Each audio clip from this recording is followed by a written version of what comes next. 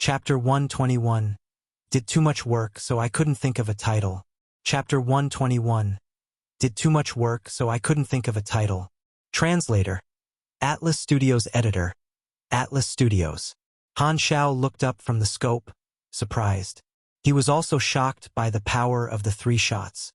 The second shot was a critical shot, greatly weakening Bai Yu's attributes. It was as if the actual damage had doubled. The first 2 shots were so impactful. Han Xiao roughly estimated that a player like Bai Yu, who was at LV48, was likely strong in offense yet weak in defense. Therefore, his HP would roughly be at around 2,500 after the second shot. Thus, he fired the third shot as the last fatal blow, killing Bai Yu in just mere seconds. The key blow was the very first shot, which inflicted explosive damage on Bai Yu, causing him to crumble at once. He became an easy target.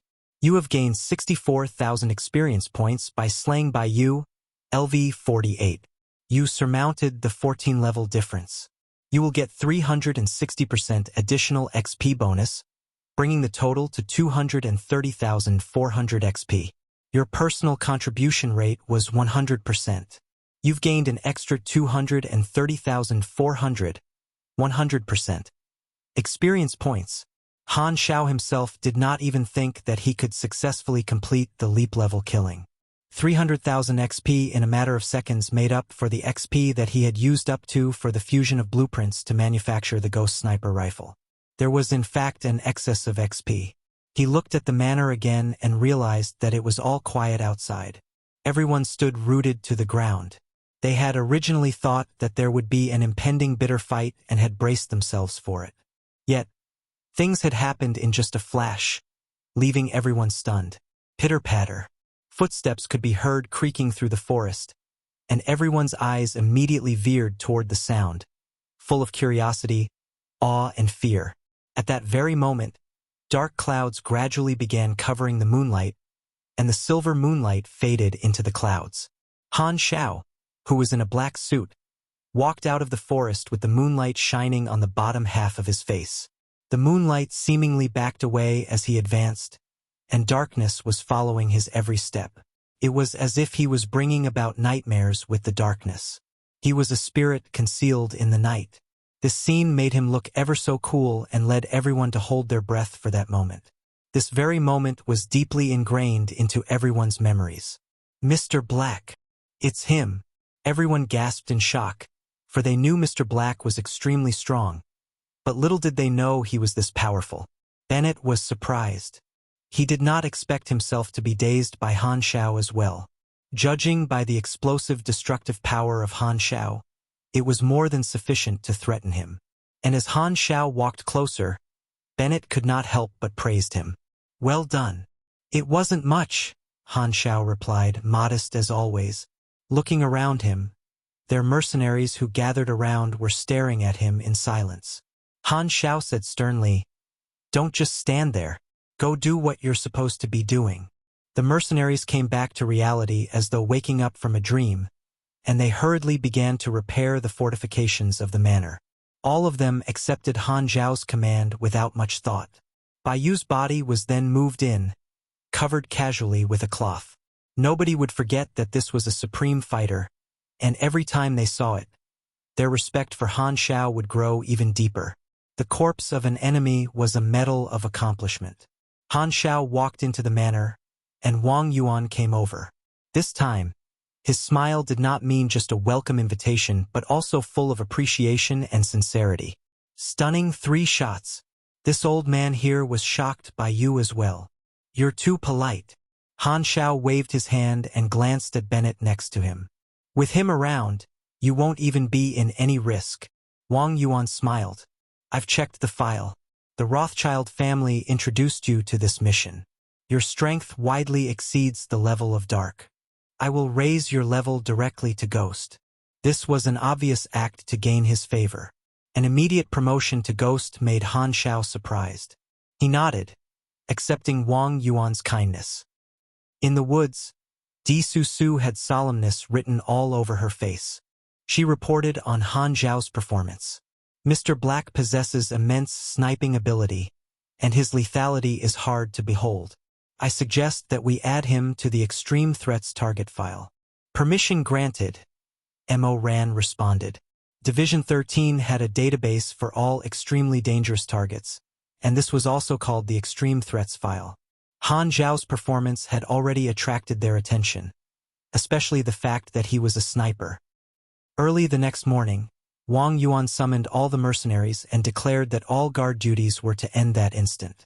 All the gains from the task would be directly credited to their accounts. The traitors in the organization had already been captured. Wang Yuan's goal was completed. As for the invisible demon, the owner had died, so it naturally stopped attacking. Han Xiao checked the deposit, $2 million, twice the initial agreement. This was likely Wang Yuan deliberately compensating him extra due to the performance of his last 3 shots, which was well worth the price. The 5th round has been completed. You gained 30,000 EXP points. The hidden request to ensure that Bennett did not join the battle has been completed. You gained 300,000 EXP points. This time there was not an additional mission segment, which meant that the chain mission had ended. The level of EXP he had accumulated so far broke the 1 million mark. This mission's reward was way too fruitful. Finally completed this mission, Han Xiao felt more relaxed. He went on to find Bennett and gave him the Lock HOC sniper rifle. "You're giving me another present?" Bennett was bewildered. Noting that this present was to his liking yet again, he could not help but ask, "What request do you have?" "I would like to learn the art of combat." Why is he saying this again? Bennett's head hurt.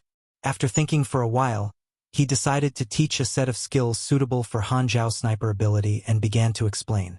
"In my early years, I was once an assassin known for my stealth. Perhaps these skills can help you a little." After hearing Bennett's explanation for over an hour, Han Xiao was awarded with a new mission. You have triggered Level D mission, Night Stalker. Class change. Task summary. You have learned some special skills from Bennett's explanation, but you still need practice them to perfect them. Mission requirements. Complete 5 assassination missions in the dark. No limit on level. Reward. Night Stalker class. Night Stalker, this was a class that Han Xiao had long wanted to attain from Bennett to be able to learn stealth skills, critical strike bonuses from stealth hits, and other skills. Coupled with his flaming will and ghost sniper rifle, he could perfect the art of stealth battles. Moreover, this would give him the chance to enable the fatal shot specialty. This class was already extremely rare in version 1.0, and the attribute bonuses were not low. The experience needed to level up was less than the main profession, yet the subprofession was able to be used for improving his combat skills. After explaining, Bennett paused and said, "I can tell that your energy is not strong, but your lethality is unfathomable. Here's my number. You can find me anytime you need me. Who knows? I may need your help in the future as well. What do you think?" "Sure." Han Xiao blinked, promptly recalling one of Bennett's main story missions. Since he had no objection to this, they exchanged numbers. On a side note, the phone that Han Xiao was currently using was no longer the black brick machine that Division 13 had given him. The defense mission had finally ended. The mercenaries all heaved a sigh of relief. They proceeded to pack up, and as they were about to leave, Han Xiao walked around to collect the phone numbers of the assassins and mercenary leaders. Who knew? Maybe they would be of use someday. Golden Fox took the initiative to give Han Xiao her number. She promptly left afterward, fearing the strength of Han Xiao. Furthermore, she could not stand his strange taste. The manor became much calmer now with the crowd having dispersed. Han Xiao drove back to Seagull City Airport and departed on Farian Company's plane. Having leveled up through 2 highly rewarding missions, Han Xiao had accumulated tons of experience. The big action plan that was about to start before the public testing began would likely be following the trend of reward-based missions. I have already become a ghost-level assassin with priorities in receiving tasks, commissions, and intelligence. Now that I have paved the way, I can definitely become a legend if it all goes according to plan. All I'll have to do is complete this final goal. Screw Germinal. I hope that you all can withstand the violent love I'll be showering upon you. Han Xiao laughed devilishly and rather coldly at the same time. In the intelligence headquarters of Division 13, The intelligence minister had received a file about the application for the transfer of Mr. Black into the extreme threats target file. Mr. Black, of unknown source and unknown origin, is currently a serial killer. Only completed 2 missions, smashed the Rose militant mercenary gang of the Samar Desert, displayed extraordinary sniping ability when guarding the Valley of Manor, caused the invisible demon to retreat, killed Bai Yu with just 3 shots. He possesses extreme alertness and excellent stealth ability. NB. He shook off the stalker of Division 13. He is also a mechanic, has high-speed boots with sliding ability, and possesses shocking killing ability. He uses a special sniper rifle. Requires special attention. After reading the information sent by Seagull City, the intelligence minister felt a sense of looming imminent danger. Seems like another amazing player has appeared. He took out his stamp and stamped firmly onto the footer of the document. Entry file approved. Something big had happened in the underworld. The list of killers in the darknet had a shocking major change. An unknown killer by the name of Mr. Black was added, and among the 1,000 names, he skyrocketed to number 23 on the killer list. I've never heard of this name before. Where did he come from? The darknet's list has always been fair. It was impossible that this is in any way untoward. Quickly, go ask around about this Mr. Black guy. People of various strongholds were on the phone, calling each other about Mr. Black. The Underworld Intelligence Network began to collaborate with one another to find information about him. Some mercenaries and killers who had once fought aside one another at River Valley Manor spoke up about it. Han Xiao's extraordinary feat of killing Bai Yu in 3 shots sparked a commotion in the underworld. Those who knew Bai Yu thought the news was fake when they first heard it, but the hard evidence of Bai Yu's horrible death captured by the mercenaries proved them wrong. It was those 3 shots that caused his death. The killers who knew about it were shocked. Even though Bai Yu was strong at attacking and weak at defense, he was still a high-level individual on planet Aquamarine. He was not afraid of bullets. How could he have been killed in a matter of seconds? More and more people went to investigate the origins of Mr. Black, only to realize that this person had simply appeared out of thin air. No one knew his identity. He was like a ghost, appearing out of the blue, floating around in the underworld. Mysterious and powerful, Mr. Black's codename became known by everyone in the underworld. It entered the list of people to take note of for many forces. Many old-schoolers would say that the killer should be hidden in the darkness. Becoming famous was equivalent to failure. However, to the Blood Pack Society with fame came greetings, and it was also a form of deterrence. Any enemy who threatened the Darknet organization needed to take precautionary measures. Could they withstand the continuous attacks from the Killer Alliance? The Blood Pack Society had been weakening as the Elder Killers died. Those who wanted to leave had left, and those who wanted to retire did so. Ever since then, the Killer Alliance's days had been numbered. With Mr. Black's new fame, Blood Pack Society was out to make Mr. Black their poster boy. Chapter 122, Let's Create Some Trouble. Chapter 122, Let's Create Some Trouble. Translator, Atlas Studios Editor, Atlas Studios. Thorns was traveling alone in the endless plains of Karst. The vehicle definitely looked scary and threatening, like a spiky porcupine. The vehicle was dragging a huge container as it traveled. It looked odd, as if it had a light head and heavy torso. There were huge batches of raw materials worth millions stored in the container, all of which had been purchased by Han Xiao in a single consignment. Han Xiao was the only one on the car. As he was driving, he was looking at the radar coordinates. He was heading toward the ruins known as Grey Metal Ruins. After completing the mission at River Valley Manor, there was a large increase in the affection of the Blood Pack Society toward him. The Blood Pack Society was now friendly toward him. Based on his current progress, he would be able to hit the legendary level before the public beta. Also, he could complete the class change mission along the way and officially become a Night Stalker. The side profession he planned to attain was rarer in version 1.0. He planned to not only use it to attain new skills, he also prepared himself to advance up to level 40 and start another level advancement mission. The maximum level of an apprentice mechanic was 15. The higher the level, the larger the increases in EXP points. Based on his current efficiency at gaining EXP points, adding a side profession was a good move. Also, the side profession allowed him to improve his combat style. Before Han Xiao carried out the plan for his assault on the German organization, he planned to create a secret base for him to deposit supplies and round up weapons and essential equipment. That was to ensure that he had a place to retreat to if his mission failed. Based on his current situation, the Farian company seemed like it was able to provide a reliable hideout. However, Han Xiao had cultivated the good habit of preparing alternative solutions and redundancies. Although the possibility of getting into a conflict with the Farian company was rather unlikely, he would still feel safer if he was completely in charge of his own fate. Anything could change in this world, and it was especially so for relationships. Han Xiao had seen too many of such cases, especially the relationships with his ex-girlfriends. More often than not, genuine feelings lost out to tactics in terms of attracting one's heart. If there was a color to love, it would be the color of forgiveness. The world was just too much of a mess, such that anyone could lose their footing if they were not careful. It was not worth mentioning.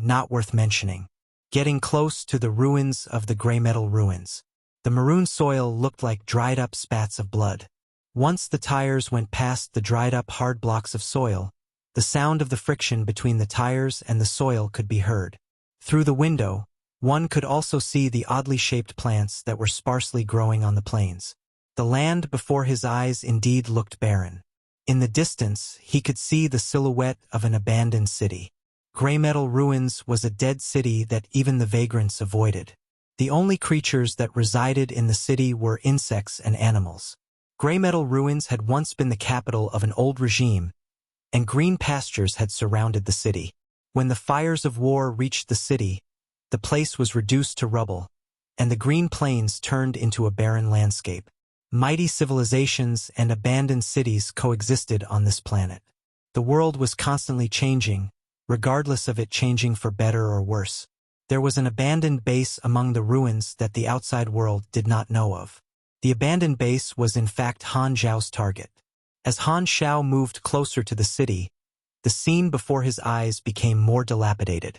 Vines could be seen creeping along the walls of the wrecked buildings. The streets were completely empty and covered with moss. Only a couple of lizards hopped out from the cracks on the road. The rumble of the vehicle's engine seemed to have awakened the city. Bugs crawled out from the buildings and cracks on the roads. They rested along the street, watching the vehicle speed past them. They used their limbs to scratch their eyes and move their antennae. On the south side of the ruins, there was a building that resembled a military facility surrounded by barbed wire. Fortunately, the wires were not charged with electricity. The interior of the building had collapsed. Han Xiao drove his vehicle in and parked outside a bunker with the red label S-539. There was only small entrance left into the bunker. Dust particles were floating in the air, filling his nose. After Han Xiao alighted from his car, he took out the mechanical spider and threw it into the bunker. He had modified the camera on the spider. The spider was now equipped with thermal vision and electromagnetic sensors. It even had hearing abilities. Half an hour later, the spider reported that there were no signs of life in the bunker. Han Xiao then made his way into the building. He navigated through the darkness with his torch, making his way to a small room in the bunker. He found a small crack in the wall and pulled hard. An elevator well was revealed behind the wall. The abandoned base that he was searching for was in the basement of the bunker. Han Xiao knew this place very well. In fact, this base was also his in his past life. However, it was unfortunately taken over by a guild. At that point in time, Han Xiao had still been a young lad who was easily bullied by others. However, when he looked at the base again now, he realized that the base had great defensive infrastructure in place. As long as he was able to supply electricity to the building, the base was practically impregnable to attacks. He only had himself to blame for giving in to his enemies in his previous life. The underground base was very spacious and had 2 emergency passages. There were spider webs and dust everywhere. I shall call this place the Gray Metal Base. Han Xiao came up with a practical name for the facility. There was no source of energy in the base. Han Xiao took out the flashlights that he had brought with him to light up the place. He then started to execute the most important task, which was the energy modification operation. The gray metal base previously had a cable that connected it with the power station. However, since the city was abandoned, the power station had stopped its operations. The power station was located some distance away from the gray metal base. Han Xiao entered the power station only to discover that most of the generators were faulty. However, he never planned to rely on the old generators. He had expected such a scenario to occur. Therefore, he had spent a huge sum of money and bought a batch for solar-powered generators. He dragged these generators out of the container and altered the wiring in the power station. He switched out the faulty items in the power station and connected the electric cable from the military base to his new solar-powered generator. When Han Xiao returned to his base, the base was already powered up. The lights were switched on, and the interior of the base was clearly shown before his eyes. The base, which had been covered in darkness for so long, was finally embraced with light. The solar-powered generators were clean, efficient, and discreet. The additional electricity that was not expended in the day would be stored in the batteries. The generated electricity would likely cover one full day of activity. Han Xiao started to clean up the base. Due to the prolonged period of inactivity, everything was covered in a layer of filth. It was while he was cleaning that he started to miss Lu Qian, who had superb housekeeping skills. Han Xiao had not seen Lu Qian for some time, and her cooking was something he longed for. freewebnovel.cm. I wonder what her reaction is for leaving without a word. Thinking back to Old Man Lu's repeated recommendation of his granddaughter, Han Xiao could not help but smile. After the housekeeping session, he carried the supplies out of his vehicle. The material and spare parts were all sorted out and stored. The bottles of water and canned food were placed in the gigantic fridge. Following which, he used some of his EXP points to raise his basic programming to LV.10. He then modified the main control room and created a chip to organize and store the data of all the activities in the base. The main use of the system was to map out the energy usage so that electricity could be better allocated for the different activities. For the next few days, Han Xiao was busy modifying the base, and it slowly began to take shape. The base was equipped with infrared, thermal scanners. The defenses put in place were light machine guns and booby traps. The bunker on the ground level was also repaired. Additionally, the large gate was fixed up so that the base was better hidden. However, the most important point was that Han Xiao created 3 robotic assistants to serve as his workers. The skill of elementary programming at the maximum level could create low-level chips that were able to store simple blueprints that the robotic assistant could follow and manufacture according to the plans autonomously. Han Xiao could also gain a part of the EXP from the items successfully manufactured by the robots. This meant that there would be incoming EXP for Han Xiao all day, every day. One robot assistant could generate 2,000 to 4,000 EXP, so 3 robot assistants could contribute a steady 10,000 EXP points. There was a limit on the energy that could be used by the gray metal base, and the 3 robot assistants made it reach this limit. The stored raw materials and spare parts were also only sufficient for around 10 days of continuous activity by the robot assistants. The logistical flow of the system he had set up could not be disturbed. Han Xiao could also make use of this period of time to carry out his assassination mission and gain skills that could help him refine his process. If the earlier players wanted to develop a base, they could only employ a team of mechanics to complete their base.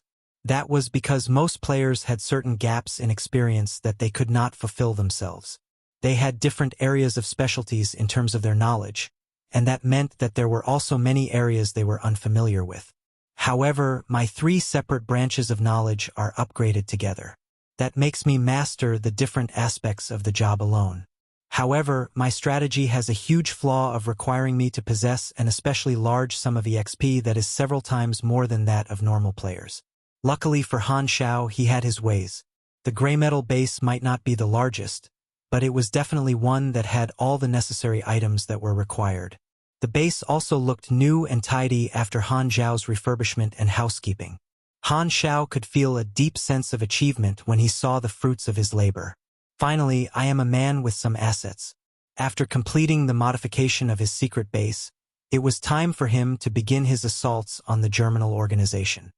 He had been left with no time to spare for the Germinal organization lately, and that resulted in the organization recovering and growing from the previous damage that Han Xiao had caused. Indeed, the Germinal organization had recovered by 0.01%. However, Han Xiao was not worried in the slightest. The reason he decided to carry out his activities at the later stage was because he had set his sights far. He was no longer aiming for the smaller bases of the organization. He wanted to do something big. Han Xiao's plan was simple and loud. He released all the information he had collected about the smaller bases to the 6 nations. Crazy but deadly. The 6 nations were old enemies of the organization. The moment they got their hands on the weakness of the organization, they would not rest until they caused grievous damage. As long as he dared to do such a crazy thing, the Germinal organization was bound to suffer intense damage. However, that would also destabilize the entire situation on planet Aquamarine. It was even likely for a change in the original storyline to occur. It was that which made the whole process exciting. To be scared of a change in the storyline was not the hallmark of a strong individual. A world that did not change was something a destroyer like Han Xiao was fond of. Han Xiao clenched his fists. He could feel gushes of energy flowing through his body and confidence emerging out of his chest. I am no longer a weakling who is afraid of everything like when I first entered the planet. I have the ability to challenge and battle most people on this planet. Strength formed the base of one's power. To endure now was so that one could be powerful enough in the future, such that he no longer needed to endure. Now, Han Xiao could defend himself, and he could finally accomplish the initial goal he set for himself. Han Xiao connected his cell phone to the computer and created an anti-tracking application to disguise his actual number and address. He then dialed in a chain of numbers that he had memorized. "Hello? Who is this?" Feng Jun's voice emerged out of the cell phone. "Guess," Han Xiao teased. Feng Jun almost choked. The sly voice was too familiar to not recognize. "You! How dare you call back?" Feng Jun was dumbfounded. Chapter 123, Germinal. There is something I have to say. Chapter 123, Germinal. There is something I have to say. Translator. Atlas Studios Editor. Atlas Studios. In Division 13's headquarters, Director Gu Hui and the Intelligence Minister stared at the phone on the desk, while Feng Jun stood to the side with a clear look of nervousness. "Can we trace the location?" The technician replied hesitantly. "We can't break the opponent's anti-tracking protocol.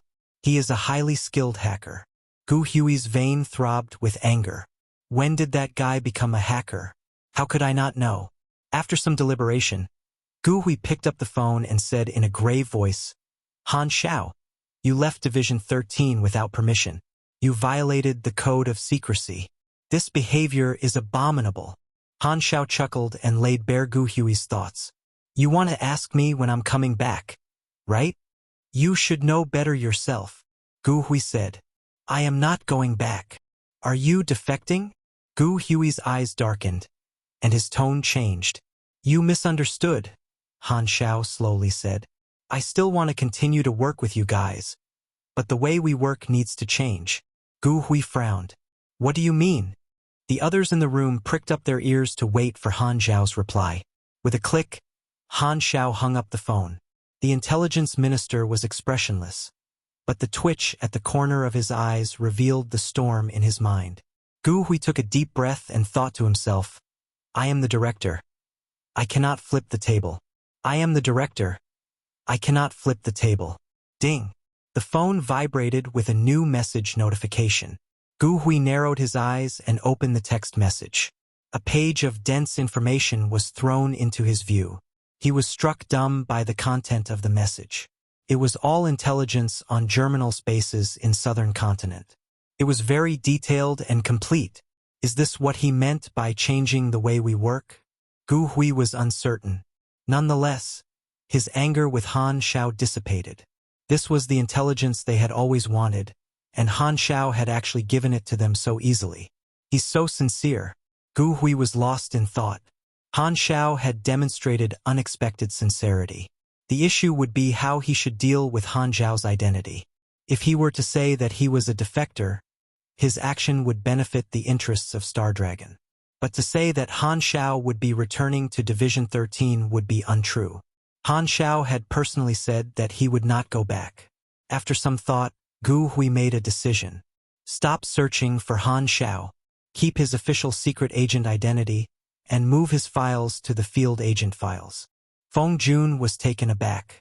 The director's decision would mean that Division 13 was reconciling with Han Xiao. They would acquiesce to Han Xiao's solitary behavior and regard him as one of their own. Division 13 was in charge of the formation of field agents. Field agents were employed under the department, but they could move freely. Only some meritorious agent or retired agents could get such preferential treatment. Although Feng Jun did not have a long relationship with Han Xiao, they were on good terms. Feng Jun was happy. At least they would not become enemies. With the information he needed in hand, Gu Hui was in a good mood. He praised the intelligence minister lightly and was about to leave when the bespectacled secretary in the intelligence group stumbled in, panting for breath. Director, Minster, the intelligence departments from Hesla, Maple, Ordina, Theus, and Raylan have all sent us a request for communication. The look in Gu Hui's face hardened.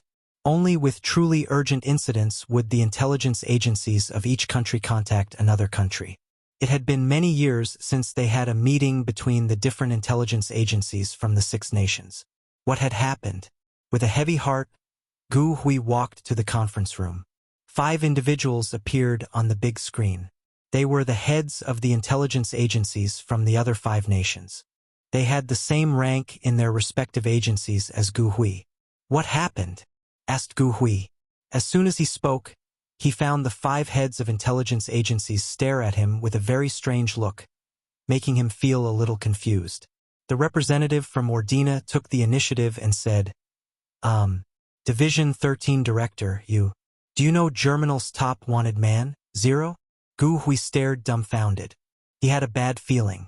What happened was, all 5 of us received intelligence from Zero, including maps of Germinal's secret bases across the South, West, and North continent. We have always been cautious about information from unknown sources, but he had added a line to his intelligence. Star Dragon's Division 13 can testify as to the credibility of my intelligence. So, we are here to clarify with you. Damn you! How could you even send the information to all the other nations and expect us to testify for you? Han Xiao, you just scammed us again. Gu Hui almost fainted from the shock. He could almost see Han Xiao's sniggering face in his mind. His set of equipment, the incomplete Phantom Ghost Sniper, electromagnetic skateboard shoes, facial simulator, and a full version of a magnetically controlled retractable armor, would be able to fully support his variable sniping style of combat. This was a tactic that was very popular among the older mechanics. Since the equipment he produced had properties way beyond what would normally be at his level, it was obvious that his combat capability would be way more effective. With his enhanced equipment, his energy was about 1,100 auna. He was considered upper-middle rank on Aquamarine. In addition, Han Xiao also had the NPC molding ability, Basic Strength in Life. He was definitely able to take some hits. Flaming Will was upgraded to LV5, and the lowest multiplier was increased to 138%. Although this did not sound like much, with sneak attacks and critical strikes on weaknesses, even with the lowest enhancement, he could boost his capabilities significantly. As long as he avoided fighting someone crazily powerful like Bennett head-on, Han Xiao should be able to cope with most face-offs with ease. So, the assassination mission from the Blood Pact Society would naturally not be too much of a worry for him. Time flew past as Han Xiao completed more and more missions. He gained vast amounts of EXP and wealth, and he was growing stronger day by day. Mr. Black was also becoming feared by more and more underground forces. He had risen to the 10th position on the assassin leaderboard. He was finally gaining some fame. Meanwhile, the underground world gave Han Xiao a new nickname, Black Phantom. One could only take on a bad codename, not a bad nickname. Planet Universal Reputation Legend. Aquamarine Black Phantom. Darknet Assassin List. Legend has it that he comes from the darkness of the night with 1,000 faces.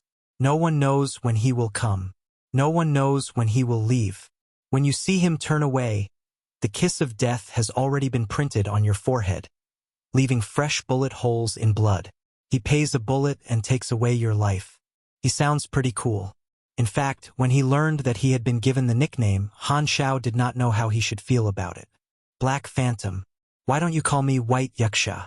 Han Xiao had been one of the most active members in the underground world lately, and he was getting on the good books of the Blood Pack Society. They were even featuring him to attract talents. According to statistics from the Blood Pack Society, their business had finally stopped falling even since Black Phantom came around. Their business was even slightly on the rise, attracting other assassins to them. They were leading in transaction volume. However, 2 months later, the attention of the whole world was on another big event. As the last civilized countries on Aquamarine, the 6 nations were so powerful that whatever they did would affect every single person in the world. Be it the underground, rogue warlords, or various organizational forces, everyone was always looking to the 6 nations to observe their actions, especially in terms of their military operations. After the wars of the old times, there was a delicate balance of order and chaos on planet Aquamarine. Wars continued to break out occasionally, openly or hidden, and it was not in the 6 nations' interest to cover up and pretend it was all peaceful. The delicate world situation tipped on this fateful day after 2 months. The 6 nations sent out troops almost simultaneously. The armies were sweeping across the 3 continents, wiping out Germinal bases one by one. It shook the whole world. The war came without any warning. The world fell into a turmoil.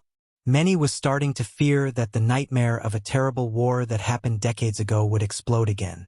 Their wounds from the war had not healed fully, and no one was too eager to be devoured by such a man-made disaster again. Even within the 6 nations, thousands and thousands of people took to the streets to protest against the war, but the governments have turned a deaf ear. To them, Germinal was the root of a disaster.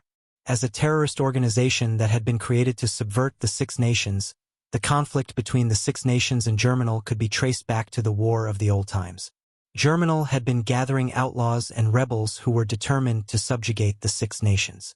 Until now, the 2 sides had been caught in a stalemate. It was such a good opportunity to crack down on the Germinal organization. How could they possibly miss it?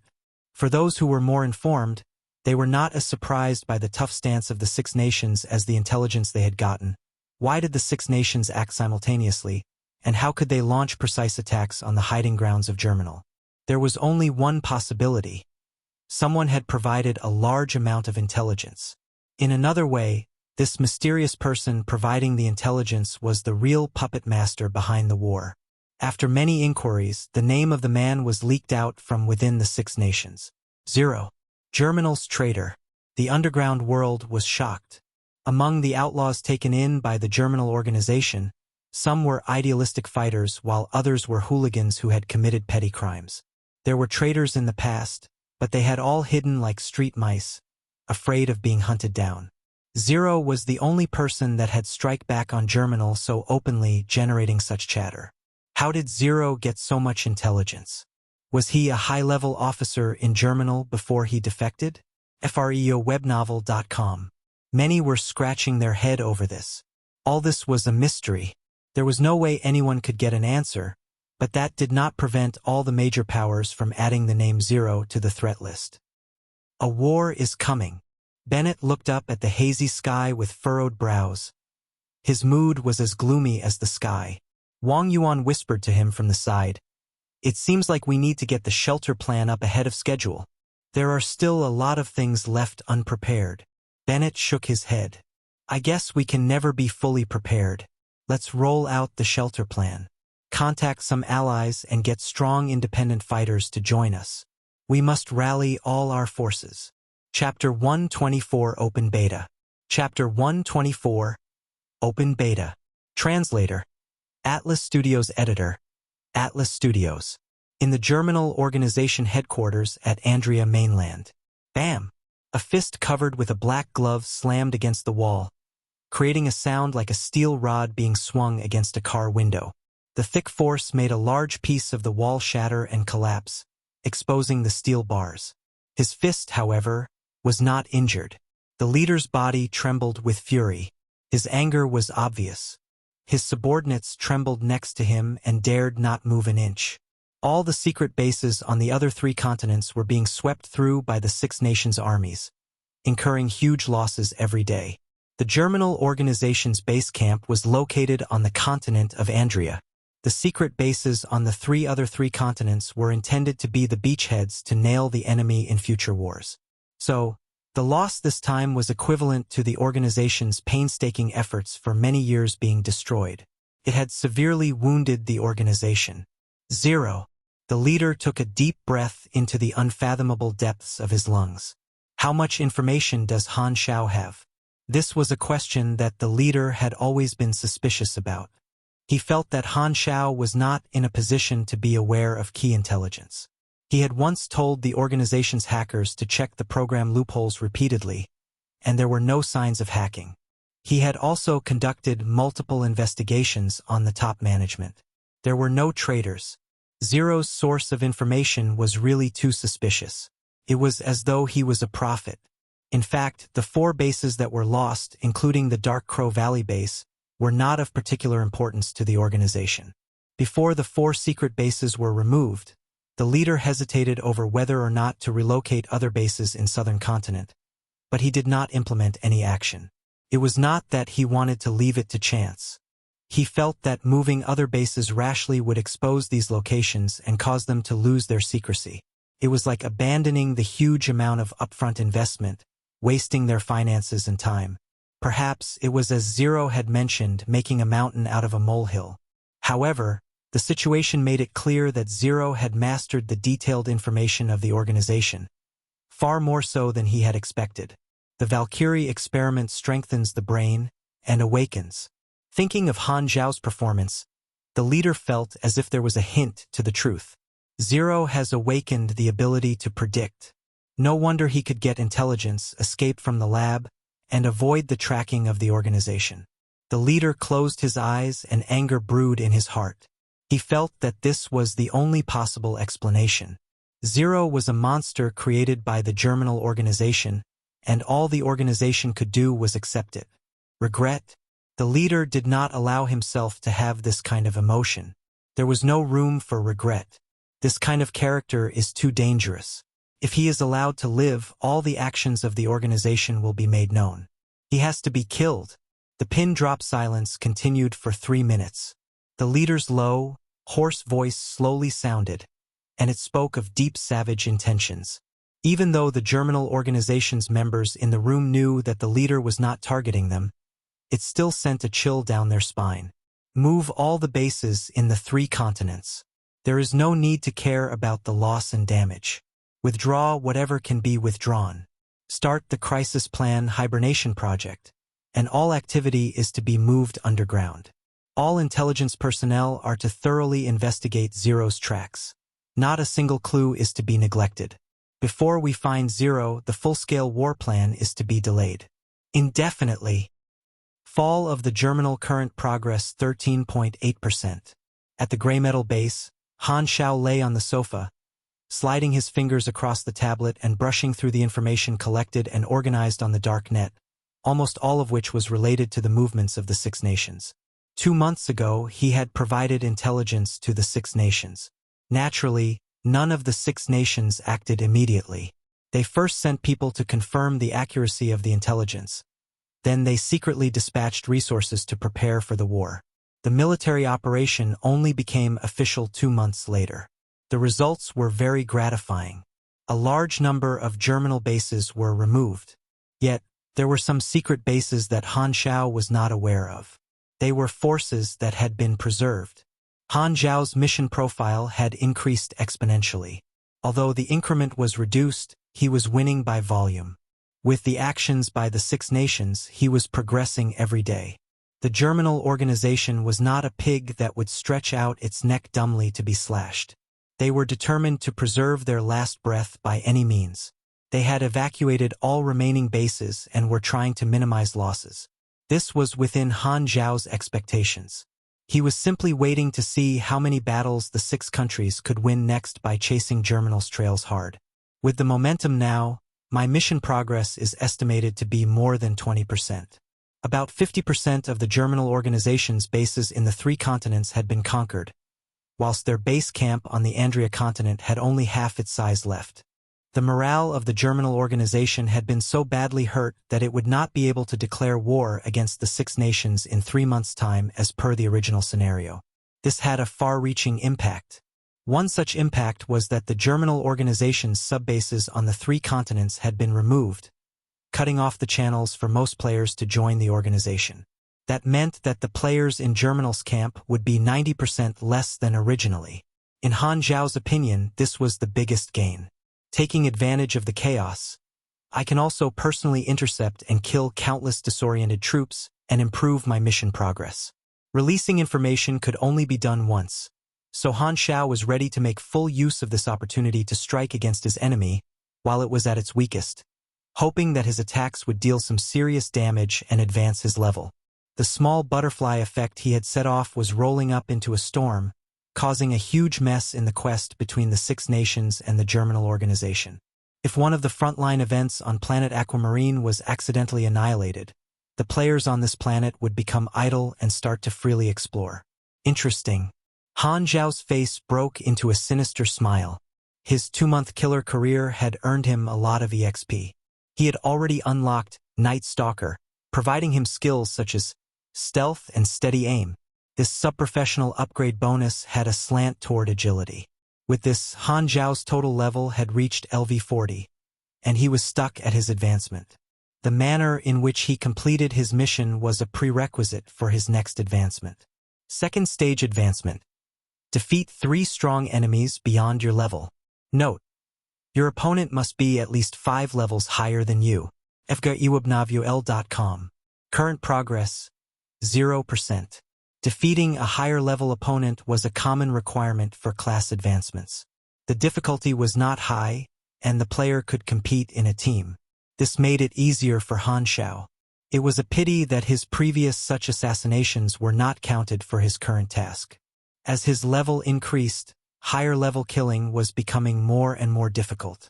With Han Xiao's level, he had to kill opponents beyond LV45 at the bare minimum to achieve the cross-level standard. Moreover, these LV45 opponents were already in the 3rd stage of planet Aquamarine's combat power, possessing ghostly powers. Because he was stuck at advancement and could not upgrade to the next level, Han Xiao was putting all his EXP into developing his skills. He had managed to improve his combat sniping skills. Before building a powerful machine that could become the core of his tactics, he was not going to change his strategy of using moving snipe for the time being. In addition, he had also incorporated new blueprints, improving his personal capability tremendously. In addition to becoming a legend in the list of killers, Han Xiao had also unexpectedly become a legend for a different reason. The legend of planet Aquamarine, the mysterious Zero. As a traitor of the Germinal organization, you have uprooted the solid foundations of the organization based on your sole effort. No one expected such a course of events. You have already become the arch-enemy of the Germinal organization. Perhaps you should protect your identity, as there are many people who are searching for you. The source of my legendary status comes from my intelligence that inflicted a great loss on the Germinal organization and caused planet Aquamarine to fall into a state of chaos. I think I figured out how to attain such legendary status. I guess I just have to disrupt the original quest of the camp, and that means to wreak havoc. I guess that is my strength. Han Xiao touched his chin in thought. His relationship with the Germinal organization had fallen to -3,000. He was becoming their arch-enemy. The relationship was unsalvageable. This hatred is really deep-seated. Han Xiao furrowed his brows. On the other hand, the gray metal base was also becoming better equipped. Han Xiao had upgraded the energy source on the base. There were already 8 assistant robots working hard. It was a stable source of EXP. The cost of manufacturing each assistant robot was about 200,000 EXP. Mechanics could create assistant-type robots, but few people did it in the early days because it was not cost-effective. These robots cost hundreds of thousands of EXP to develop, but they would only provide a few thousand XP each day. One could easily attain that by completing simple tasks. Moreover, these low-level intelligence robot assistants could only complete simple manufacturing tasks. If spare parts were needed, players could directly purchase them from the player market. Even unions were unwilling to use the assistant robot in their early stages. They had their production team and were in no shortage of manpower. Only when the mechanics learned how to manufacture intermediate-level smart chips to enable robots to perform more precise operations would these robot assistants gradually become the standard tools for mechanics.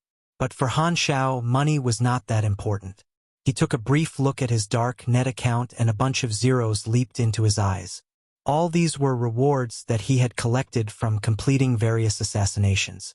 Well, it seemed that there were some orders from Division 13. He had almost forgotten. Han Xiao looked at the interface, and it was the last 30 minutes before the public beta. This day has finally arrived. Over the past year, he had accumulated a huge amount of capital, way more than most. Han Xiao's eyes were beaming as he nestled in the sofa, waiting silently. The public beta countdown was counting down to the last minute. Looking at the time, Galaxy Calendar, July 3rd, 688. Countdown, 10, 9, 8, 3, 2, 1.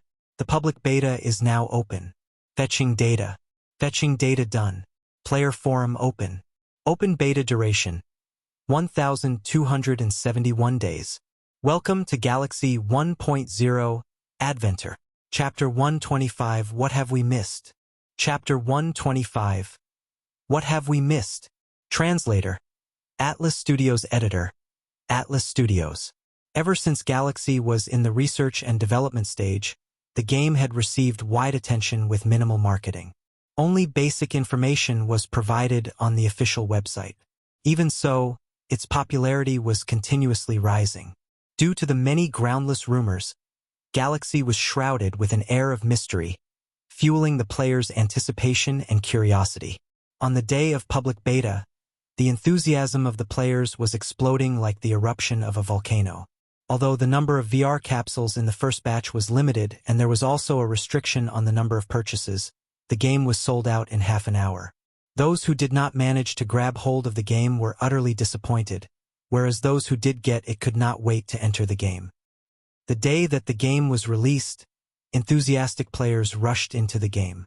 In Galaxy, there were dozens of players who came from different birthplaces, and this formed the first batch of players. In the evening, more and more public beta players who had created their characters appeared out of thin air in the forest outside the settlement of Bighorn Village, looking around curiously. "It feels so real," exclaimed a player as he jumped around with ease. "Quick, look at the sky. There is actually more than one moon," a player shouted out in excitement as he admired the scenery. "Whoa, can I take off my pants?" asked a muddle-headed player. "Is there no novice village in this game?" Another player scratched his head, not knowing what to do. As more and more players appeared, a huge crowd began to form. With more than 1,000 people gathered, one could hardly see an end to the mass of players. There were thousands of players who had gathered. After some confusion, some observant players spotted the lights in the distance from Bighorn Village. Thinking that it was the novice village, the players rushed over en masse. The guards at the settlement of Bighorn Village were shocked to see the group of ragged men and immediately blew the whistle to inform the rest of the population to lock their doors and stop this huge group of foreigners from entering their settlement. The players were all stopped at the gate, and they started shouting out against the guards. "What is going on? Why isn't the novice village open? My hunger level is dropping. I will die if I don't eat something." The expressions of these NPCs are so lively. Within the settlement of Bighorn Village, all the residents walked out of their house holding torches and weapons, and stood guarding the main door solemnly, preventing the mass of people from attacking the place. The village chief, Xander, gathered the few key personnel urgently. "Where did this group of people come from? It's almost 10,000 people," Xander exclaimed. "Is it a group of migratory vagrants? Let's just ask directly." Xander climbed to the watchtower and asked loudly as he looked down at the huge crowd of players. "Friends from afar, why have you come to us?" The players looked at one another with confused faces, not knowing how to respond. Xander then shook his head. "If you all do not state where you are from, I cannot let you enter the settlement." The public beta players were baffled. They were all new players who could not even understand the map. How would they be able to tell him their origin? Was that a joke? Inside the settlement, the closed beta players found the whole situation amusing. It was like a show for them as they watched the situation unfold from the side. They had landed directly inside the settlement when they first arrived and did not have to go through the trouble that the public beta players who had landed outside the settlement had to face now. Just then, they received a notification. It was a mission where they had to convince Xander to allow the public beta players to enter the settlement, and the prize was rather significant. There was a note that specified they had to make sure that their use of words would match the current game context. Interesting. There are no other games like this. The players inside the settlement were surprised by the creativity in this game. They could actually use their convincing skills to influence the NPC in this game. That was new to them. After a few discussions, the closed beta players went up to Xander to start a discussion. After what seemed like a long time, Xander finally understood. "Do you all know the group of people outside?" One of the closed beta players answered with a straight face. "Yes, we used to be residents in the same settlement called Earth Village. There was a disaster, and we lost all contact. This group of people outside are all as hardworking as us. Chief Xander, please accept them." Earth Village? Why haven't I heard of this settlement? After some thought, Xander seemed slightly convinced. There are too many of them. It is impossible to accept all of them. That is simple. All they need is a job, some food, and basic supplies. You can think of them as cheap labor, and it is also an opportunity to expand the settlement. The closed beta players snickered, as they could not wait for the public players to be scammed. Xander's eyes lit up. "You are right." Soon enough, Xander explained the situation to the public beta players, and they all received a task each. The first job. You should earn some money through labor. Do not let yourself starve to death. Try to build a better relationship with our settlement so that you can be trusted. With guidance, the public beta players started their tasks.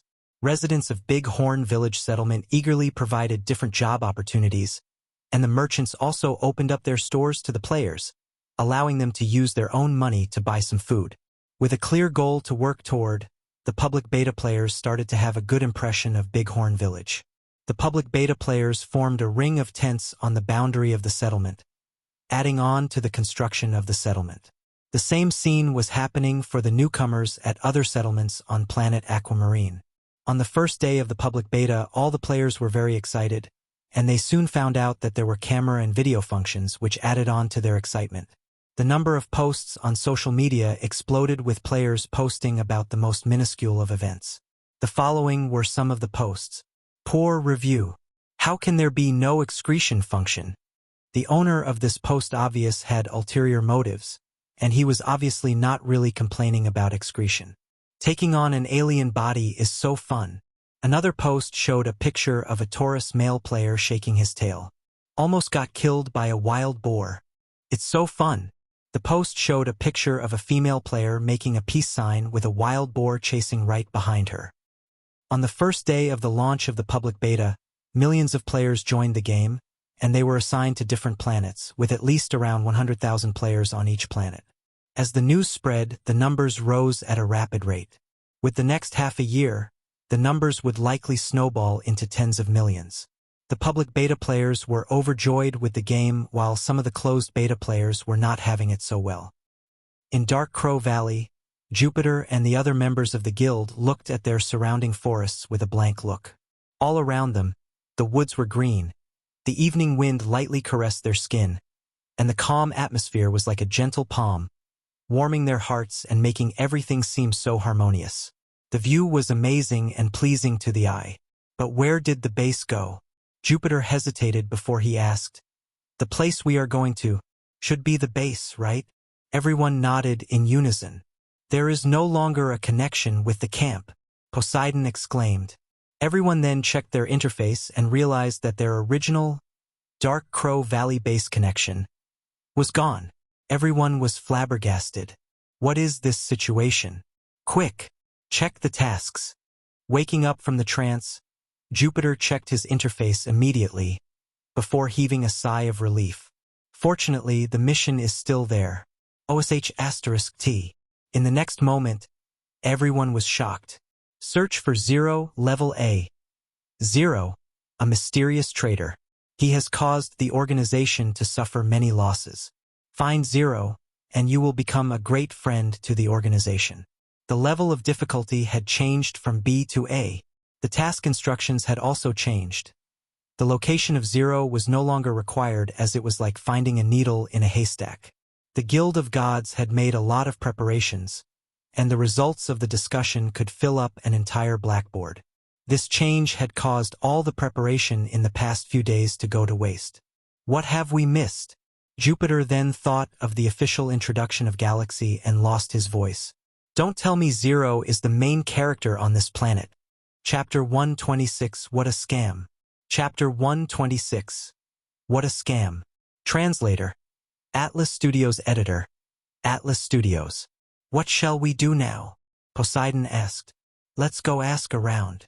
Jupiter and his group returned to Dark Crow Forest Town, and upon hearing from the villagers that Dark Crow Valley Base had been destroyed by Star Dragon, they were shocked.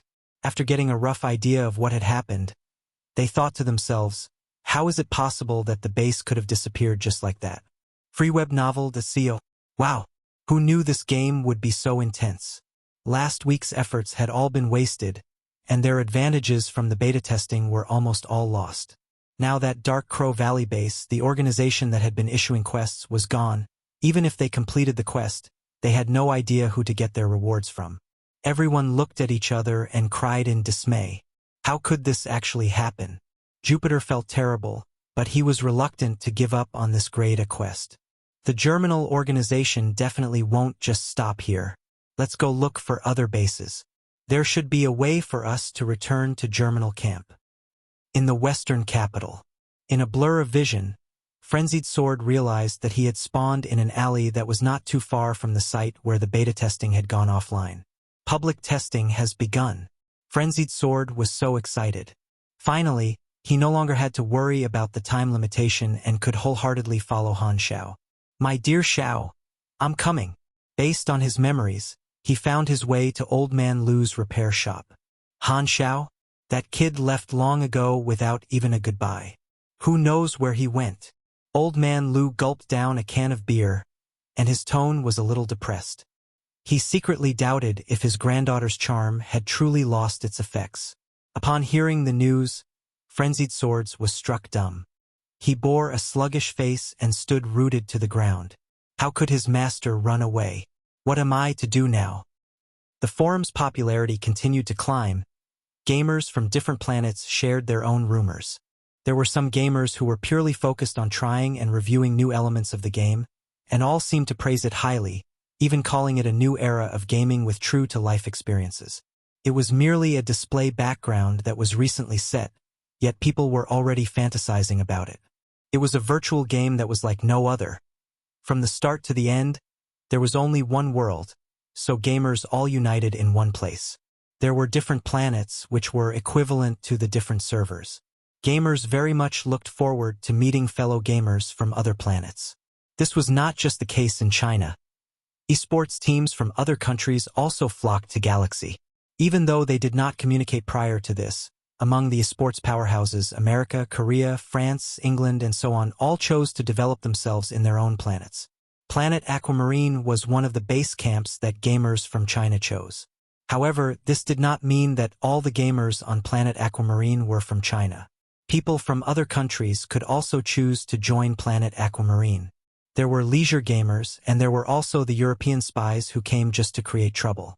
Electrolux, a retired professional gamer of America's Key Club who did not achieve anything much in his career, joined the club's studio after retiring. He joined Planet Aquamarine with such an ulterior motive. Han Xiao was the only one who could recognize Electrolux. This scorpion was to become the first to rise up to the top 16 in the first professional league in the future. And in Planet Aquamarine's selection trial, the strongest 16 that were selected to represent Aquamarine were usually all Chinese. This was going to be the Chinese professional gamers base. Among the sea of Chinese, one could easily spot the one American, Electrolux, who started the uproar with a swear word on the forum. The evil Chinese gamers all over the planet were out to kill him, but all ended up dead under Electrolux's knife. Although Electrolux had the American arrogance, his strength and vast resources gave him the courage to start in a random planet. His luck was good as well. In one of the Germinal organization's laboratories, Electrolux opened his eyes wide and found himself soaking in a light blue solution. He was in a vat of nutrition fluid and was surprised that he did not need to breathe. He looked through the glass and saw a scientist holding a tablet, recording scribbles on the outside. Realizing that he could not control his character for the time being, Electrolux waited patiently. According to his experience, this should be an intermission animation. After roughly a minute, a drainage hole appeared at the bottom of the nutrition tube, and the light blue solution disappeared. Electrolux could now move, and he saw a notification on the interface. You have been injected with DNA improvement solution. Your total attributes have increased by 3. You have acquired the skill, DNA regulation. DNA regulation. You have a much higher chance of awakening Esper abilities, and the power will be increased by 10%. My God! Electrolux was overjoyed. Random openings are so awesome. The nutrition cabinet opened, and the scientists came crowding. Electrolux did not resist, allowing the scientists to pull him over to the golden platform to do various instrument tests. At this moment, Electrolux received another prompt. The DNA Improvement Program is a biological research program that helps to cultivate superpowers. The success rate is extremely low, and you, being one of the few successful tests, will be valued much by the Germinal organization. You can choose to stay or leave.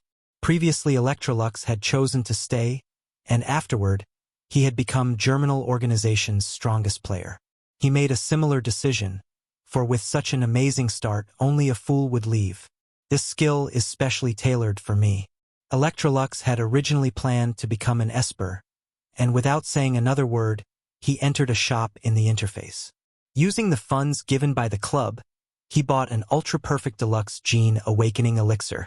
He immediately chose the awakening option, and after a long and nervous wait, the interface prompted that he had successfully acquired the awakening ability. How smooth! Electrolux had a look of joy on his face. He felt like Lady Luck was shining upon him. He raised his palm, and his palm amassed a white whirlwind. The scientists rejoiced. Eureka! He's awakened! Electrolux knew that since he wanted to stay, it was best to show his potential. The scientists' reactions made him very satisfied. But the next moment he saw a scientist calling for the guards, leaving him puzzled. Why did he have to call the guards at such a nice moment? Germinal guards sped to the site, and without much effort, they handcuffed him. He was dumbfounded. Did they not say that they valued him? Why were they treating him like a prisoner? When he entered another laboratory, Electrolux was locked down onto the brainwashing device. It was only then that he realized something was wrong. What are you doing to me? The guard spoke in a chilled manner. We have orders from above that every successful test subject must be brainwashed 5 times over, and then observed for another month before they can move freely. Electrolux was stunned. What logic is that? The reaction is simply too radical. He really was clueless. The original DNA improvement program did not need brainwashing. His random start was started by a European, and it was all benefits and no harm. However, after their experience with Han Xiao, the Germinal organization had implemented an extremely strict policy. They would rather kill than release, and no matter the research plan, the test subject was to be brainwashed and put under close observation for a month. Little did Electrolux know that this was all because of Han Xiao. It was too late to regret, for he was soon to be brainwashed. You are not exempt from the brainwashing. You have joined the Germinal organization under a special condition.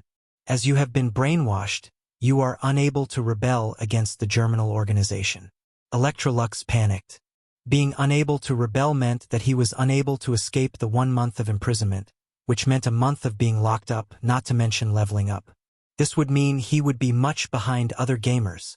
Which part of being valued is this? What a lie.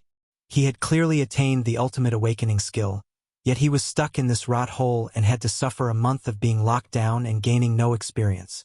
It was a perfect start, but now he was to fall behind all the other gamers. Electrolux exploded internally.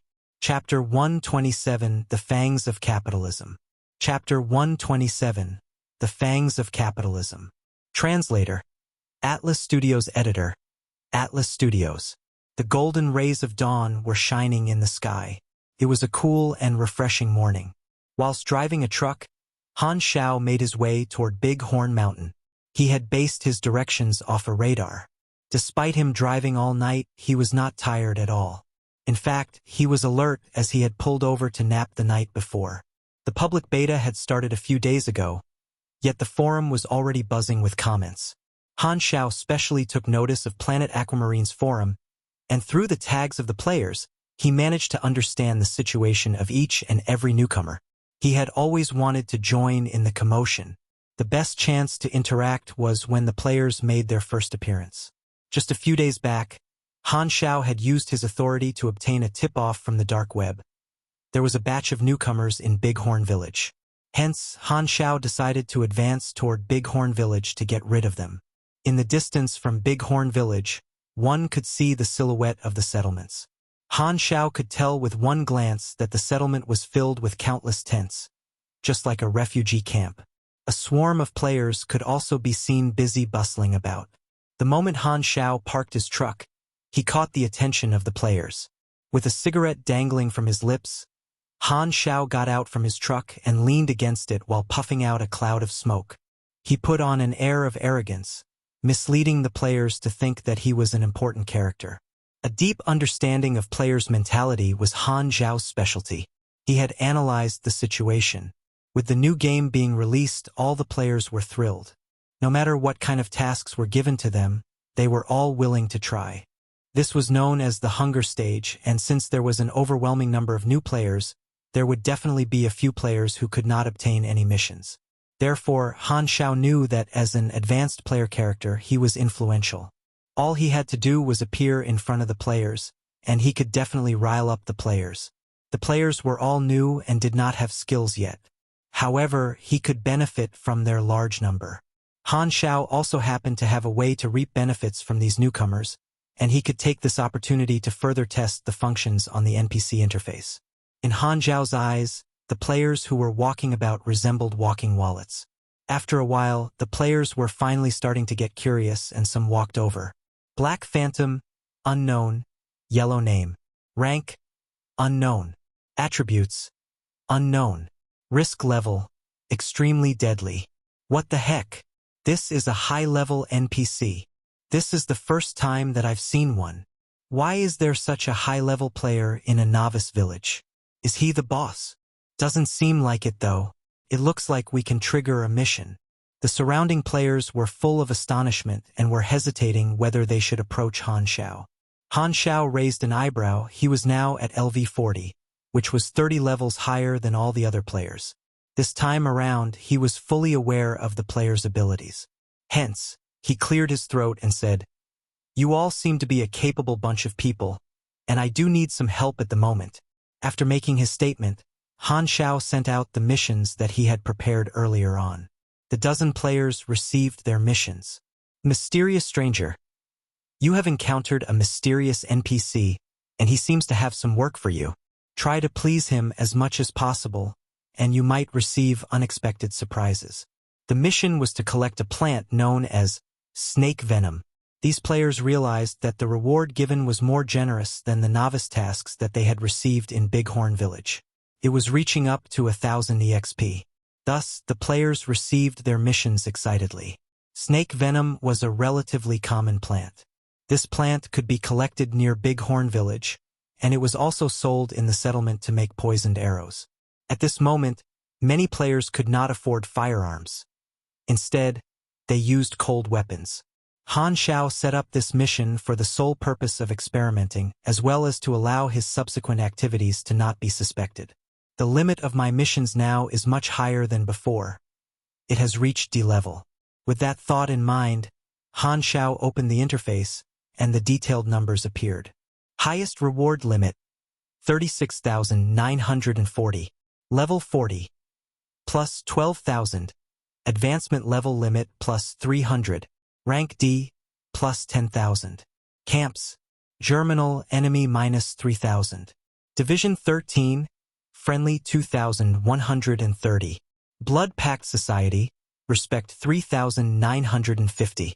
The Rothschild Family, Friendly 1300. Farian Company, Friendly 1200. Universal Reputation, Black Phantom, Aquamarine, plus 5%. Mysterious Zero Aquamarine, plus 5%. The bonuses from his universal reputation was at 10% on his current limit. Different regions had different universal reputation bonuses, but usually the bonus from one universal reputation was 5%. In addition, the bigger the area, the higher the bonus. The main objective of the universal reputation was for the daily limit. One universal reputation resulted in double the limit, and originally, his limit was a 5 times addition. Now, it was at 7 times the original limit, nearing 26,000 experience points. The players who had not received any missions huddled together and were quietly discussing among themselves while looking at Han Xiao curiously. This is the high-level NPC? It feels like he's no different from us. Black Phantom does sound very old-fashioned. I wonder which profession he is from. It might not have been mentioned before, but most of public players' profession was Esper. The other 4 schools of players required basic knowledge to change their profession, but Esper was capable of many things. Of course, even though their abilities were strange, none of the players had the ability to use them. Espers required a huge amount of energy, and it was dependent on the players' current levels. They were simply unable to use their powers and hence appeared very weak. The players were at most able to exert their power for around 10 seconds, which meant that the players were weak and vulnerable. Not long after, the players who had completed their mission were returning with a bunch of snake venom. Their faces were filled with excitement. Once Han Xiao realized that there were enough onlookers, his eyes flashed. I will stay here for a few days. I can provide some weapons for you should you need them. Han Xiao then opened the window containing goods that he could sell to the players. He had only set up a few types of weapons: foldable machete, ordinary pistols, and submachine guns. He did not sell other machinery as he knew that the novice players did not have that much money, but he was selling many types of ammunition and special ammunition. However, Han Xiao also had a powerful setup called lightweight mechanical arm, the price of which was so steep that the players were unable to afford. It was actually bait that was as effective as hanging a carrot in front of a donkey. Offering the lightweight mechanical arm meant nothing to him as it was useless to him because of 2 main reasons. Firstly, the equipment did not match his capability, and secondly, it was not a rare product to begin with. It was just introductory machinery, and since it would be developed by other mechanics in the future, it was better to release this machinery now to earn short-term profit. One issue was that the foldable machete and lightweight mechanical arm that Han Xiao had created in Star Dragon seemed to have a risk of being exposed. But Han Xiao was not too concerned as Star Dragon and him were not enemies. Furthermore, his own whereabouts were erratic. Even if his identity was known, it did not matter as the circulation of information between the players and the organizations was very slow. Hence, his sale of this machinery in a short period of time would not pose any problem.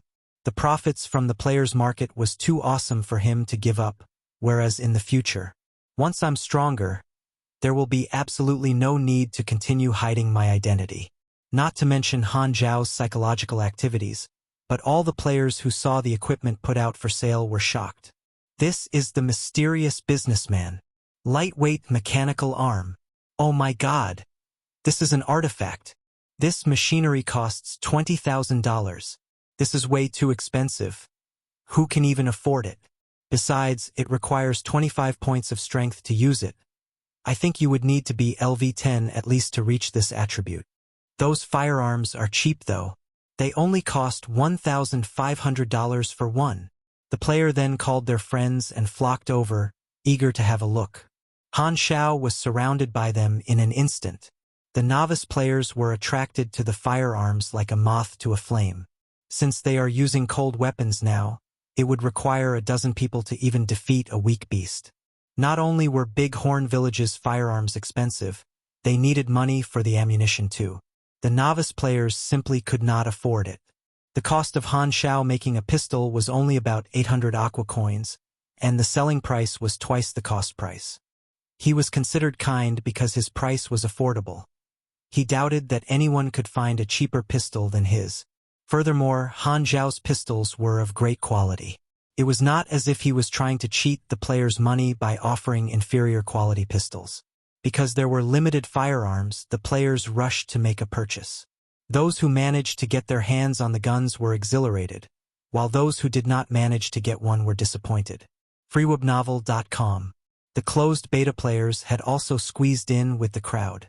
Slice You Up, who had killed the World Guild's leader, bought a pistol from Han Xiao and realized that the quality was much better than the gun sold in Bighorn Village. How regretful he was. Had he known earlier, he would not have bought his weapons from Bighorn Village. Having sold all his weapons in the truck, Han Xiao earned $30,000 in that short period of time.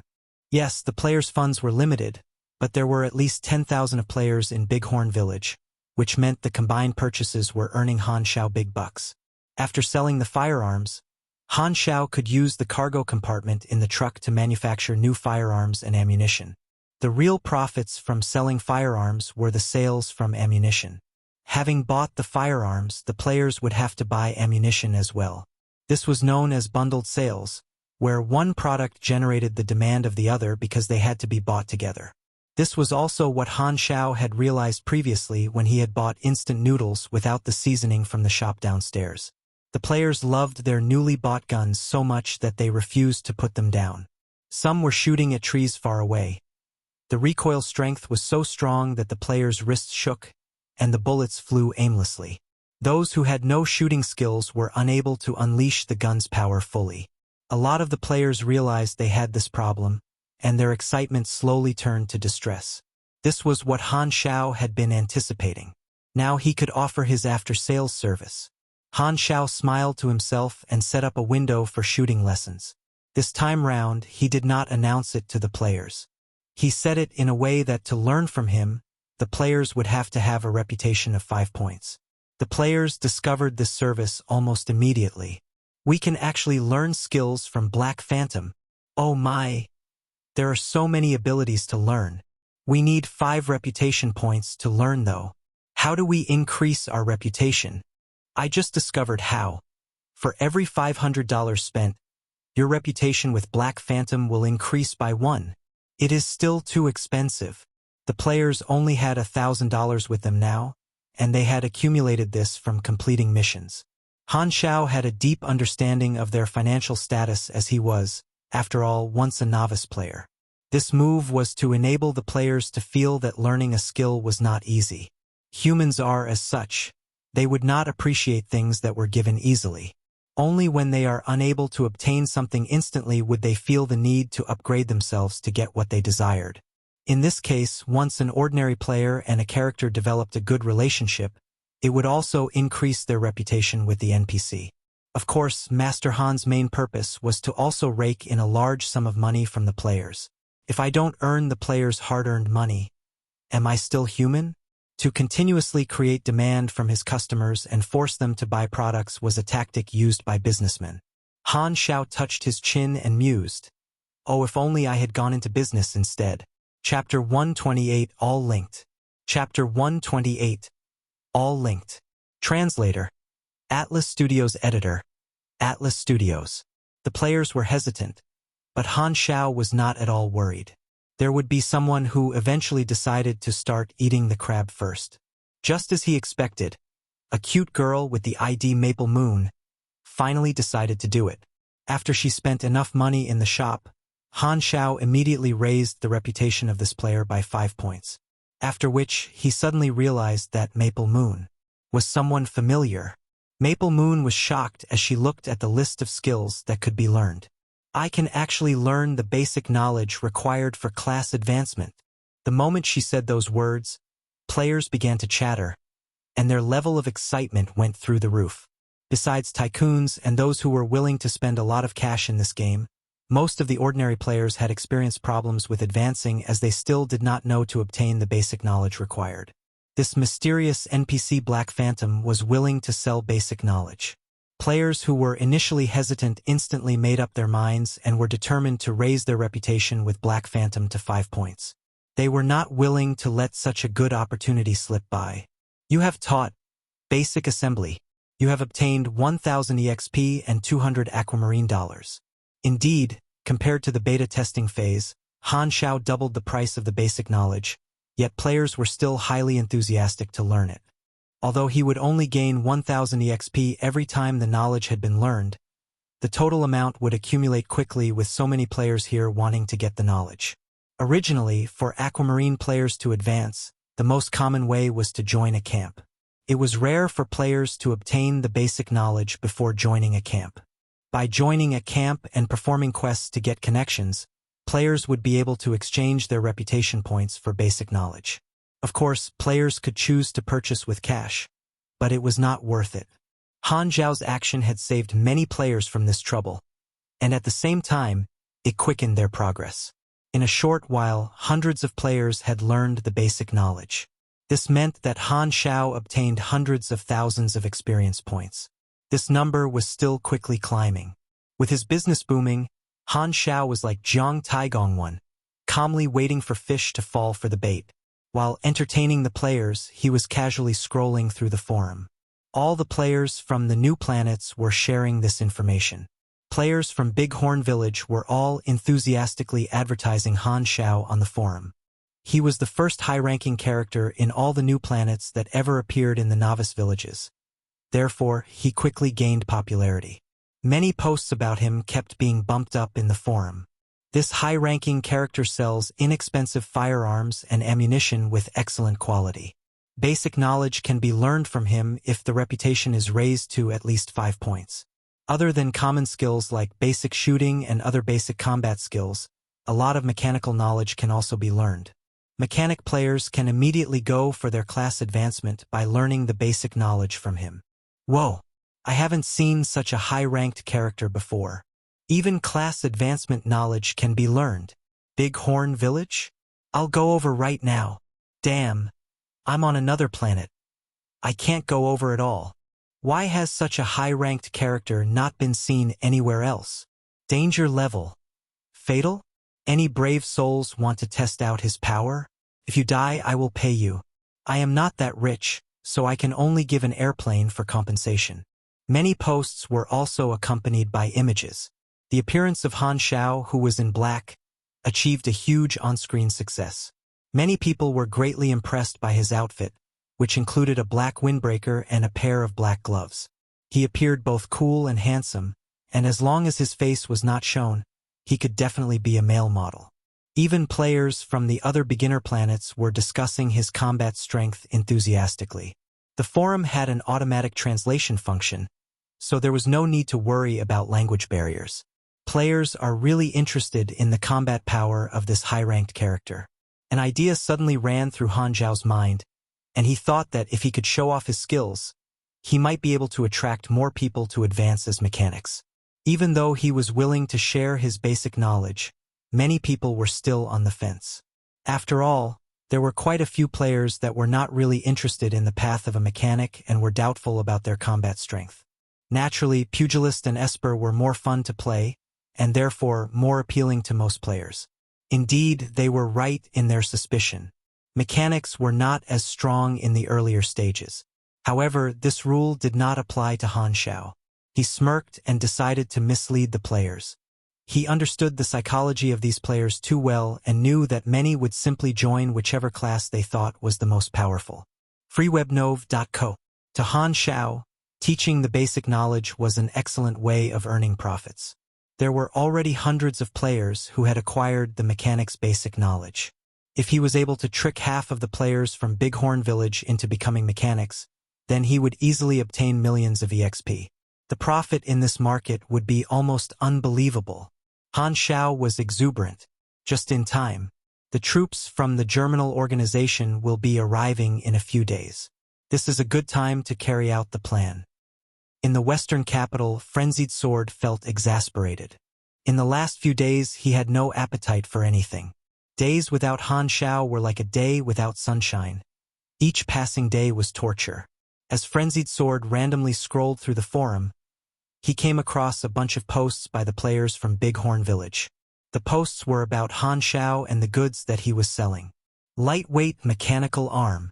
With a look of pleasant surprise, Frenzied Sword stood up suddenly.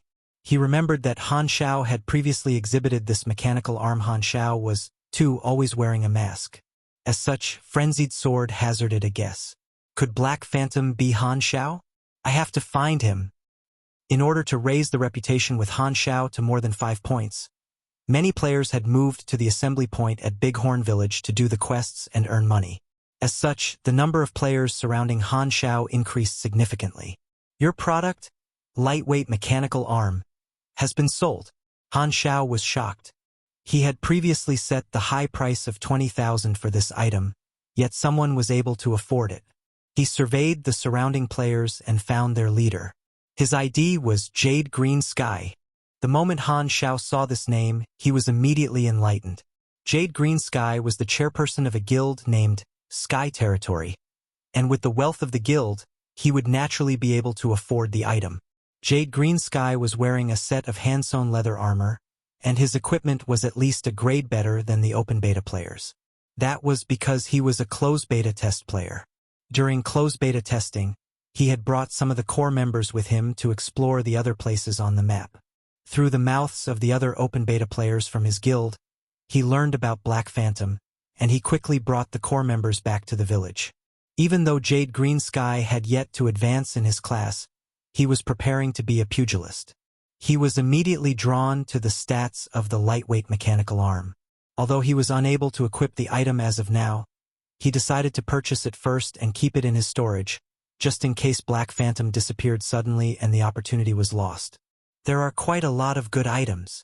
Members of the Sky Territory Guild muttered praise as they browsed through the list of items. Unfortunately, in order to raise the reputation to 5 points, each member of the guild would have to spend $2,500. Despite being a large guild, the money that Sky Territory had was limited. The purchase of the lightweight mechanical had used up the majority of the guild's cash. Out of a blue, Han Xiao spoke. There will be a troop from the Germinal organization passing by here in a few days, and I need some people to help me set up the traps in the forest. Are you free to do so? With that, he set a quest and released it. A level difficulty. The description was, set up any kind of trap in the forest, and you will gain 500 EXP. Additionally, Han Xiao offered 3 reputation points as part of the reward, just what the Sky Territory Guild wanted. Jade Green Sky responded decisively. Everyone, accept this task. Han Xiao smiled to himself silently. By luring players to complete his quest using reputation points, he could both complete his quest and gain more business. It was killing 2 birds with 1 stone. He could arbitrarily attribute the reputation points with a certain value.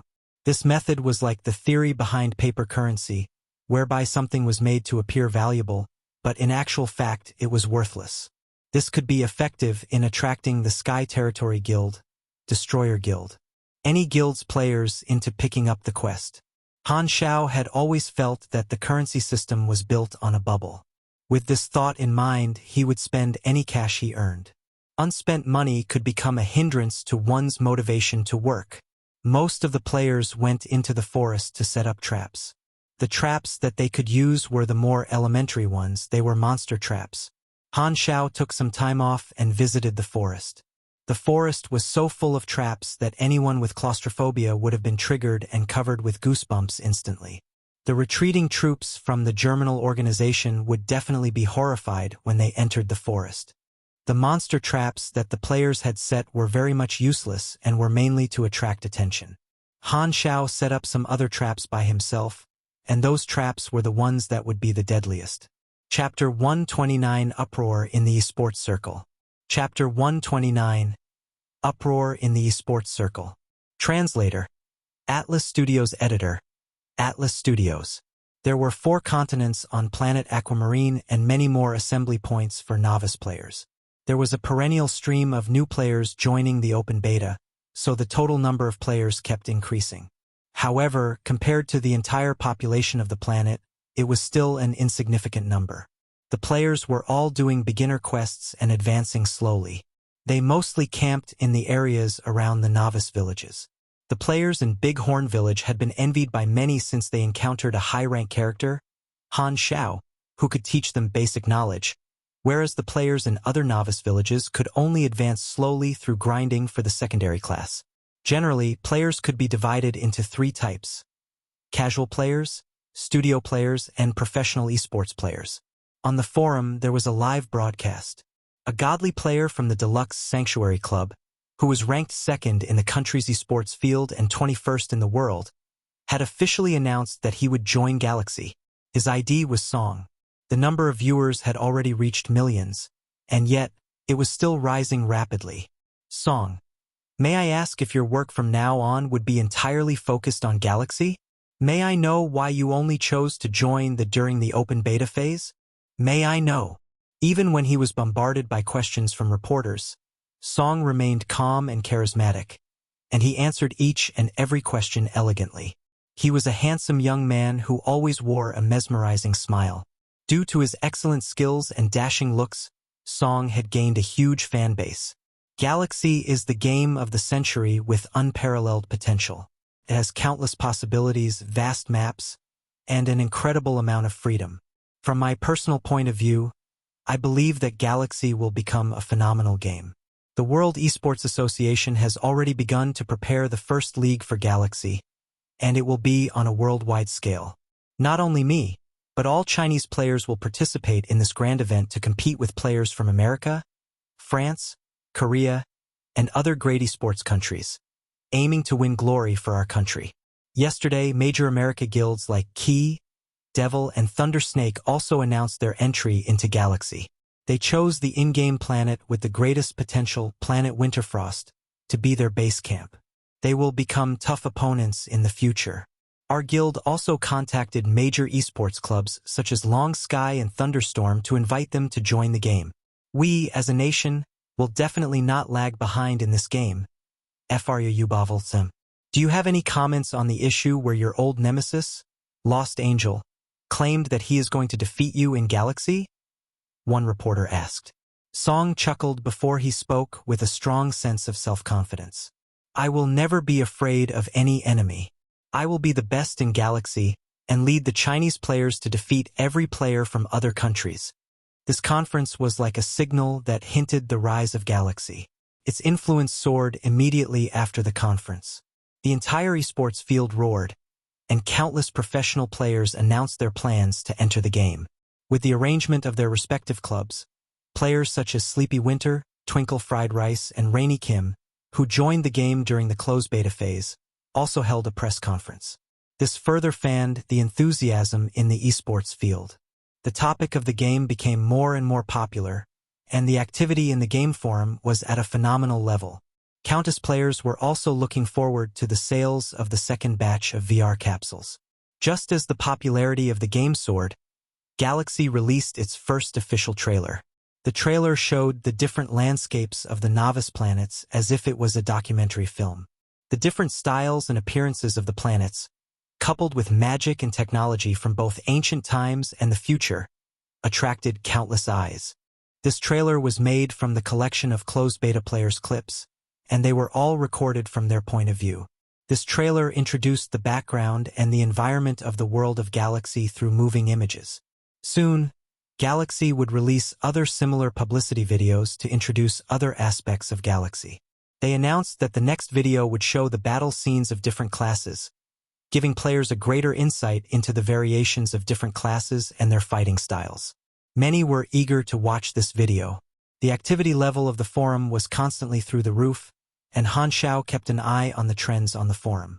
Seeing the IDs of many professional players whom he had previously battled in his last life, Han Xiao felt a little emotional. He could still remember the times in his past life when he was an enthusiastic new player in the game. After many years, he had become a highly experienced professional power leveler in the game, and then he was transmigrated. Things had changed so much for him. Indeed, reality was more dramatic than a novel. In his last life, he had been among the players who bought the second batch of VR capsules. Han Xiao was curious if there was another version of him in this world, which was why he always paid attention to the forum for any evidence of it. Han Xiao had stayed at Bighorn Village for the past few days, and during this time, there had been old players constantly visiting the village and new players been born here. A group of curious new players who had just arrived gathered outside Bighorn Village. Their faces were full of curiosity. "This is the novice village, right?" A player with a pistol around his waist walked past, and he immediately caught the attention of those new players. "Bro, where did you buy that gun?" "Oh, you must be newbies. You asked the right guy for this." A word of advice: never head to Bighorn Village to purchase a gun. Go straight west. There is a high-ranking character called Black Phantom who not only sells guns at a really affordable price but can also help you with class advancements. The player with the pistol said, "Really? Let's go take a look now." The newbies exclaimed as their eyes lit brightly. "Go on. Do not forget to thank me." The player with the pistol had a look of pride plastered on his face. More and more players came to find Han Xiao the moment they arrived in the game before heading to Bighorn Village to receive quests. They then used all their hard-earned money from the quests to buy more items from Han Xiao to earn reputation points. They were just like hard-working bees, promptly supplying Han Xiao with a large amount of money. In just a few days, Han Xiao had earned more than 500,000 aquamarine dollars and close to 1,000,000 EXP. Such efficiency was unparalleled. It was also a much safer and more convenient way for him compared to earning money and EXP by doing quests himself. The players now are all only newbies. Now is the best time to exploit them. The features of an NPC offered him a tremendous advantage when facing players, but Han Xiao knew there was a prerequisite to extracting profits from them. He had to be ahead of players in all areas of advancement. Although the current situation is really good, I cannot relax and stagnate, Han Xiao thought to himself as he took a puff of his cigarette. Among the players in Bighorn Village, around 20% had chosen to switch to become mechanics while the other players were still on the fence. Only by showing off the combat strength of a mechanic would the other players start to budge. Han Xiao glanced at the computer and read the intelligence passed from the dark net about the Germinal organization. The retreating troops would be passing by Bighorn Village this afternoon. As he was in the process of thinking, he heard a female voice. "Black Phantom, why do you want to be enemy with the Germinal organization?" Han Xiao turned his head and saw a petite young female player. She was below his chin and had delicate short hair and watery eyes full of curiosity. Her face was just like an apple, which made people want to poke her cheeks. Her ID was Maple Moon. She was the first female player who learned skills from him. "I can't believe we've met again." Han Xiao raised his eyebrow as old memories started appearing in his head. Maple Moon, one of the mechanic representatives in the third season, was originally a casual player. She became extraordinary in the third season competition and was then signed by a club to become a professional player. In his past life, it was revealed on the forum that Maple Moon liked to dig into hidden story plots, and all the benefits she gained from doing so accumulated and compounded until the third season where it was advantageous for a mechanic. It was only then that she really showed her true combat prowess. Han Xiao blinked and had a new idea. Players like this seemed to be able to. Chapter 130, The First Step in Building a Large Network. Chapter 130, The First Step in Building a Large Network. Translator. Atlas Studios Editor. Atlas Studios. Based on the quests that Han Xiao assigned to the players, Maple Moon had guessed that Han Xiao and the Germinal organization were enemies. Most players would just want to complete the task and get it over with, so they would not even bother with understanding any background information about the quest. However, Maple Moon enjoyed exploring the story plot and became curious about the background story of Han Xiao. Black Phantom. This name made her think of all sorts of assassins and stories of vengeance. She believed that there was something she could dig further into. She is the first player to interact with me outside of assigning quests and selling equipment. Han Xiao's eyes lit up. Han Xiao pondered about his relationship with the players and concluded that they were not enemies, except for the players who took on missions that targeted him. He was able to not only extract profits from players but also train players with potential and let them become his allies. By exchanging help and resources, he could make these players willingly fight alongside him. As the players could resurrect, it was somewhat unfavorable to Han Xiao. However, looking from another perspective, it also meant that the players were best used as fighters and cannon fodder. Although most players did not have principles, and therefore using players in such a manner could be rather chaotic, Han Xiao was clear about the player's psychology and what motivated them. As long as he manipulated them properly, he could control the player's actions to a certain extent. If he made good use of this strategy, he could gain a huge advantage when fighting against NPC forces. The advantage could be as big as his advantage when interacting with players. What's this called again, two-timing? Nah, it should be called focusing on both sides. A flash of thoughts sprinted through Han Xiao's mind as he glanced at her. He then suddenly walked up to the vehicle. Maple Moon was startled momentarily before she followed. The vehicle storage compartment was a workshop full of spare mechanical components. Han Xiao casually pointed his finger to ask Maple Moon to sit wherever she wanted. He then lit a cigarette and began smoking. The smoke created a mysterious atmosphere, and Maple Moon, upon seeing this scene, knew immediately that something exciting was about to happen to her. This caused her heartbeat to thump rapidly. She was very expectant. Han Xiao flicked the ashes off his cigarette as he said, "The Germinal organization is an evil organization that is using the grief, the people who lost their country, to manipulate them into fighting for their personal gains. They outlandishly try to start a world war and add more scars to this world that is already covered in wounds." Han Xiao embellished the story with many details of the evil deeds that the Germinal organization had previously committed, but he did not twist any facts around. The Germinal organization had indeed committed a lot of bloody acts. Han Xiao was able to know all this based on the memories from his past life and by reading the relevant case files on the darknet. He gave a good account of all these incidents to Maple Moon. As Maple Moon listened to Han Xiao attentively, her emotions fluctuated up and down. Her impression of the Germinal organization plummeted as she felt the anger brewing within her. Maple Moon was the kind of person who would get emotional from the storyline of a game, and she would always make decisions based on what her heart wanted. She had never been motivated by personal gains. There were actually a lot of players like Maple Moon, since most players were there to enjoy the game. A game was a story that people could easily immerse themselves in. However, most of such players were playing offline games, so it was rare to find players like this in an online game. Han Xiao, in fact, found players like Maple Moon admirable. He coughed and asked a question that was clearly leading to a quest. "Would you be willing to become an enemy of the Germinal organization?" It was basically a yes or no question. Maple Moon nodded solemnly. "Your reputation with Black Phantom has increased by 5 points. After adjusting her reputation points, Han Xiao took out a mobile phone and handed it to Maple Moon. "Good. I have seen your courage. When you have grown stronger, contact me using this phone. You received the quest, Black Phantom's invitation. Reach LV20, then contact Black Phantom." Maple Moon was secretly delighted by her correct choice. She was right. There were hidden plots that could be triggered. Han Xiao secretly chuckled as he saw Maple Moon's delighted face. He was planning to spread a wide net to catch all these players with good potential. However, due to the limited number of players he could train, choosing each player carefully was a very important thing. Maple Moon would be a famous mechanic in the future and could be a good assistant for him. She was definitely a good spare tire. An alternative. As for the remaining candidates, Han Xiao had to think hard about them. He was prepared to choose the players who had good principles and potential.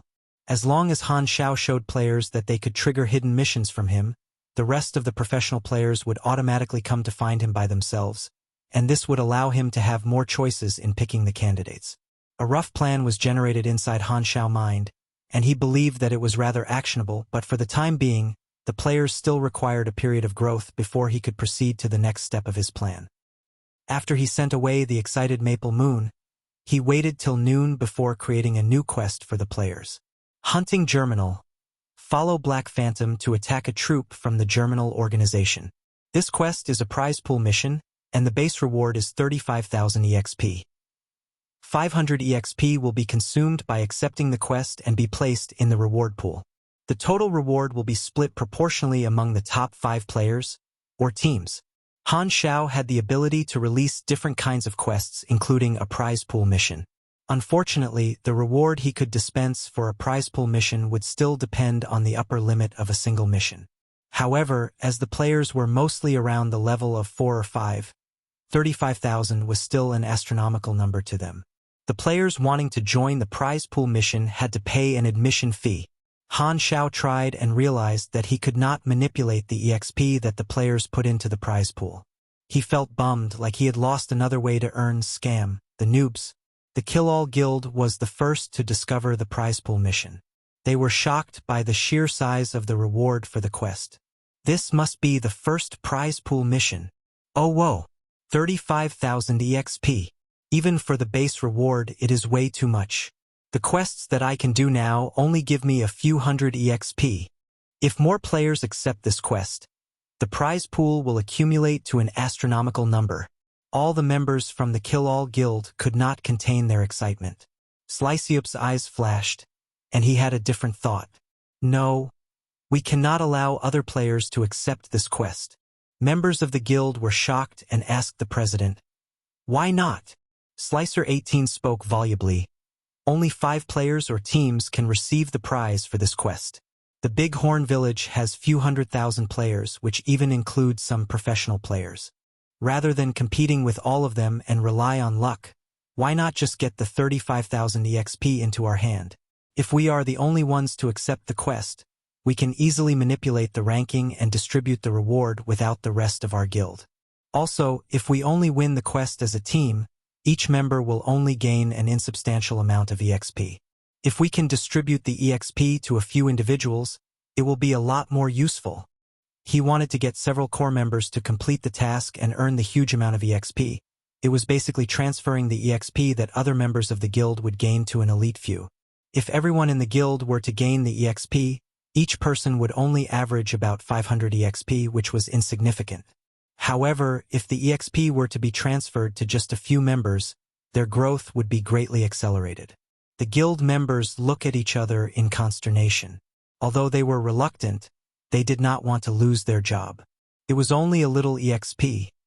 It would not matter that much. So everyone agreed.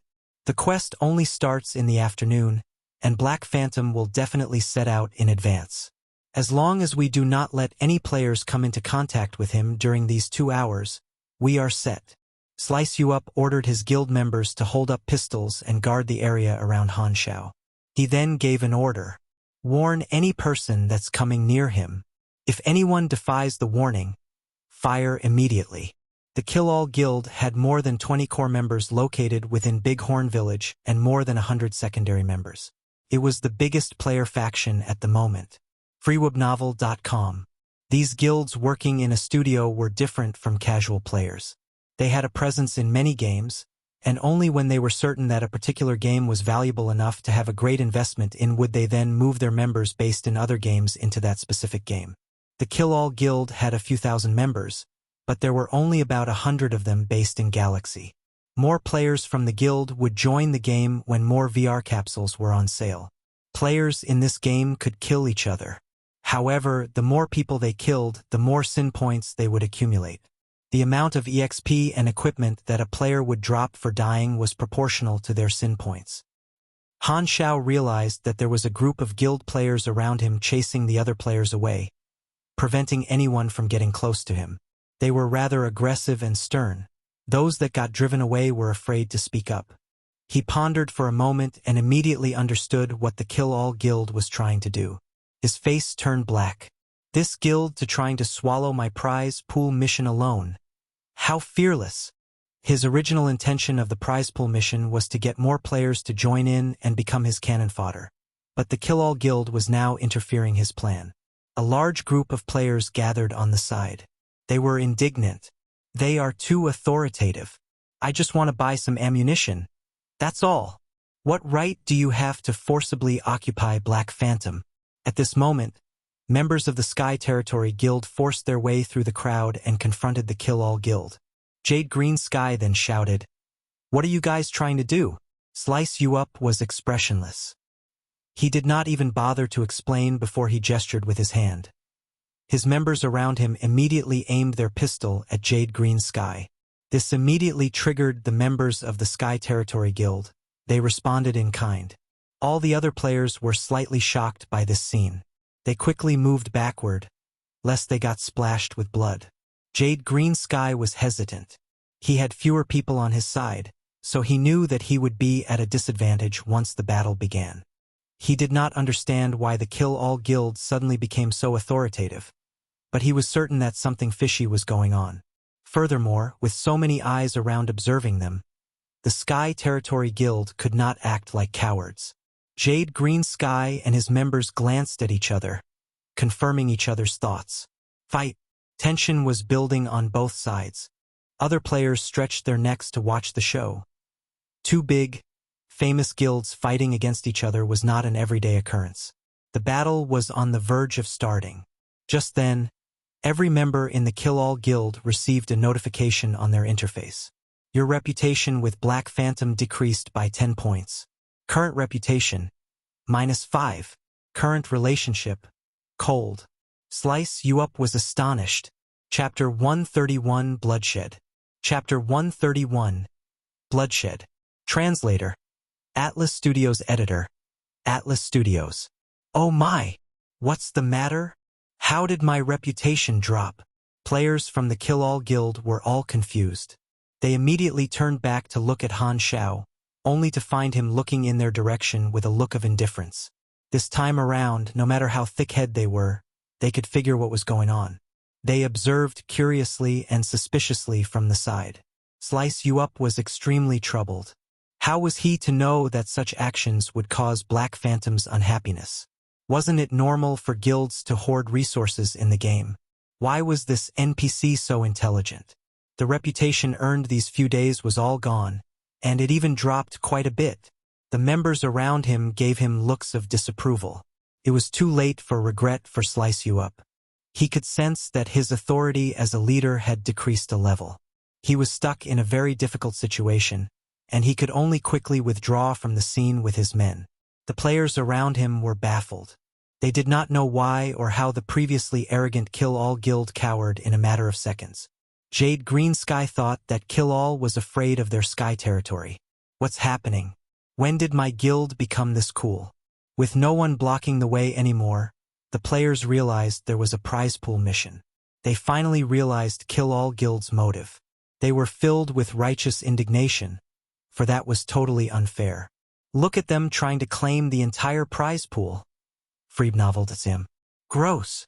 After crusading against Kill-All, the players then turned their focus to the prize pool mission, becoming increasingly attracted to it. Everyone accepted the quest, all wanting a slice of that huge cake. The prize pool slowly amounted to over 500,000 EXP, and to those players it was simply an unthinkable sum, to the point that just thinking of it would make them stop breathing. There were only 5 people that would be entitled to the prize pool rewards. The ranking depended on the energy expended. Compared to the number of participants, 5 was undoubtedly a small number. But the problem was that everyone thought they would be the lucky person. Even though it was almost as unlikely as winning the lottery, there was still that glimmer of hope that shone in their eyes. If they were chosen, it would be like hitting the jackpot. The players were not even at LV10 yet. Their combat strength was extremely low, but the good thing about them was that they were not afraid of death. With a pistol, they could deal a bit of damage. At least with everyone around, they could combine their firepower. This was why Han Xiao thought of the quest. The forest of Bighorn Village was vast, and the huge amount of information on the darknet helped mark the exact route of the Germinal organization's evacuating troops. Everyone arrived at the place where the trap was marked. Players teamed up and spread out to ambush. Among them, the players from the closed beta were obviously preferred as teammates. Of course, those with a guild would be the most advantageous. Teaming was the best advantage one could have. Everyone knew that solely relying on one's efforts alone would never get one onto the list. Maple Moon was a little down. Every player had a team. She was just a step slower and did not manage to find anyone to team up with. Han Xiao noticed and called Maple Moon. He took out his modified sniper rifle, as well as several rounds of ammunition, and handed it to Maple Moon. I'll lend you this gun. Stay by my side. Maple Moon clasped her 2 hands over her tiny mouth in surprise with a cute look of shock. She had thought that this was the benefit of triggering the secret quest. But upon seeing the traits of the sniper rifle, she was stuck in a difficult position. The sniper rifle required an attribute of at least LV. 1 in sniper. Maple Moon pouted. But I don't know how to use this. Black Phantom has imparted the ability Sniper to you. Do you want to expend 2000 EXP to learn it? Han Xiao had not taught the gamers about this sniper ability. Maple Moon was shocked and happy at the same time. She agreed without a second thought.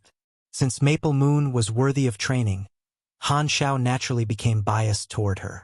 Of course, this was a secret between them. If other players felt that it is unfair, what can they do but restrain their complaints? In this materialistic society, people without resources had no say. A gust of wind whistled through the forest. The ambushing players all had nervous yet excited faces. It was the first battle for many of them. Jade Green Sky brought Sky Territories members to camouflage themselves in the forest. It was a must for him to attain one of the top 3 prizes from the prize pool mission. He thought to himself, my biggest rival should be kill all. First place is bound to be either of us. On the other hand, Slice You Up was still extremely troubled by Han Xiao's extreme drop in reputation. But the quest still had to be done. He took a look at his dejected guild members. Don't think too much. Just finish this quest first. We cannot let Sky Territories members get ahead of us. The passing time was like a sharp knife, killing any warmth in the atmosphere. Han Xiao took out the report he had gotten from the dark net. He took one final look. There were 2 combat executives in the evacuating troops, Frary and Seabear. The 2 of them had once been part of the same elite army squad, each over LV-30, but they were of no threat to him. Woo-woo. The sound of the engine came from far away. The sniper rifle's electromagnetic scanner showed the Germinal Organization's troops on its radar. Han Xiao reoriented his vision, becoming extremely alert. Maple Moon followed Han Xiao's every word and action, sprawling on the ground with the sniper rifle. Suddenly, Han Xiao seemed to have disappeared. He was clearly right in front of her. How could he have vanished from her vision? This made her very uncomfortable. You have entered stealth state. Agility stats plus 8%. Your next strike will have a sneak attack effect. You have entered steady M stat. Your next shot has plus 15% shooting power. Night Stalker had bestowed Han Xiao with many hidden skills, and accompanied with his flaming will. Anybody's shot was bound to be destroyed. There was the literally flying dagger in the past. Today there is my deathly blow. Haha. This sounds so good. This shot was specially prepared for the executives. Han Xiao held his breath and aimed steadily like a patient hunter awaiting his prey. The Germinal Organization's evacuating troops entered the trap and were almost immediately caught off guard by the many animal traps set up. But they were also puzzled by the animal traps. Was this really a trap? If this was not a trap, how fierce was the beast in the area to require so many animal traps? And if this was a trap, who would be stupid enough to use animal traps to deal with an armed force? It was so obvious as well. Frary, the conductor, felt something was amiss. He said in the intercom, "Be careful. There is a possibility of an ambush. Deploy minesweepers." The troops slowed their advancement. Carrying the metal detectors, the minesweepers overtook them. The Germinal Organization had been shifting their bases in massive operations, and many troops had been intercepted. Their enemies were not just from the 6 nations. There were other enemies looking for revenge, taking advantage of their current situation. When Germinal was still strong, these enemies did not dare make any move. But now that they were met with such a good opportunity for revenge, they all got excited. Frary and Seabear had been caught in an ambush during their journey, and they had all raised their alertness greatly since. Beep, beep, beep. The metal detectors flashed in red, indicating that there were mines underground. At the same time, the scouts also found traces of human activity. Frary's expression darkened. Enemy ambush ahead. Just as the Germinal troops were sweeping the field for mines, the players who were hiding in the bushes spotted their enemy as well. The heavily armed Germinal soldiers and armored vehicles looked formidable. The players dared not anger them. But at the slightest thought of the huge reward pool, the players were unable to resist.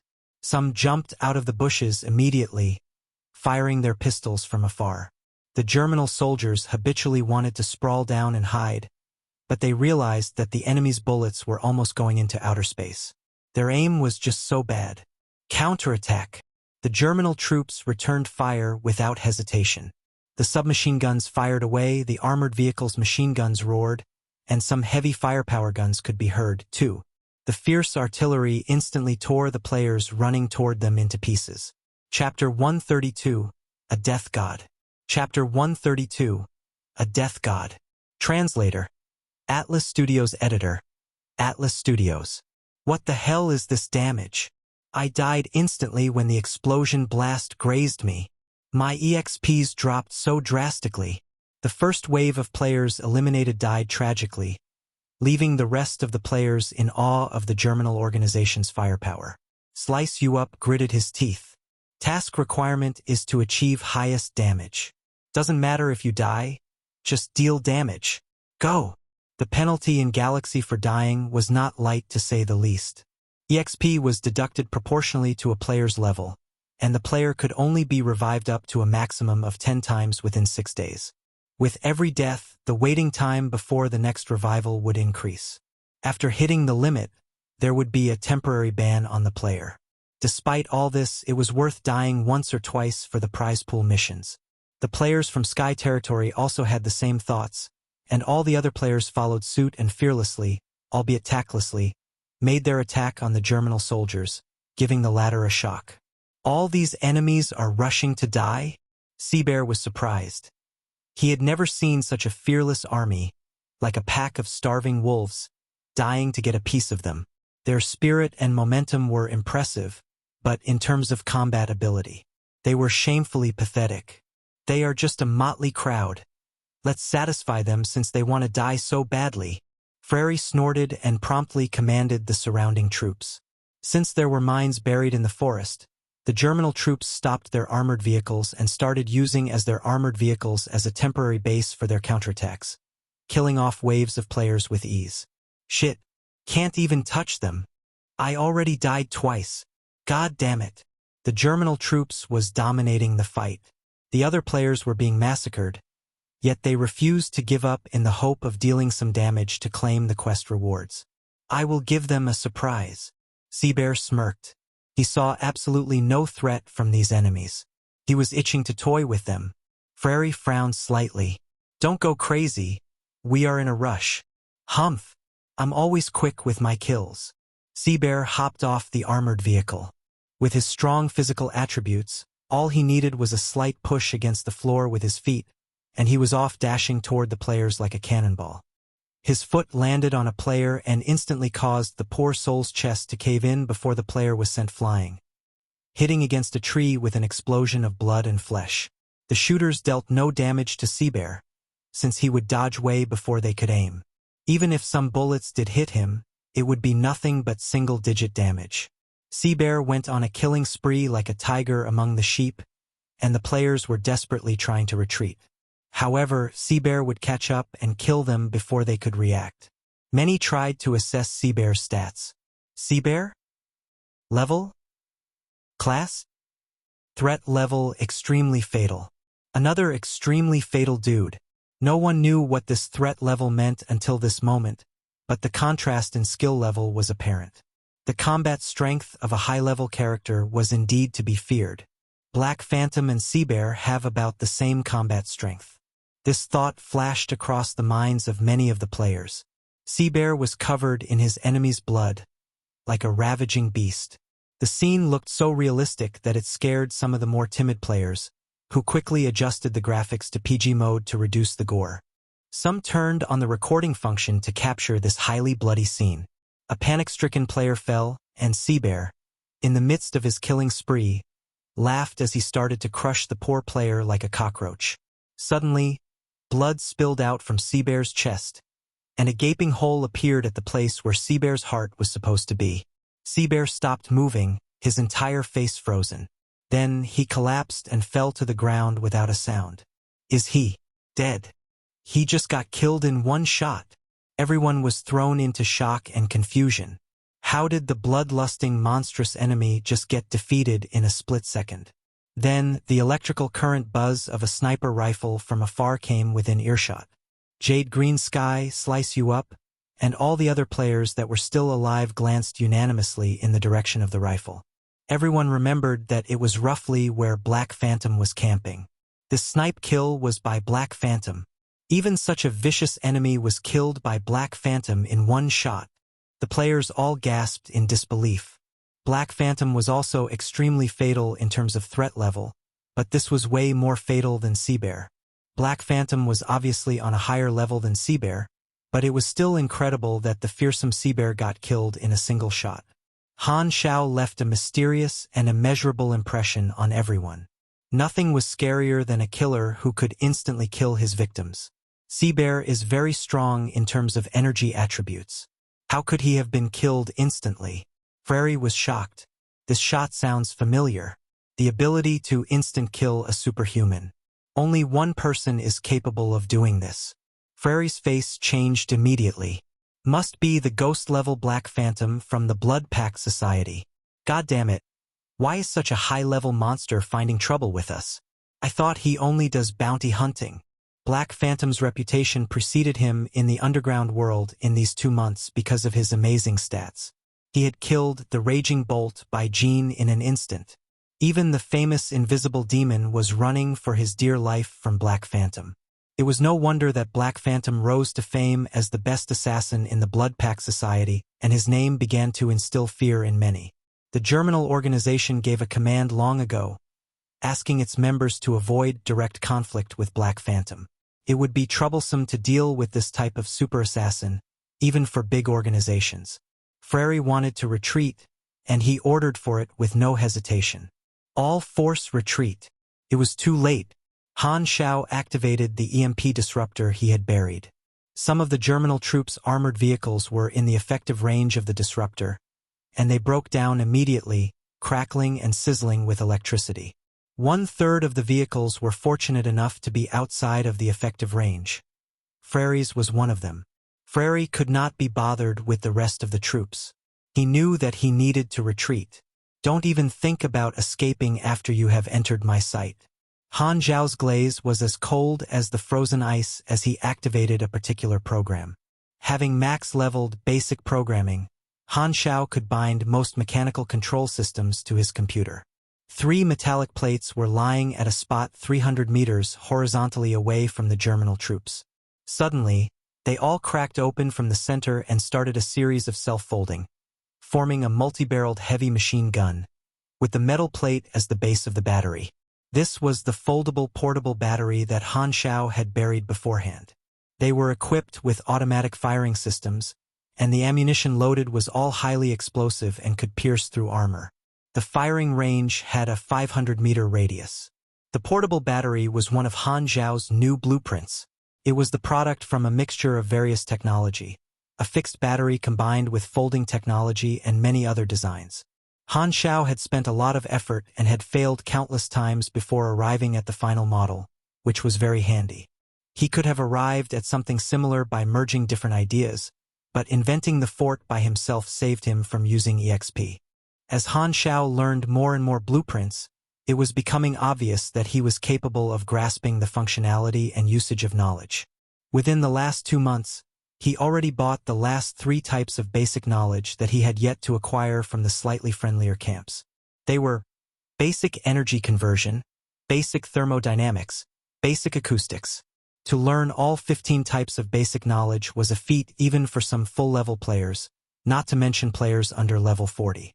The multi-barreled machine gun aimed at the Germinal troops, who were a few hundred meters away, automatically warmed up for 1 second and fired away.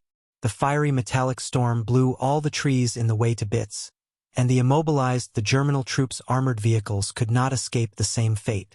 There was nothing but screams of agony and firework-like explosions. The cost of a small foldable battery port was high, as was the ammunition. Wars fought by mechanics were all expensive like this, but with sufficient funds, mechanics were capable of having dominating firepower.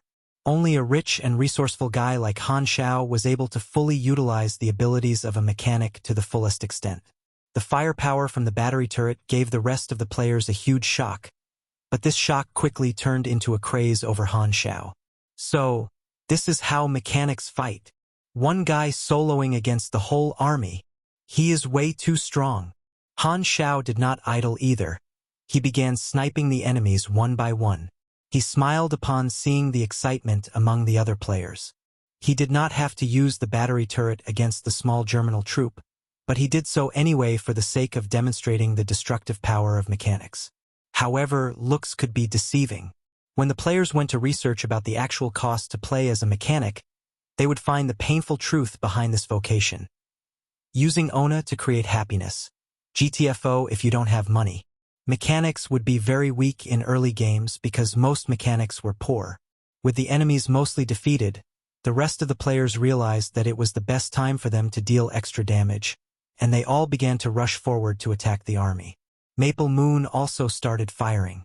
Her sniper scope was equipped with electromagnetism detector and aim assist, so almost every shot of hers could hit the Germinal soldiers. She gained momentum, and her damage output became steady. Although the realistic battle scenes were too gory for Maple Moon, she got used to it quickly as she had experience with gory scenes from other games. Moreover, she could change the game setting to make the graphics less bloody. Han Xiao shot through Freire's knees but spared his life. Then, he switched to Red Falcon and started clearing the remaining Germinal soldiers at a rate much more efficient than normal players. One shot, one kill. The sound of gunfire gradually ceased. The battle had come to an end. Many seemed like they wanted to watch more. The paralyzed Freire could not be bothered with his own agony but looked at the crowd of spectating players in shock. He had been watching the battle very carefully, and he noticed that many of the players who were killed earlier on came back. Are they zombies or what? Freire was confused.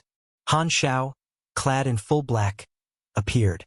The players started to quieten down despite their excitement. He stood in front of Freire, squatted down, and stared into the latter's eyes that were filled with shock and anger. Where were you all heading toward? Black Phantom. Germinal will never let you off. Freire was furious. You got it wrong. Han Xiao expressionlessly dragged Freire into the forest by his collar. Shortly afterwards, bone-chilling screams could be heard. It was not difficult to imagine that Freire was being tortured, and everyone felt a shiver down their spine. After 10 minutes, the screaming finally ended. Han Xiao reappeared but without Freire. He wiped his hands clean of blood using a rag. He glanced around and saw that all eyes were on him. Now that he had the information that he wanted, he was free to end the mission. All the players received a notification simultaneously. Fruibnov.com. Hunt down Germinal has been completed. The prize pool has 520,000 EXP. Damage output ranking. Number 1 Maple Moon, solo. Number 2 Jade Green Sky team. Number 3 Slice You Up, team. Number 4. Reward pool will be allocated 30%, 25%, 20%, 15%, 10% of EXP accordingly. Everyone was shocked. No one expected this ranking. She overtook Sky territory and Kill All, hitting the scoreboard with solo output. Incredible! Who is Maple Moon? Is she a professional player? I never heard of this ID before though. The crowd was going crazy. Chapter 133 Mechanics are so powerful. Chapter 133 Mechanics are so powerful. Translator. Atlas Studios Editor. Atlas Studios. Jade Green Sky and Slice You Up were shocked. A solitary player's output was actually higher than that of a guild. The EXP earned by a team had to be divided equally among the players, but Maple Moon could keep the hundreds of thousands of EXP to herself. What this meant was extraordinary. In an instant, she had exceeded all the players to hold a safe lead, and that included the other novice planets. Maple Moon was hit with shock by her unexpected success, her face full of disbelief as she stared at the EXP bar on the interface. She had used a sniper rifle with firm and stable output through the battle and did not expect that she would emerge as the top player. She knew her limitations well. This was only possible because she had relied fully on Black Phantom. This was obviously a benefit that came from triggering the secret quest. Maple Moon made up her mind. She had to persist in unearthing the secret quest. Black Phantom was such a powerful aid, so she had to stay on good terms with Black Phantom. Han Xiao returned to the car, and Maple Moon immediately returned the sniper rifle. Some players followed them and were surprised to realize that Black Phantom was actually interacting with Maple Moon on close terms. Jade Green Sky immediately reacted. There is a secret quest. She is so lucky. Everyone stared enviously at Maple Moon. Maple Moon was not used to the attention from the crowd, so she blushed and hid in the car. Han Xiao saw this but did not chase anyone away. Instead, he started driving his car back to Bighorn Village. The players had no choice but to follow on foot. As he was driving, Han Xiao scrolled through the forum. Suddenly, a new post was pushed to the top of the forum, a high-ranking NPC's combat capability. Clicking into the post, the battle scene that just occurred popped up on the page. Some players uploaded their recorded videos. The Germinal organization's troops were displaying their formidable combat capability. When Seabear was murdering players, there were a few barrages. The audience felt as if they were present at the scene. They were tensed up with nervousness. However, the next moment, Seabear was killed in one shot. The shot blew out explosively, and blood was flying everywhere. Then, the portable battery demonstrated its prowess, crippling the Germinal troops in an instant. The scene was even more shocking. freewebnovel.cm.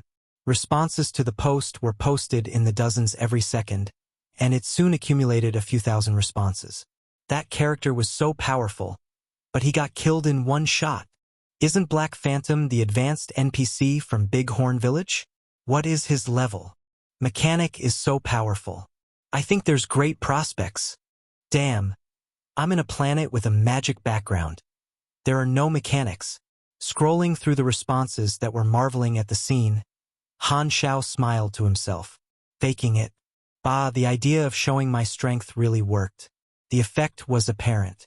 Once he got to the settlement, the players that had hesitated in switching their class were now fervently picking up the basics. Prior to this, the entire Bighorn Village had only 20% of players choosing mechanic. After the video went viral online, players' excitement for mechanics was just breaking through the roofs. The players swaying precariously between classes immediately switched to mechanic. 100, 500, then 1,000.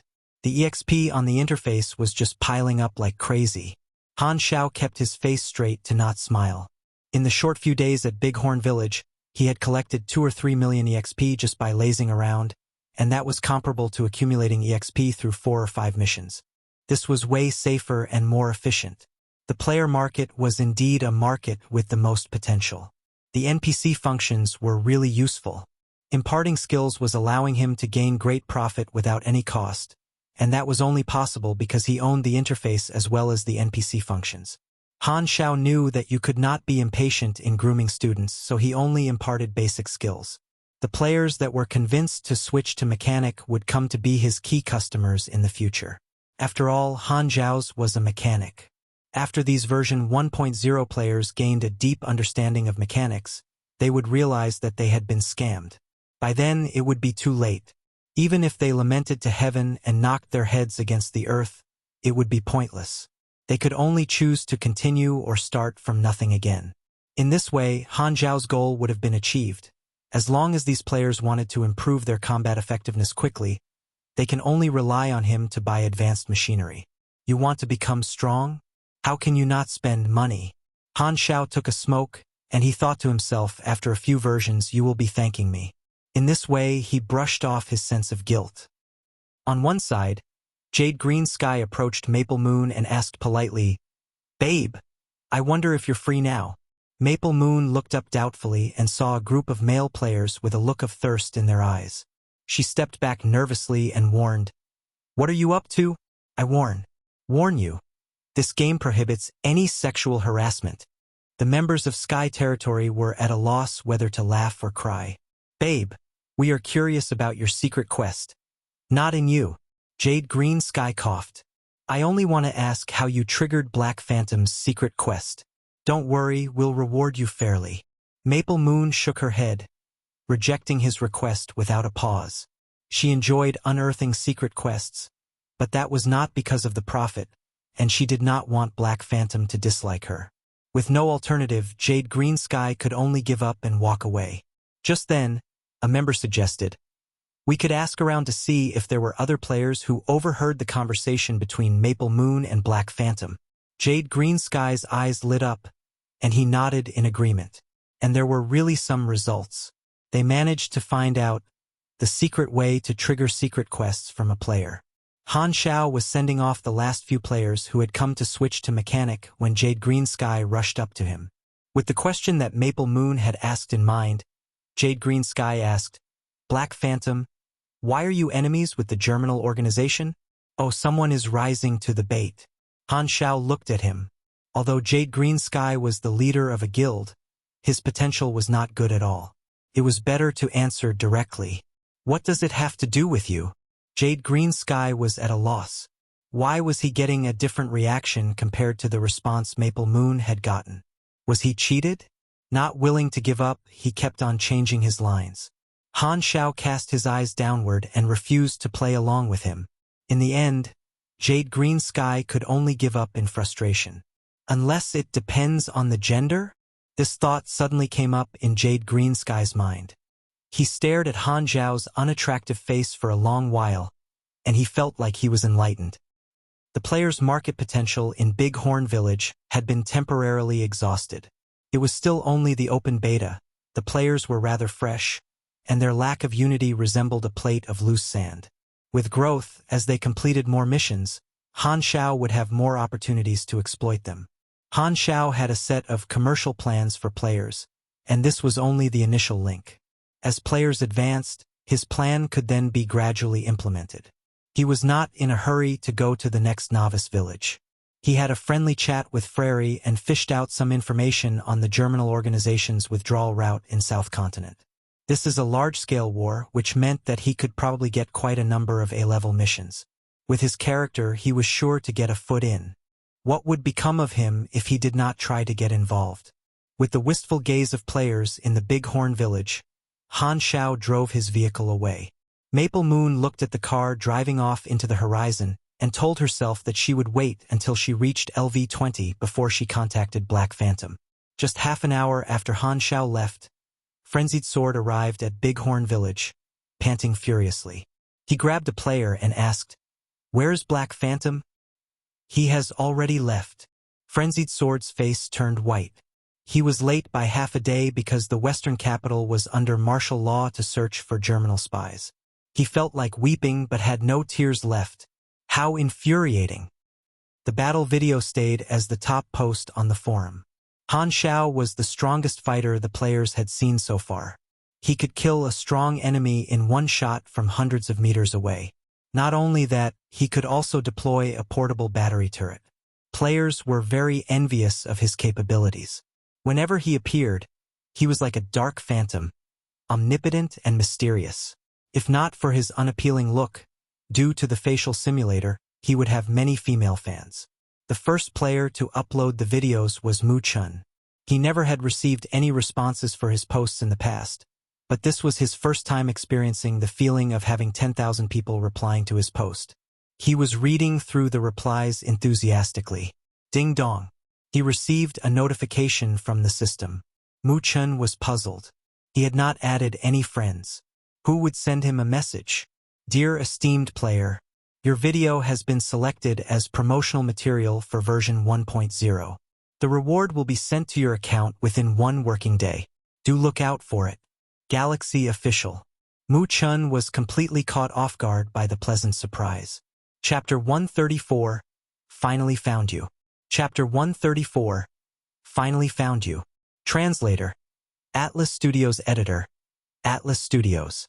The vast majority of players were still busy with missions, but players in teams, essentially serious guilds or professional players, were more purposeful in their actions. They planned their developmental pathway carefully and worked steadily to advance. But the Guild of Gods was in an awkward situation. Jupiter had dumped all the daily administrative work to the vice president. He could not give up on the A-level mission. He had been leading a group of people to search high and low for germinal spaces, but to no avail. Without any other means, he could only focus on the forum to see if any players were in contact with Germinal. Despite all odds, Jupiter managed to find a lead. Andrea Mainland is Germinal Space Camp. Any player who arrives on Andrea mainland can join Germinal's side easily. But this lead was useless for Jupiter. The core members of the A-level mission were all in Southern Continent, and Zero was more likely to be in Southern Continent too. However, Jupiter could not possibly bring a team over to Andrea mainland. Most importantly, they had no access to another mainland. In fact, they could actually take cruise ships or aircrafts, but none of the players had reached this level. The most popular post on the forum was the battle scene recorded by the players at Bighorn Village. Jupiter had not seen it before, but he was finally opening it to take a look. He was caught off guard by shock. Just as he was about to close the post, he suddenly had an outlandish thought. He paused the video and scrutinized the scene. He finally concluded that the troop that was attacked had the Germinal organization's emblem on them. He had finally found the organization. Jupiter almost burst into tears before it occurred to him that the troop had been destroyed. His face changed suddenly. He quickly read through the content of the post, but unfortunately, the user did not elaborate on the details. Jupiter was eager to find out what had happened, so he had members contact the players in Bighorn Village. The guild was so efficient that he soon got to know that the troop that had been attacked was in fact an evacuating Germinal organization unit. He was dumbfounded. Evacuate? Why are they evacuating? Where are they evacuating from? What is the scale of this evacuation? A single unit or a full battalion? Jupiter gulped nervously. He had an ominous feeling in his gut. Seems like we won't be returning to the Germinal organization anytime soon. This A-level mission was such a scam. Jupiter was so frustrated. Before the team could start on the mission, the organization that had issued the mission had run away. In the evening, the setting sun covered the earth in a blood-red glow. The outlines the moons were looming in the twilight sky. In the woods outside Bighorn Village, Frenzied Sword was walking down the path, downcast in despondence. I must find him. Frenzied Sword quickly broke away from his despondent mood and was talking to himself to boost his own spirits. Are you looking for me? A voice came from ahead. Frenzied Sword looked up. A truck was parked a few meters ahead with a man in black standing by it, staring at him intensely. Black Phantom. Frenzied Sword was ecstatic with excitement. Every cloud had a silver lining. You. Have we met? He could not be certain that Black Phantom was in fact Han Xiao. With much worry and fear, he felt like he was almost waiting for a verdict after he had asked the question. Han Xiao smiled, revealing a tinge of amusement in his eyes. What do you think? That familiar look. The look that made his hair stand on end. Frenzied Sword was seized by joy. He was certain that this person was Han Xiao. I'm so glad that I didn't give up, and I finally found you. Oh, Savior, come with me. With a faint smile on his face, Han Xiao gestured toward his truck with his head. Trying his best to conceal his excitement, Frenzied Sword followed closely behind and got into the truck. He did not care where Han Xiao was taking him as long as he could stay with Han Xiao. Han Xiao smiled to himself. After spending some happy days together, he remembered Frenzied Sword well. But this was not the reason he chose to bring Frenzied Sword along. Frenzied Sword had great potential, and he was worth grooming. In addition, having a player by his side meant he could send him to check out unknown and dangerous areas. Frenzied Sword would not die anyway, so he could be assured and use him well. Han Xiao could use Frenzied Sword's help in his next moves, so when he found that Frenzied Sword was following him, he stopped to wait for him. Frenzied Sword did not realize that he was being treated as a lab rat again. He was full of excitement, checking out the truck with much curiosity. He remembered that Han Xiao was a member of Stardragon's intelligence agency during the closed beta. How did he become Black Phantom out of the blue? But that was not important. As long as he could be with Han Xiao, Frenzied Sword would be content. What are we going to do now? Asked Frenzied Sword after his excitement died down. Something evil. Han Xiao took out a tablet and opened the map. He drew a circle around one region and threw it to Frenzied Sword. Frenzied Sword took a brief look. Tadrammer River. What kind of place is that? A battleground, Han Xiao replied calmly. He stepped firmly on the accelerator, and the truck raced off. Tadramar River was a large river in southern continent connected to the sea. In the darkness of the night, a long line of boats was cruising down the river. This was a huge fleet of ships disguised as fishing boats. The boats were actually Germinal warships, well equipped with various weapons, anti-detection jammers, machine gun arrays, and so on. As a result of the Six Nations cleanup campaign, the Germinal organization's bases had begun to withdraw. A small number of important personnel was taking the air route. Most of the resources, transportation vehicles, and ordinary armed personnel were evacuating via a water route. Fruobnov.com. The evacuation was nearing its end. This fleet was the last remaining unit to withdraw from southern continent. The outer layer of frigates was guarding the barges in the center that were ferrying vehicles and armed personnel. The evacuation plan was to go out to the sea along a tributary of the Tadramar River and join forces with other ground troops near the mouth of the sea. The ground troops would then board the ships. The person in charge, Han Xiao, was the chief officer of the largest Germinal base in southern continent. Now he had taken the role of a commander and was also within the fleet. Han Xiao was a middle-aged man, yet he was also an executive officer that was combat-ready. He was analyzing the map with a solemn face in the command room. There were many links in the evacuation plan. The fleet and the ground troops had to ensure that they arrived at the mouth of the sea at the same time because the fleet could not possibly stay put. During the evacuation, a large number of Star Dragon and Hesla fighter planes were performing aerial reconnaissance. The fleet's whereabouts had likely been exposed, and fear on the fleet was rising. Han Xiao knew very well that Hesla and Star Dragon would have set up a trap near the mouth of the sea to capture them. Their navy, air force, and army would be waiting to intercept their fleet and capture them all at once. But from the very beginning, Han Xiao knew clearly that it was impossible to evacuate sneakily. A bitter battle was inevitable. Only by tearing past the blockade line could his troops escape alive. As long as we follow along the Tadramar River to the sea, we can get out of this nightmare, but don't hold the illusion of a smooth passage. Lads, we will be facing a premeditated ambush. The Star Dragon and Hesla Navy will do whatever they can to sink us near the mouth of the sea. I've been through 13 wars. Some of them were big battles, others small. Some of you may be veterans like me, and some of you may be new recruits. Regardless, our destiny is the same. Break through the blockade line and we can stay alive. If you are captured, even if you can survive, you will face indefinite imprisonment by Star Dragon and Hesla. You can say goodbye to freedom in the sun. The Six Nations are a group of hypocritical and insidious villains who speak of peace and freedom but started a war. Don't forget that your motherland was destroyed by the guns of the Six Nations. Never forget that hatred of blood.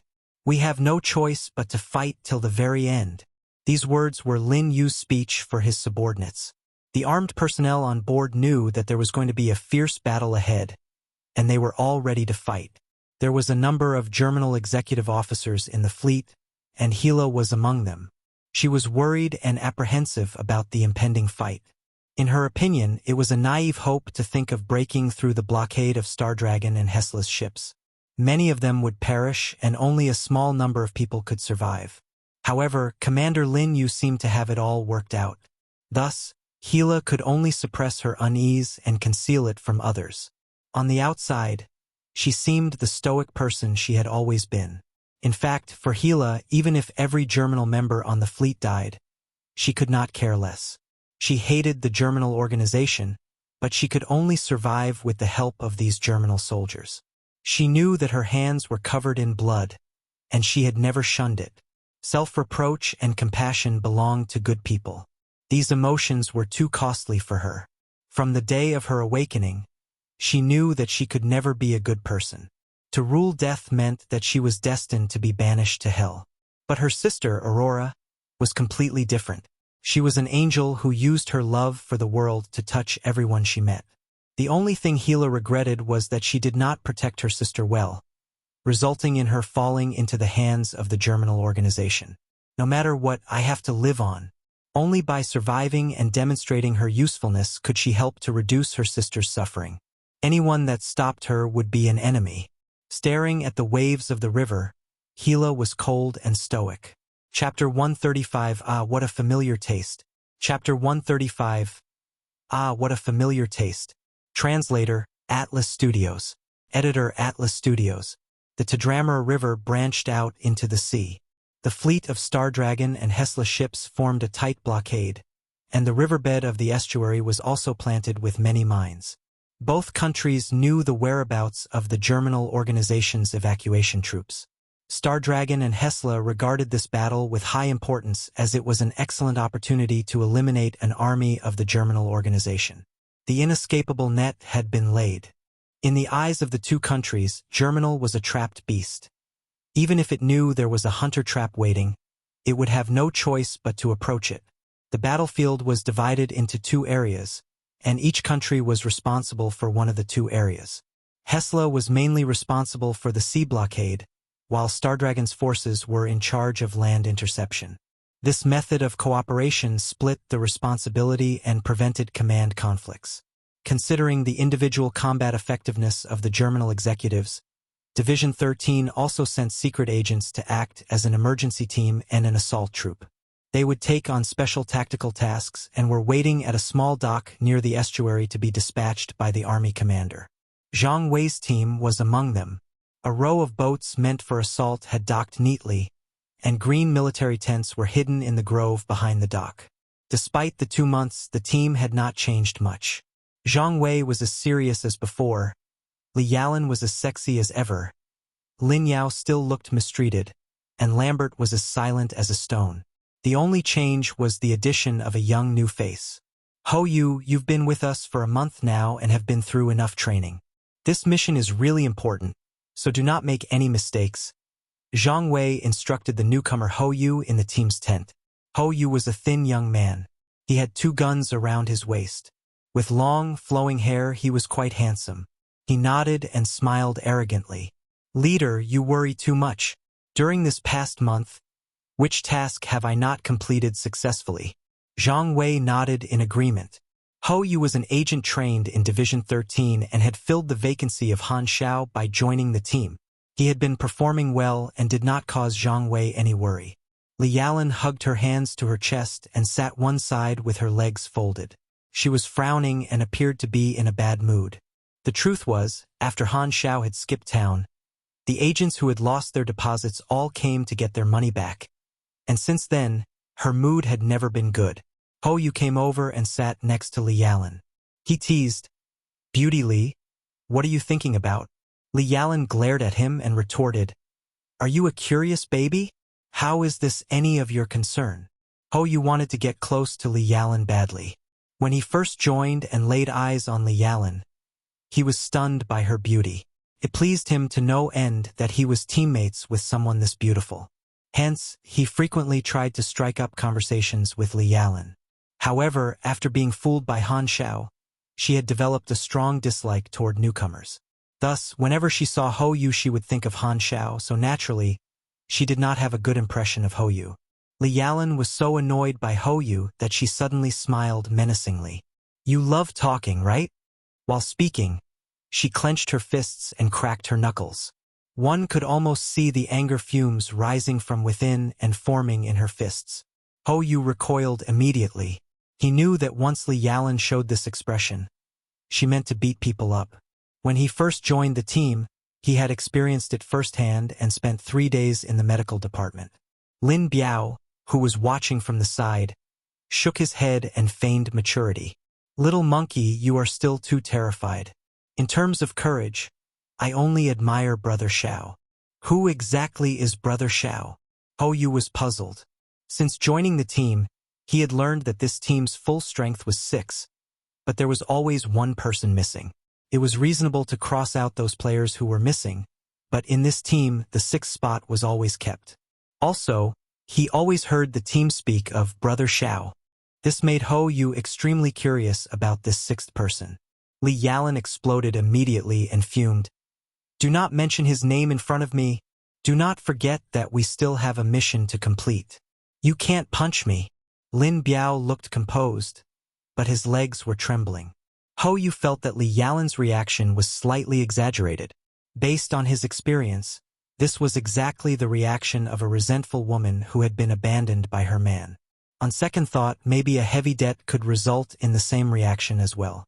Zhang Wei shook his head, let out a breath, and explained, Han Xiao was originally our teammate. However, he left because of some special reasons. Special reasons? Hou Yu used his imagination and probed. Was he sent to carry out a special mission? Zhang Wei shook his head. Was he transferred to another team by the superior? Zhang Wei shook his head. Then where did he go? Hou Yu was bewildered. Li Yalan huffed. He could be dead for all we know. Who are you kidding? Why keep his spot if he really is dead? You all speak as if you all hate him. But why do I feel like you all actually miss him a lot? Silence. After a long time, Li Yalan stood and smiled slightly. Choose a way to die. Hou Yu scampered off. Lambert shook his head and kept his sword sheathed. Stardragon's infantry army was lying in ambush in the valley near the estuary. The goal was to intercept Germinal's infantry troops that had come to converge. Sleepy Winter, Twinkle Fried Rice, and Rainy Kim served as backline support. The three had joined the Stardragon army during beta testing but had since changed their professions. Twinkle Fried Rice and Rainy Kim were in the martial arts line while Sleepy Winter's character had exploded and awakened his ability using the store's DNA. As recruits, they were also appointed to act as backline support in this battle. What pleased them was that they managed to spark a Camp Destroyer series quest, the Battle of Tadramar River. However, they soon became frustrated. This series had more than a dozen targets. They could only complete the few backline support targets in the series, which were the simplest and had the lowest rewards. Other tasks such as killing 10 Germinal soldiers, assassinating a Germinal executive, or destroying transport vehicles were completely beyond their capabilities. This does not seem like our level of mission, Sleepy Winter grumbled. Both Twinkle Fried Rice and Rainy Kim agreed. They had been drawn into a difficult mission that was totally beyond their current level. Looking at their novice level, it was simply none of their business. The three of them had no idea that the Germinal organization and the Six Nations had a head-on conflict that happened 3 months after the beta game. At that time, the players had a basic understanding of the world structure, and they also possessed some combat strength. The conflict between Germinal and the Six Nations started happening on a very small scale, and bit by bit, it enabled players to become involved and have a chance to show off. However, Han Xiao had completely disrupted the whole process. He had brought forward the conflict between the Six Nations and the Germinal organization, leaving the current players totally incapable of participating. To be exact, the players had been cheated of their original main quest. This benefited Han Xiao as it decreased the variables bought by the players. Whoosh! 2 heavy-duty transport helicopters bearing a Fabian logo landed slowly in a valley. The wind was so strong that the grass at the landing site swayed in all directions like a wave. Old Black, we've arrived, Pilot Antonio lazily called. I can see. Also, do not call me Old Black, Han Xiao retorted. Call Black Phantom if you must. Foolishly calling me Old Black will affect my luck. Antonio removed his earmuffs and puffed out a cloud of smoke. Forget it, you don't have much luck anyway. Get lost, Han Xiao said irritably. In the past 2 months, Han Xiao had maintained a good working relationship with the Fabian company, and Antonio was warming up to him day by day. Frenzied Sword hid in a corner on the helicopter, shivering while he watched the two extremely deadly godfathers talk and laugh merrily. Frenzied Sword had thought that Han Xiao would drive to their destination, but with just a phone call, 2 helicopters came to pick them up. At this moment, Frenzied Sword thought even higher of Han Xiao.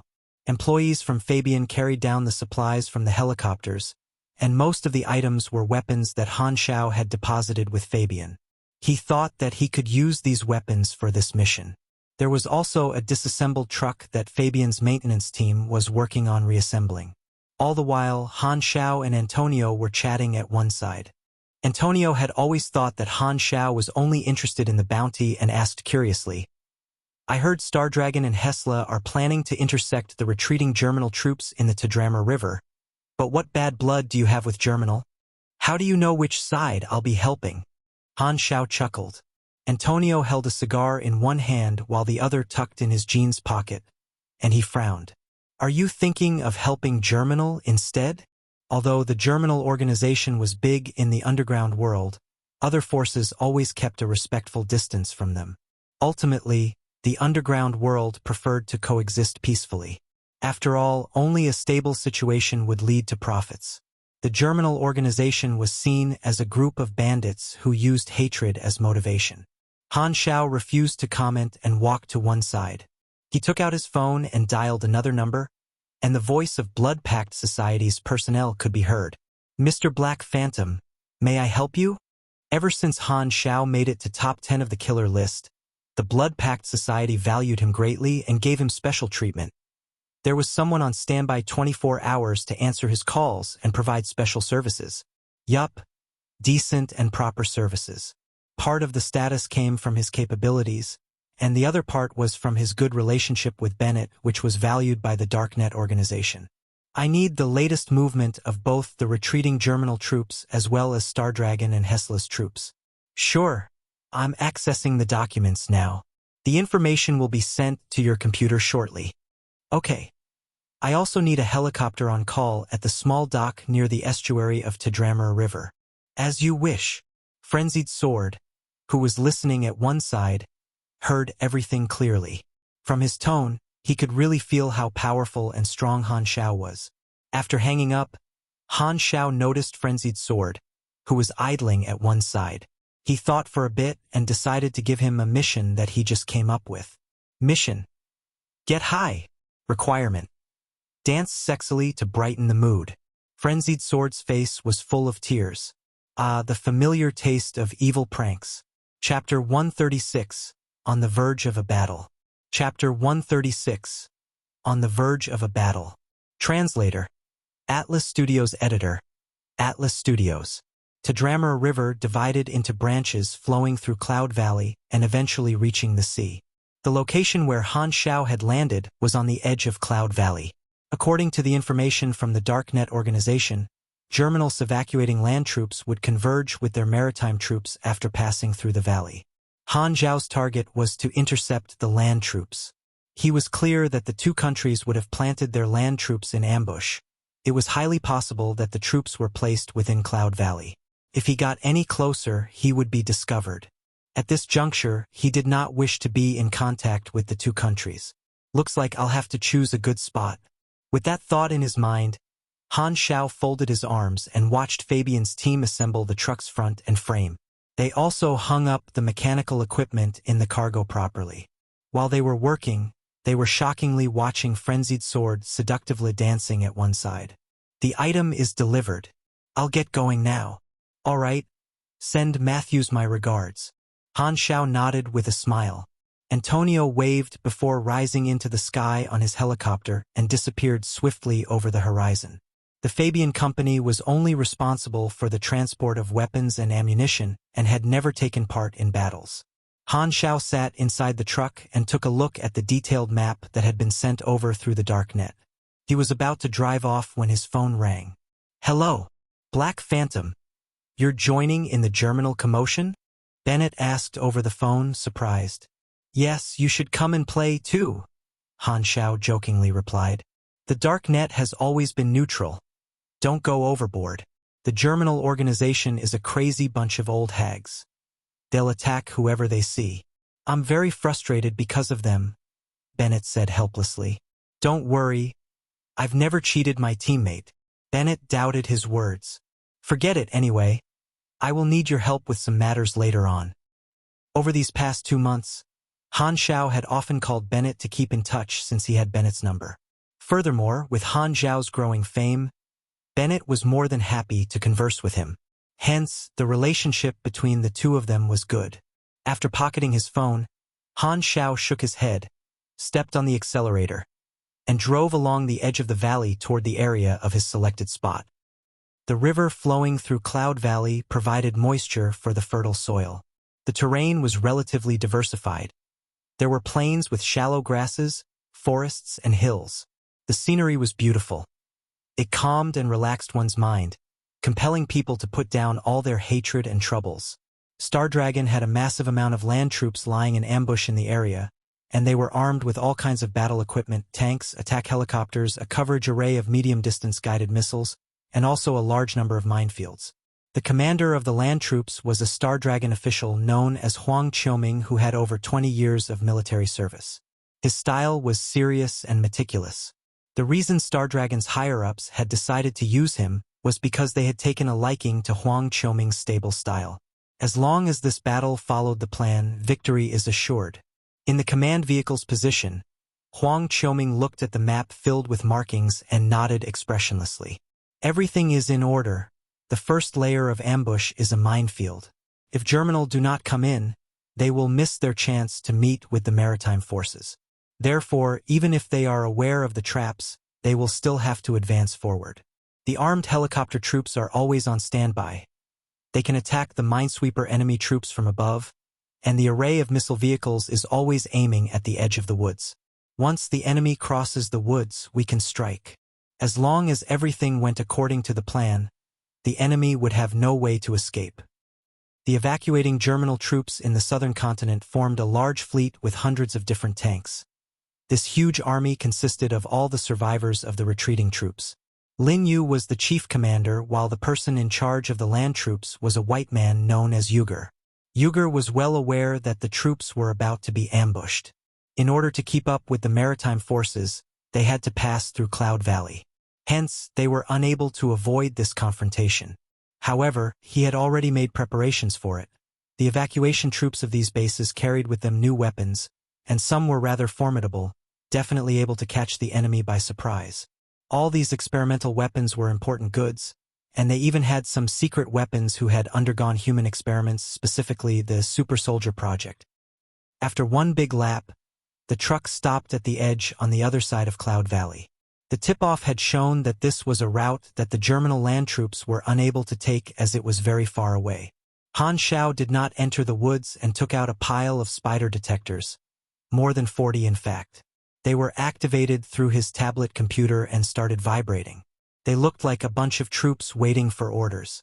After 2 months of accumulation, Han Xiao's skills had improved again. Thus, his existing machinery had been renewed and strengthened. The spider detector was equipped with a low-level smart chip that automatically detected threats and fed them back to the computer. Hence, there was no need for Han Xiao to constantly refer to the screen.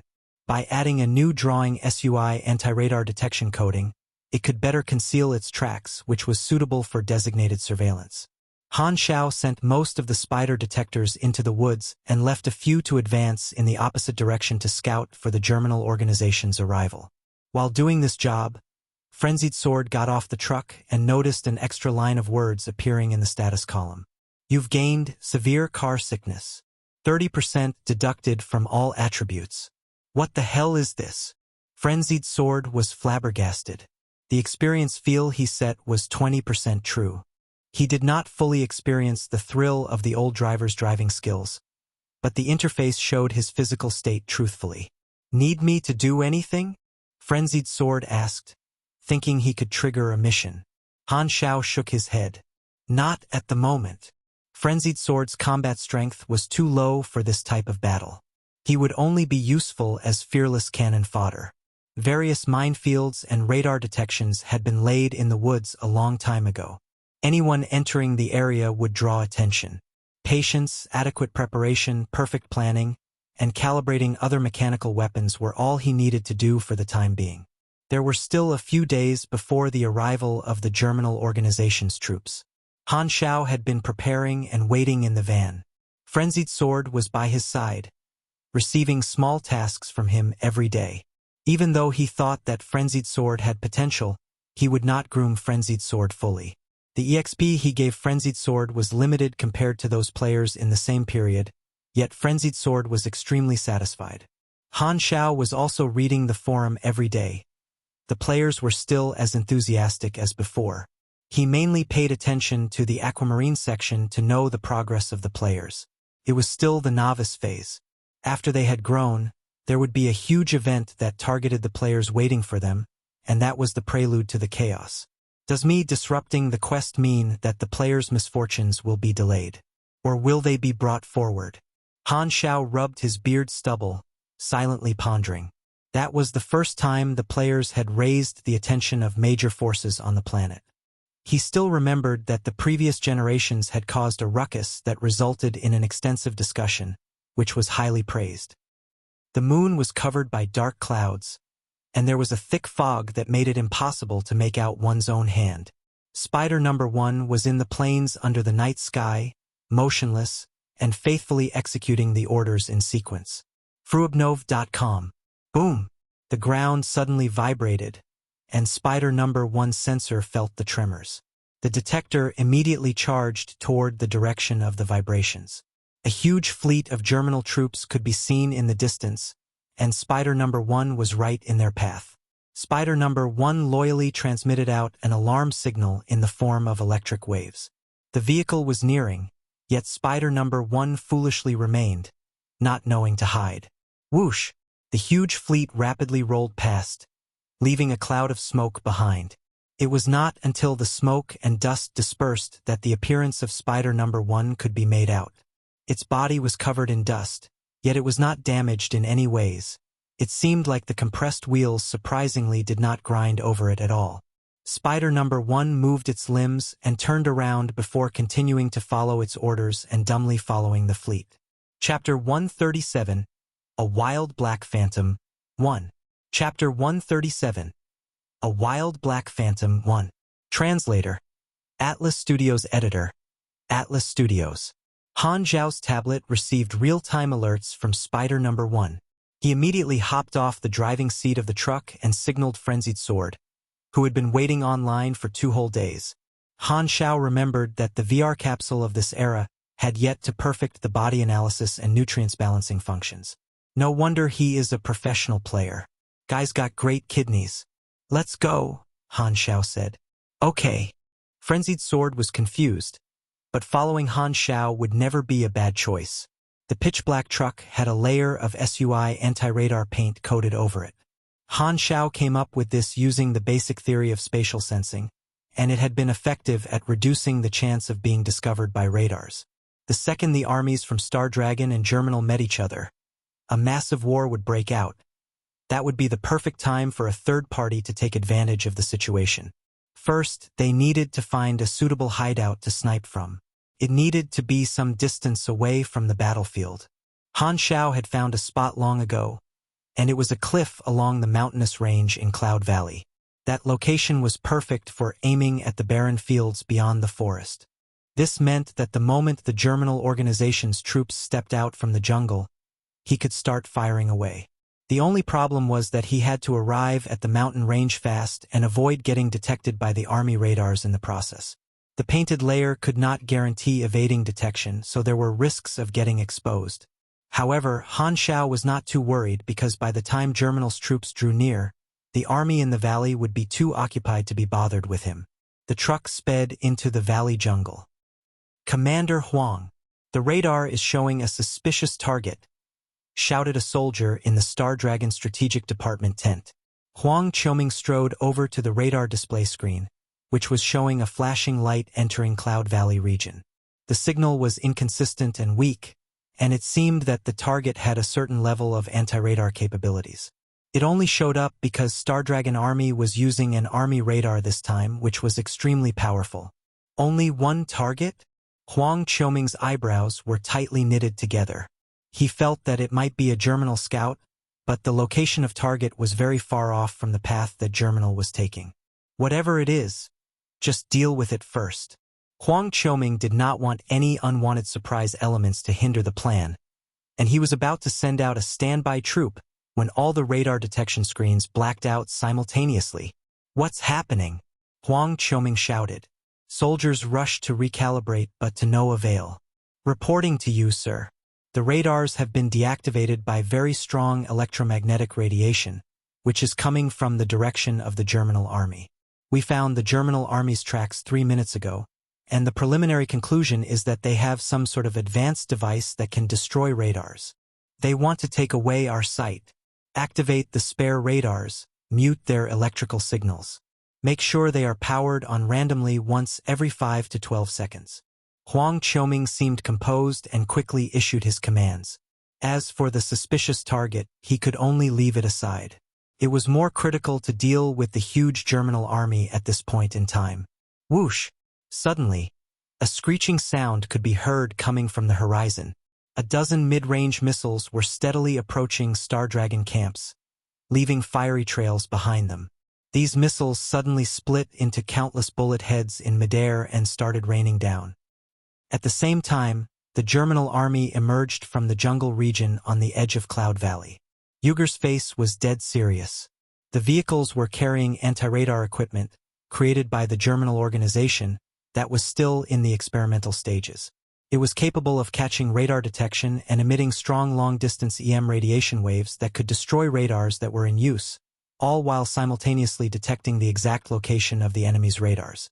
Uger decided that he had found the enemy's base, so he ordered for the Beehive-type missile assault vehicle to launch attacks, firing the cluster munition missiles, which was a mature weapon that had already gone past the experimental stage. What he did not know was that he had indirectly done Han Xiao a favor by destroying Star Dragon's radars. Surely, such attacks could not injure the Star Dragon army. Indeed, the Star Dragon army aimed and fired their missile-intercepting machine guns toward the cluster ammunition, creating explosions and intercepting the bullets in midair. Both sides were ready for the battle. The only question here was, who was more prepared? Enemies will soon reactivate their radars. We don't have much time left. We need to launch attacks now. Uger commanded in a dead serious tone. Bomb-detecting team, you go first. With the vehicles carrying portable bomb detectors leading the way, the Germinal troops were able to quickly detect where Star Dragon had planted bombs and detonate them with their machine gun. Germinal was steadily and safely advancing. This time, when the anti-radar equipment discovered signals from Star Dragon's radars, it was unable to destroy the radars as Star Dragon's radar would switch off before anything could be done to it. Uger knew that the real fight would be starting soon. The helicopter's rotors were roaring as they flew close to the ground. The Germinal troops had to advance against the merciless firing. Among the flames and explosions, Uger commanded in fury, "Fire the graphite missiles!" A handful of graphite missiles soared through the air, landing among the helicopters.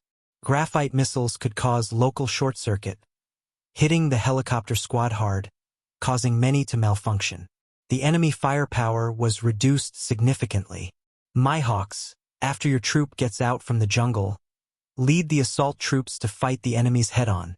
Your task is very important. You have to distract the enemies. Uger spoke into the walkie-talkie. Myhawks was sitting in one of the transport vehicles, and he replied with a light grunt. Myhawks was extremely well-built, and he was a master of martial arts.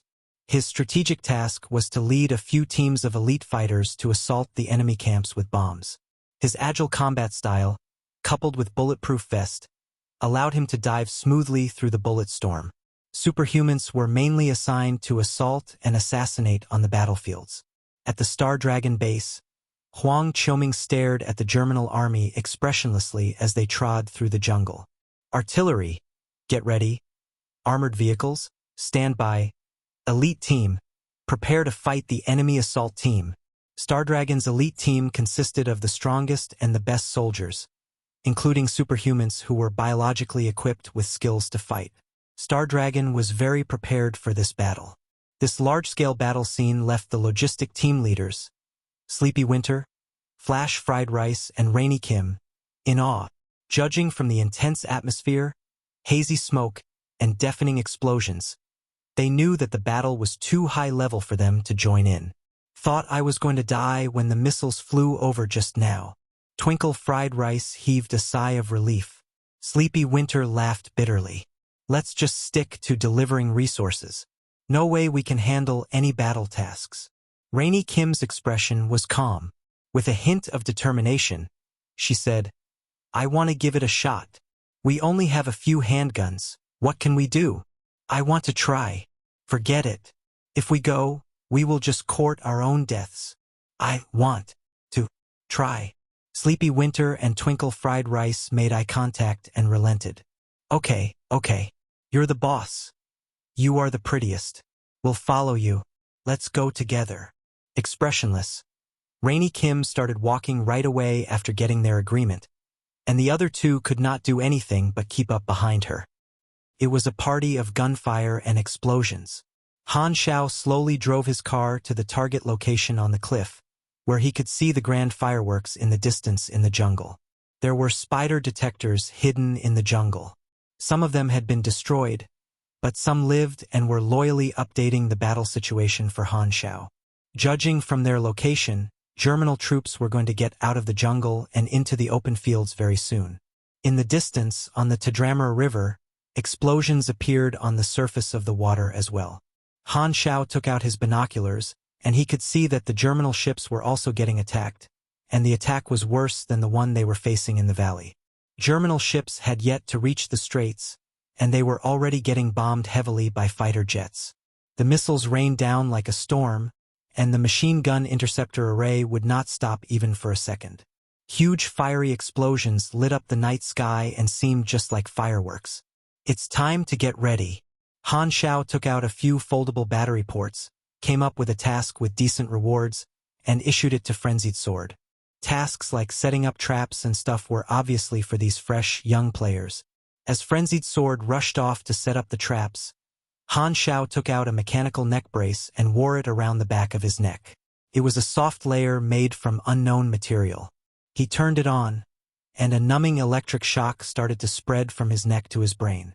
Han Xiao shivered slightly and felt adrenaline rush through his body. You have entered excitation mode. All attributes plus 5%. Duration 20 minutes. This machine was called Electromagnetic Pulse Controller. It was a special piece of equipment that used EM waves to adjust biological conditions and improve the user's attributes. Han Xiao had gotten this blueprint from talent fusing by accident.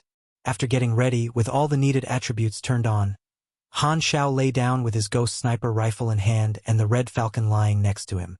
His eyes were sharp as eagles, and they were glued to the battlefield. Boom! An area of trees was blown up. The Germinal troops had finally made it out of the forest. Come on, baby! Han Xiao narrowed his eyes and aimed. Chapter 138. A Wild Black Phantom. 2. Chapter 138. A Wild Black Phantom. 2. Translator. Atlas Studios Editor. Atlas Studios. Airstrike. Stardragon's missile-carrying vehicles fired mercilessly at the Germinal troops. The missiles approached with high-pitched screeches, adding to the heavy atmosphere. Uyghur did not panic. He commanded the troops to close up the gaps in their formation, with the vehicles carrying multi-barreled machine guns at the front, forming an assault formation. This reduced the area of target, and the machine guns destroyed all the missiles in the area in midair, forming a vacuum, allowing the troops to smoothly sail through the explosion waves. Huang Qiuming paused.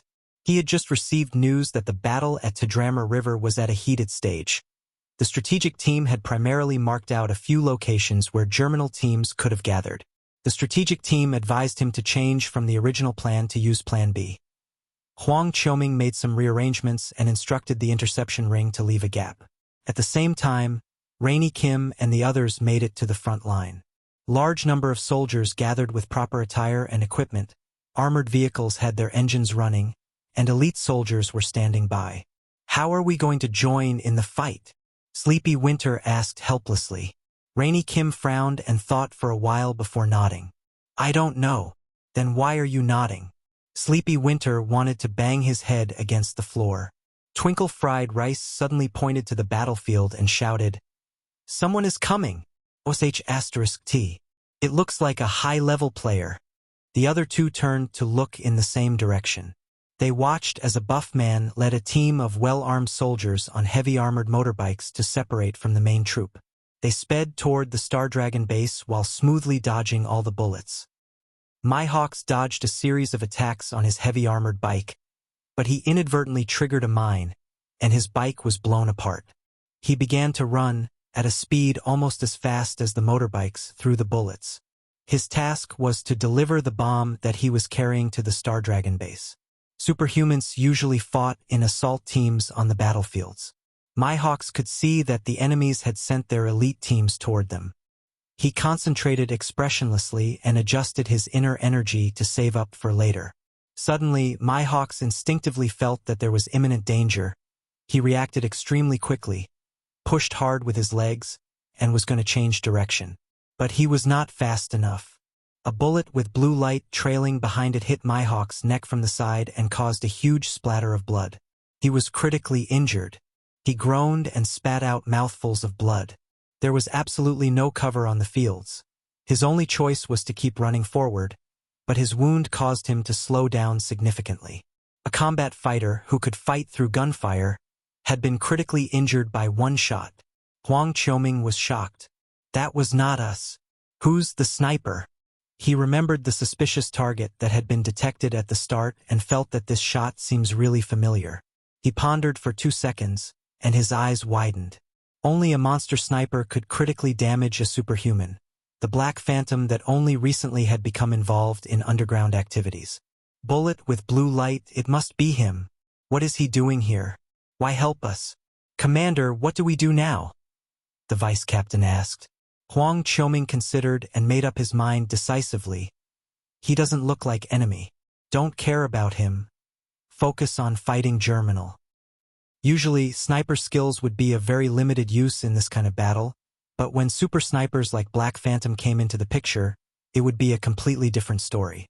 The Star Dragon did not know why Black Phantom was helping them, but needless to say, this helped them greatly. Yuger was furious. One shot to critically injure Mihawks, that must be that damned Black Phantom. Not long ago he got Frary's team too. This monster must have joined the fight at Star Dragon's request.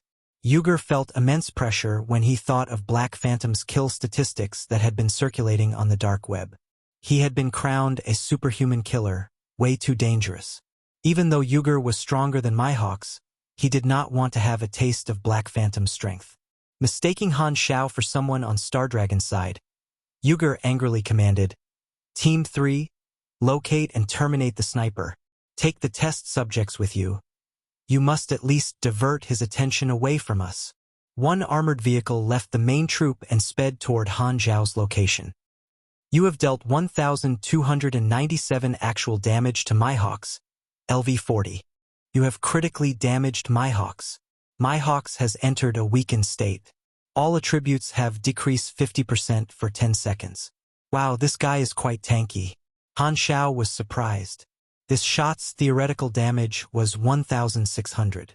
Taking combat fighters' body attributes into consideration, it would be about 1,300. This had knocked out Bai Yu, who was LV-48, in one hit, but Mihawks was still up and running. Combat fighters are indeed very tanky. This time, Flaming Will was not too good. It only buffed his attack by 148%. His Ghost Sniper rifle had been maxed out in all its attributes after the strengthening. None of the EXP earned had gone to waste. Han Xiao either saved the EXP or used it to level up skills, talents, and equipment, which were the key to having strong firepower. After his first shot, Han Xiao activated a new task. Tedramar River Warfare, Miscellaneous. You have joined in the battle between Star Dragon and the Germinal organization. Since you have chosen your side, see what you can do for your allies. This was a Class C mission. The player had to kill Germinal soldiers and prevent them from escaping. Reward would be based on task performance. The reward EXP shouldn't be less than 300,000. Han Xiao was satisfied that he could earn EXP by being a busybody. Han Xiao fired single shots at Mihawks, who could not escape the fate of being swallowed by the explosions and shots. His death was tragic. This marked the end of a combat fighter who was even stronger than Pan Kuang. Combat fighters are great in close quarters against few people, but if you want to deal with armies, even if it's not technologically advanced, you must at least be half as strong as Bennett, Han Xiao thought to himself. Combat fighting makes use of energy. Everyone wants to be a hero, and combat fighting allows fighters to dominate whenever and wherever, without the need of weapons. However, even though this style of fighting is very strong, one must have gone through the necessary growth. C-Class marks this line, the level cap for players of in the 1.0 version. The snipers had greatly weakened the assault team, which had been caught by the counter-troops from Star Dragon. The assault plan had barely started and was already failing terribly under Han Xiao's intervention. At this moment, he noticed that a troop had veered off from the Germinal main troop and was moving toward him. He changed his target and started firing using the Red Falcon sniper gun. Because Star Dragon was also present, Han Xiao intentionally avoided using the high-explosive bullets. A sniper rifle could only deal limited damage to armored cars. So Han Xiao activated the portable battery that had been set up beforehand. 300 meters in front of the Germinal troop, four portable batteries transformed into small multi-barreled machine guns. They fired rapidly, and some of the armored vehicles exploded on the spot. The remaining soldiers had to spread out and launch counterattacks on the portable batteries. Once the team spread out, the portable battery was a lot less effective because it had to rotate and aim instead of aiming at one spot. The portable batteries did not have defensive mechanisms, even if Han Xiao used platinum as the surface material, and 2 out of 4 were blown to bits very quickly. Overall, the result was good. More than half of the vehicles were destroyed, and the enemies were significantly weakened. At this moment, the troops did something that Han Xiao did not expect. They opened the rear of one of the armored vehicles. 3 humanoids jumped out of the car and ran toward the portable batteries at a speed faster than car. They looked really strange, and Frenzied Sword was taken aback. What in the world are those things? Frenzied Sword wanted to use detection on them, but was informed that he was too far away. The 3 humanoids were well-built and expressionless. There were large amounts of metallic joints and structures inside the arms, legs, and spinal regions. The metal was fixed into the bones at joints, such as in their knees and elbows. As they were running, the metallic joints would have blood seeping out. There was no doubt that every movement would inflict great pain, but the trio seemed emotionless, as if they could not feel any pain. Moreover, there was a layer of thin armor growing from the skin of the humanoids. Han Xiao recognized the humanoids the second he saw them. Chapter 139. A Wild Black Phantom. 3. Chapter 139. A Wild Black Phantom. 3. Translator. Atlas Studios Editor. Atlas Studios. Germinal's Super Soldier project has been brought forward a year? Han Xiao raised his eyebrows. This project was originally intended to create humanoids with battle potential. Through exoskeleton cybernetics, they improved test subjects' physical capabilities by experimentation. Through the pure strength of the technology, it supported their physical body, and as a result, warriors with the battle power of super soldiers could be mass-produced. However, the technology was still in its infancy. The process was very painful because the exoskeleton had to be directly connected to the nerves, and various mechanical parts had to be implanted into the body to strengthen the physique. Only experimented Valkyrie specimens whose mental resilience was strengthened could withstand such modifications. At the end of it all, their sense of pain would fade away, and they would only move on instinct. By the whole of Galaxy's standards, it was a very undeveloped modification technique and had already been eliminated long ago. But on Aquamarine, the Germinal organization was able to develop the technique further by neglecting the physical condition of the test subjects. The exoskeleton was not only a piece of equipment that could be worn externally, but it could also be infused as a part of the body. Doing so would connect one's nerves to the armor, giving the person greater mobility. However, the Germinal organization had yet to develop the technology to maturity. By experimentation, they only managed to develop to infant stages of the technology. Aquamarine's major players each held one or a few advanced skills, and nerve integration was an advancement knowledge that was in Germinal's hands. The advanced skill that Han Xiao had learned was only advanced material composition.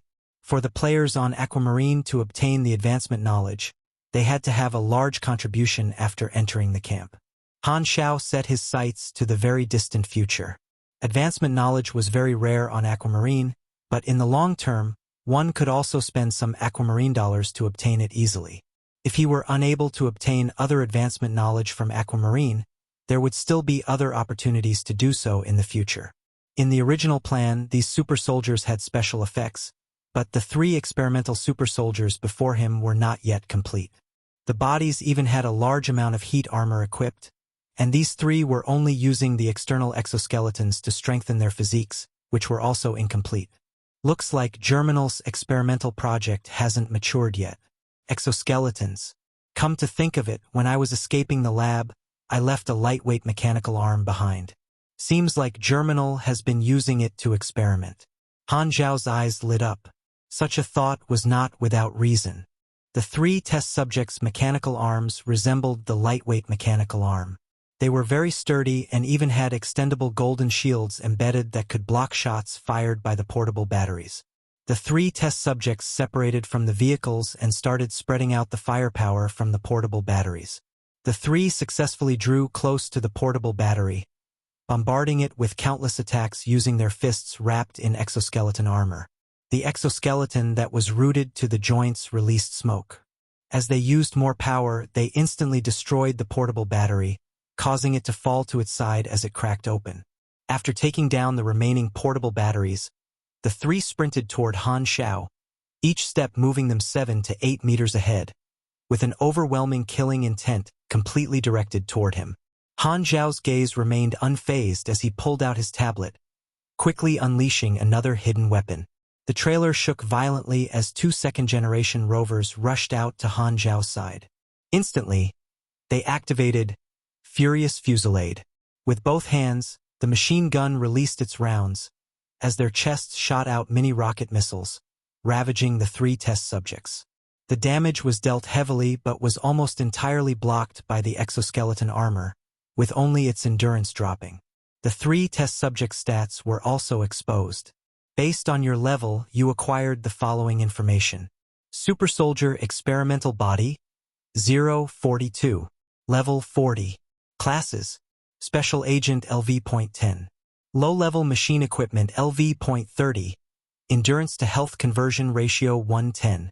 Attributes, 51 STR, 54 DEX, 70, 80, END, 25 INT, 8 MYS, 4 CHA, 6 LUK.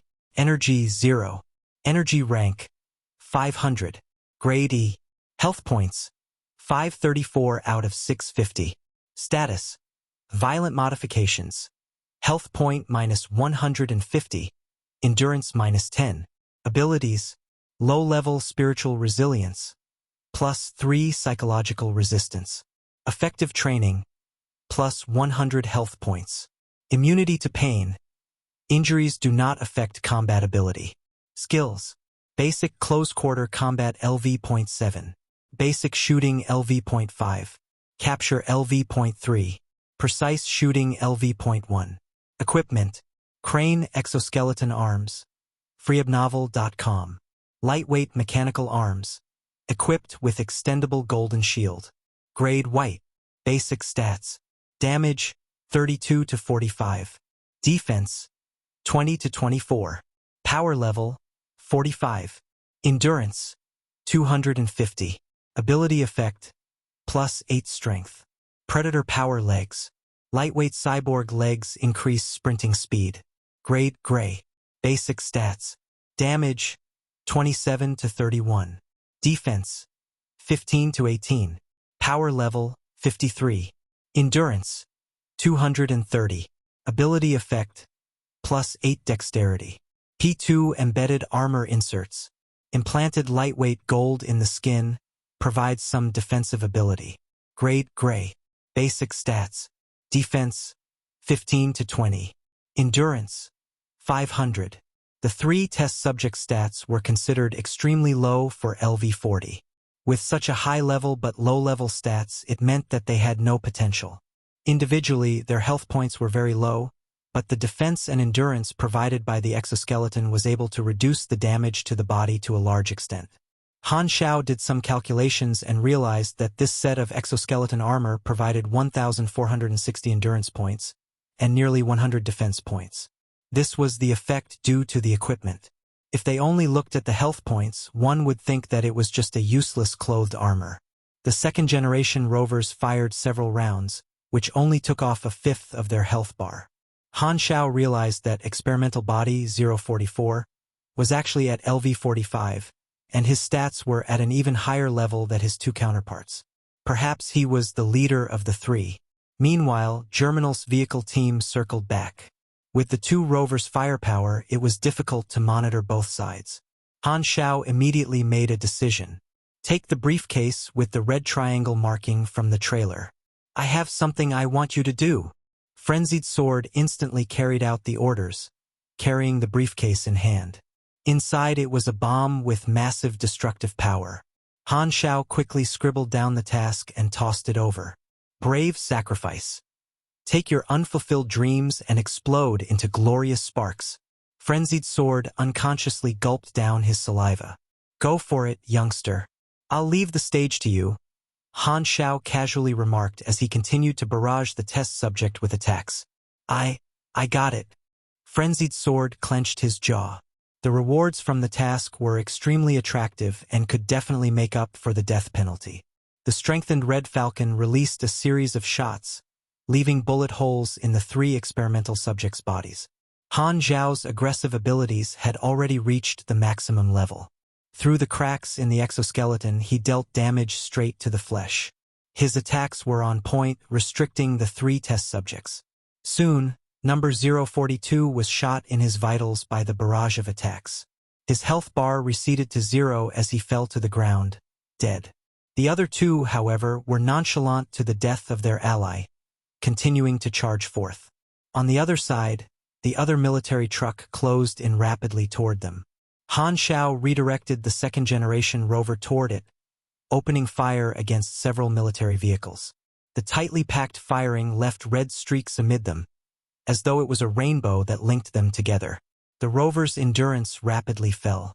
Seeing that they could not withstand the attacks, Han Xiao commanded the rover to dive into the team and execute the self-destruct function. The enemy, unable to react in time, was enveloped in striking flames that swallowed up several vehicles as a series of explosions ensued. Both sides were decimated at once. With the loss of 2 second-generation rovers, Han Xiao remained unfazed. Technology-based warfare was just like that, money-burning. But he was indeed generous. If it was another player, they definitely could not bear to do such a thing. However, Han Xiao had all the money he needed. The sniper rifle had a limit to its firing speed. Finally, both test subjects were within 50 meters of him. Frenzied Sword remembered the contents of the task. Steadying his heart, he leaped forward, lunging onto number 043 as a fist pierced through his chest. He spat out a mouthful of blood and clenched his teeth as he activated the bomb in the briefcase. Boom! A mini mushroom-shaped cloud rose up into the skies. The sweltering wave of hot air mixed with dust exploded, and the fully equipped Han Xiao was splattered with dirt. Through the smoke, the debilitated number 044 experimental body rushed over again. In the moment when the explosion took place, number 043 was ahead of him in the rush and exploded into nothingness. Number 044 immediately dropped to the ground and was still able to move as his gaze oozed with bloodlust. With only the last 10 meters left, in a second, he would be able to lodge his steel fist into that foul sniper. At that moment, Flaming Will finished its cooldown. Han Xiao suddenly threw aside Red Falcon, reloaded the ghost sniper as he activated Overload, reinforcing it with Flaming Will, and fired. The bullet, with blue light trailing behind it, disappeared from sight as it shot straight through number 044's head. Blood spurted out like an arrow, leaving a thin, long streak of blood on number 044. Number 044 took several steps forward without losing momentum. Suddenly, his body tilted, falling to Han Xiao's feet. Just one more step and he would have been able to reach Han Xiao. His still eyes had a trace of unwillingness.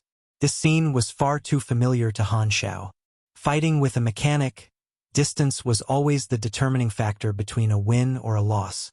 Many other enemies had fallen right before reaching their target, just like this. It's a shame. Even if you managed to engage me in close-quarter combat, you wouldn't have lived. Han Xiao shook his head. There were still many cards that he had not shown yet. These immature test subjects were far from his match.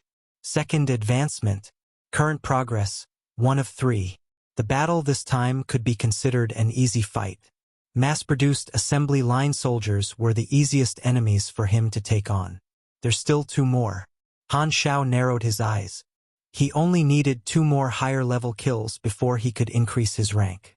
The interface displayed a sea of EXP, and he was looking forward to advancing his skills. Frenzied Sword sacrificed his virgin death. 10 seconds later, he was revived next to the trailer. Looking at the quest rewards and enemy kill experience, he could not hold back his grin. The Germinal team that had come to intercept him had been eliminated.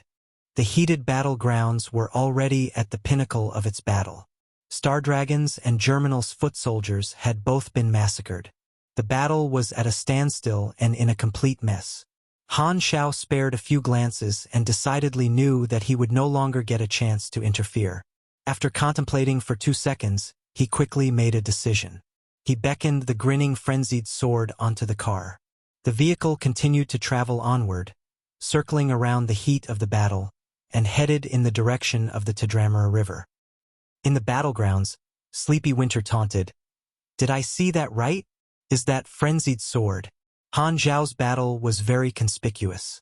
They saw Frenzied Sword's ID floating above his head and got a shock. Twinkle Fried Rice was at a loss. Even the cold, prideful Rainy Kim had her mouth wide open. Sleepy Winter remembered that even at the internal examinations, Frenzied Sword rejected his goodwill and did not enter the Star Dragon army. So how could he be on the battleground now?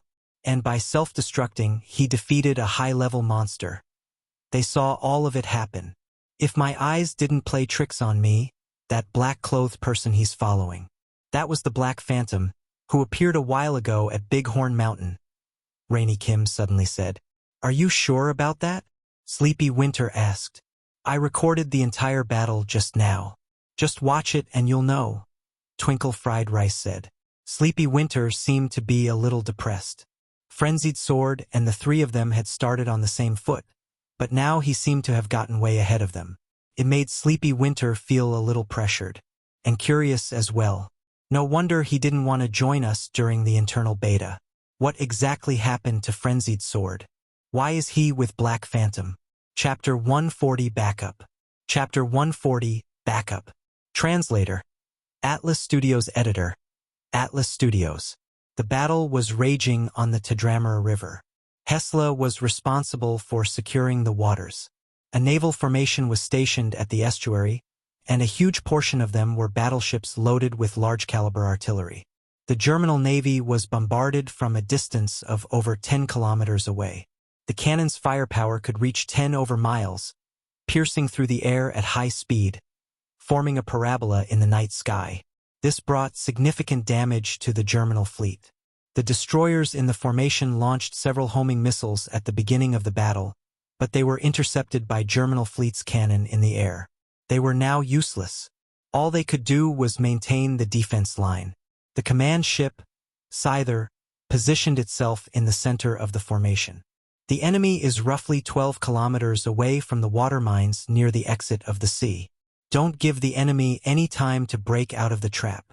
Scyther's admiral assigned the tasks in a swift and decisive manner. Deer, carp, and shark units have been preloaded with torpedoes. Await Germinal's entry and then fire away. Feed them full with a round of firepower. As for the offense formation, maintain the intensity of firepower. No change. Sonar scanners take note of the surrounding waters. There could be a chance for Germinal reinforcements to appear. Inform the Star Dragon's men to release some infantry units whenever necessary. Delay the Germinal Navy's time. Transfer this message to Star Dragon's commander. We need their assault troops to be on standby. On the other side, the troops that were deployed to fight the battle surrounded and harassed the Germinal fleet. Using bombs as their main form of attack, this caused quite some trouble for the Germinal fleet. There were bound to be some lucky cannonballs that escaped their intercepting fire, and when this happened, 3 of their ships sank. As the fleet's main purpose was to evacuate, their weaponry was not sufficient to wage a war. They were not even able to lock on to the high-speed battleships, let alone trying to deal any damage. However, Germinal still had a plan of their own. A fighter jet poured another wave of ammunition, and while the pilot was preparing to make another round, a shroud of dark fog exploded around him all of a sudden. A figure appeared out of thin air. It was a demon with dark eyeshadow and ear studs, with a sharp blade in his hand. He quickly sliced through the pilot's throat, splashing blood upon the window. The fighter jet crashed down in the water with the pilot's corpse. The demon smiled coldly and disappeared, leaving only a dash of black fog. Teleportation ability. Germinal Organization Executive Officer, Renette. Gila stepped onto the bow of the ship. The wind was blowing through that red hair of hers. She took in a deep breath, raising both her hands as though worshipping the sun. Gray air slowly flowed through from the fresh dead bodies in the battlefield.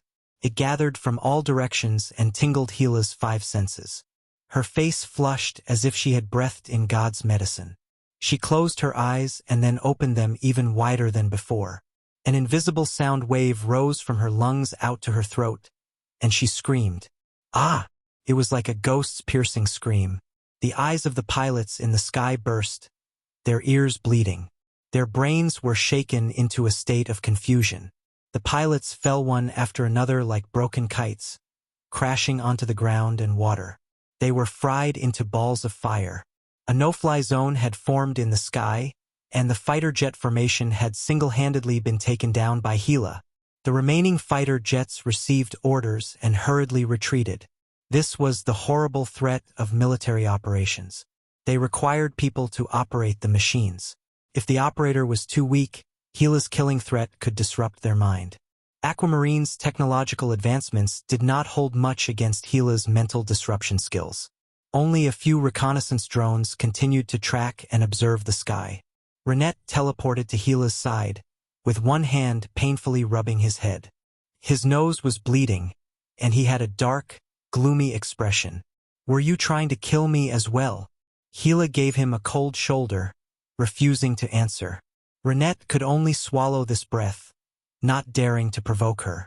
In the command room, Lin Yu did not really pay much attention to the battle. He looked at his watch and whispered to himself, "It's almost time." The Germinal Organization's infantry had broken through the defense line and was now rapidly approaching their intended destination. Stardragon's army executed according to plan. They opened the gates to allow water to gush in. They wanted it to be a naval battle. Gila would take over the confrontation after the infantry units had boarded their ships. These infantry units would just be useless in a naval battle. They would also become a burden. They were reducing their death toll but weakening themselves too. There was a new type of missile up on the destroyer ship that could cruise and split and avoid attempts to intercept it. The very moment Germinal's fleet and their infantry linked up, they would fire, and one round of it would cause major deaths to Germinal's fleet. The Germinal troops would then begin to flee. Division 13's ambush units would then board the ship and slaughter everyone aboard. That was the next step of the plan. However, in reality, things never went according to plan. Accidents were bound to happen. Do-do-do. The piercing sirens upon Hesla's command ship sounded. The radar detected dozens of targets approaching at high speed underwater. Ghostly torpedo. Where did it come from? It was too late to intercept it. A warship near the seaport exploded, fire spurting everywhere. Hesla's high-ranking officers had been paying close attention to the battle. The naval formations made them extremely furious. Anti-sonar submarines. How did the signal not sound anything at all? How far is the enemy's range? These could only be Germinal submarines. Where did they come from? Could it be that Germinal had planned this all along, to withdraw some troops from Andria? Or was there a secret base on an island nearby? No matter the reason, the enemy had reinforcements, and they now needed to deal with the unexpected situation. "Where are our submarines?" Hesla's officers roared. They had planned for several submarines in the vicinity as backup and immediately activated them to search for the enemy submarines. The Navy suffered heavy losses and were busy tending to emergency repairs. They could not proceed with the missile strikes. This caused strategic disruptions, and the situation was getting out of hand. Germinal's fleet took this chance. They changed their formation. The ship sailed to the shore, opened up, and lowered the slats, providing a bridge for the ground troops to cross.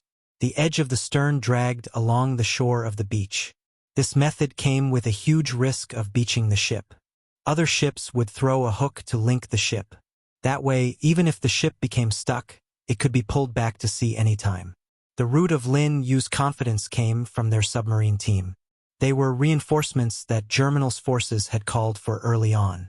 They relied on this ambush, breaking Hesla's blockade and strategic formation. In order to break through Stardragon's ambush, Uyghur had lost more than half of the troops, and when this opportunity arose, he immediately ordered the team to speed up and rush toward the barge ship. Star Dragon's assault troops, which were on standby, became anxious. They followed Hesla's plan to launch a round of missiles first before rushing up.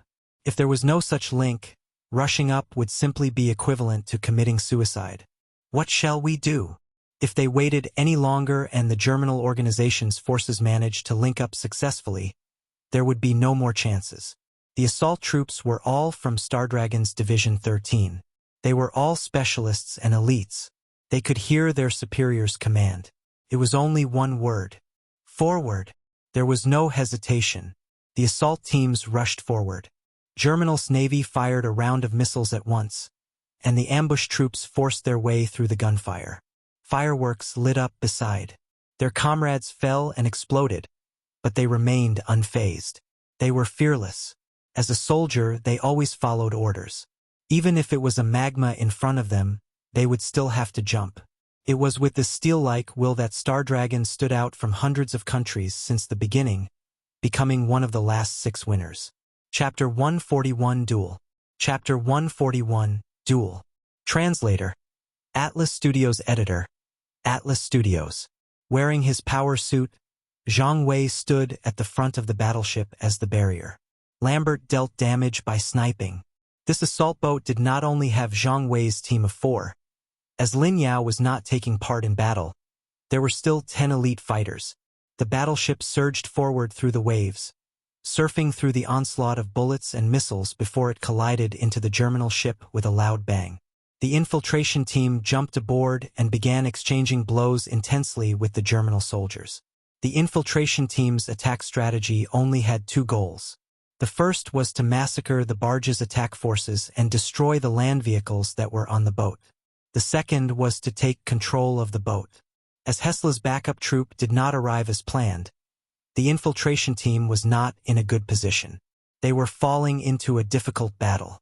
The Germinal Organization's plans were affected, causing their progress to slow down. The Germinal executive officers set out to counter Star Dragon's infiltration team. Zhang Wei's team was struggling to get the upper hand on the barge. Suddenly, a strong gale came rushing over without warning, like a ghost. The team's internal alarms rang on high alert as they hurried to dodge it. However, they still could not dodge the shockwaves of the wind. A strong wave of dizziness overcame them. Clenching their teeth, they looked toward the direction where the enemy was standing. There, they saw Gila, whom they had once crossed swords before. Gila had a cold expression. She still remembered she had once fought the Star Dragon soldiers. Last time, she had taken a small loss because of them. Remembering that, her killing intent was more murderous than before. Both of her hands emitted a dim, gray light, as if they were balls of mysterious, sinister energy that could suck them in. Furthermore, it was continuously growing in size. It would be hard to imagine how frightening the next blow could be. Ho Yu had a pained expression on his face as he held up both his guns with the intent to aim. But with a light sneer from Gila, her voice carried forth an overwhelming psychological suppression from the necromastery ability. As if he had taken a hard blow, Ho Yu staggered backward as his nose spurted blood. Gila did not even spare him a look as she turned her gaze to Li Yalan. Her killing intent was clear. This was the special female assassin that had used the lightweight mechanical arm. She definitely knew Zero's whereabouts. Li Yalan had a look of steely determination. She pulled out her foldable machete as she lunged toward Gila fearlessly. As the pugilist in the team, she had to initiate battles. Hopefully I can last the first bout. Li Yalan quietly clenched her jaw. As long as she could hold out till Gila's next attack, she had confidence that she could close in to restrict Gila's movements such that she would not have time to release another one of those psychological attacks. Even though Gila's abilities were strong, she was only using the attack on a superficial level, and every release required build-up to release the skill. Naive. Gila remained expressionless. Flipping both her palms, she was about to use the highly concentrated necromancer's abilities to shock Lin Yalan into an idiot. However, the next second, a sudden large wave of power surged toward the side of her ribs, causing her to fly off sideways as she collided into the side of an SUV, and her ribs throbbed with pain. Gila was in so much pain that her face turned ashen. With a deep heave, the necromancer's power on her hand suddenly dissipated. In her shock, she turned to look at the source of the attack. There was a van driving along the shore, staying alongside the boat.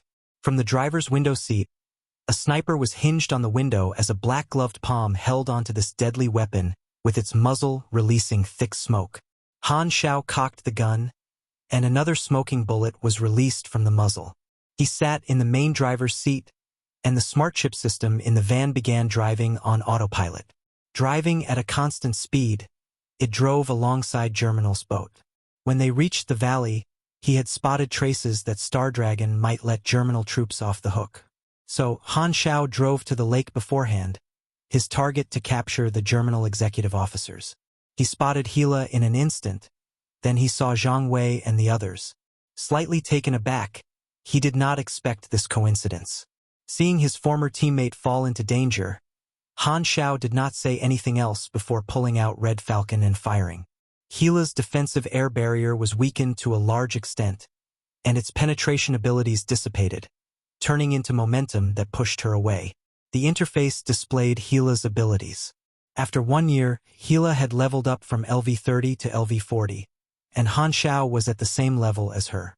He could see her stats, and her two strongest stats were Mystery and Intelligence. Her abilities were described as well. Necromancer's power, dictating death and capturing souls. Potential rating S. Outsiders could only see the description of the ability. Only the master of the ability could see the specific effects and the extent that it was developed. Through her basic knowledge, where she used her genes to develop her ability, more applications for her techniques could be obtained. Even though Gila's ability potential was high, she was only at LV-40 now. Her strength had yet to be completely used to its fullest potential, but Han Xiao did not have any interest in Gila's battling methods. Gila's special abilities seemed to lean toward attacking, but it was actually a versatile ability. From Gila's abilities, he saw several textbook specialties as well. High-speed fusion. Grim Reaper's power is able to heal flesh wounds, under regular circumstances, plus 500% health regeneration speed, while using energy, plus 1000%, 2000% health regeneration speed. Vitals immunity. Scent of Death supports your life. Vitals are immune to critical attacks. Soul disregard. Dictators of Death fear nothing, plus 20% resistance to negative effects, plus 30% psychological resistance. Ignore sudden death. Death is like the wind, always by your side, will not receive any fatal attacks. When health points are lower than 1%, a special status effect will be obtained. Han Xiao was helpless. These abilities made Gila practically impenetrable. No, it should not be described as impenetrable, but rather like a cockroach that would not die no matter how much one hit it, unless one used an extremely strong attack ability to finish Gila off. Oh, I forgot, she was even immune to instant death. Forget it, I'm probably better off just taking a nap. Han Xiao shook his head. As expected of the future big boss, the number of her abilities is almost as high as Bennett's. The only difference between the main roles is just luck. Gila, the hardest person to take on, was the first person he had met, but Zhang Wei's team had fallen into a difficult situation. Since he had the means to help out, he naturally would not stand aside and not lend a helping hand. After all, they had fought together side by side before. Taking advantage of Gila's distraction, Li Yalan closed in and slashed at her. Gila, as she staggered back in pain, was infuriated by Han Xiao's sneak attack. Meanwhile, her wound's recovery could be seen by the naked eye. However, her being on the boat meant that she could not take out the sniper on the shore. After all, she did not specialize in speed and could only use a vehicle as a barricade against the sniper. Yet, once Li Yalan, Zhang Wei, and the others found an opening, they instantly engaged in battle with her, forcing Gila to move out of position, exposing her to Han Xiao's sniping view. Even though they did not know who the sniper on the shore was, they knew that he was evidently there to help. So Zhang Wei's team took the initiative to launch a cooperative attack. This strategy was very effective. Gila's movements were instantly restricted, and with the sniper's uncanny ability to find openings, he managed to stop her from counterattacking at the right moment every time. This synchronized perfectly with Li Yalan, Zhang Wei, and the others' movements. Gila realized that she had actually fallen into a situation where she could not retaliate at all. Thus, she could only stay on the defensive, dodging every attack. But from Zhang Wei and the others' perspective, it was a ray of light for them. Originally, the team of 4 had created a battle strategy. But after Han Xiao received heavy injuries, it rendered him unable to fight and left a hole in their teamwork. But that sniper was able to patch up that gap. At every critical moment, he managed to fire a timely shot to assist them. It was as if he was someone who had a solid grasp of their fighting style. Who was he? Li Yalan and Zhang Wei began to have such thoughts. Han Xiao, who was still suffering from dizzy spells, could only fend off regular soldiers.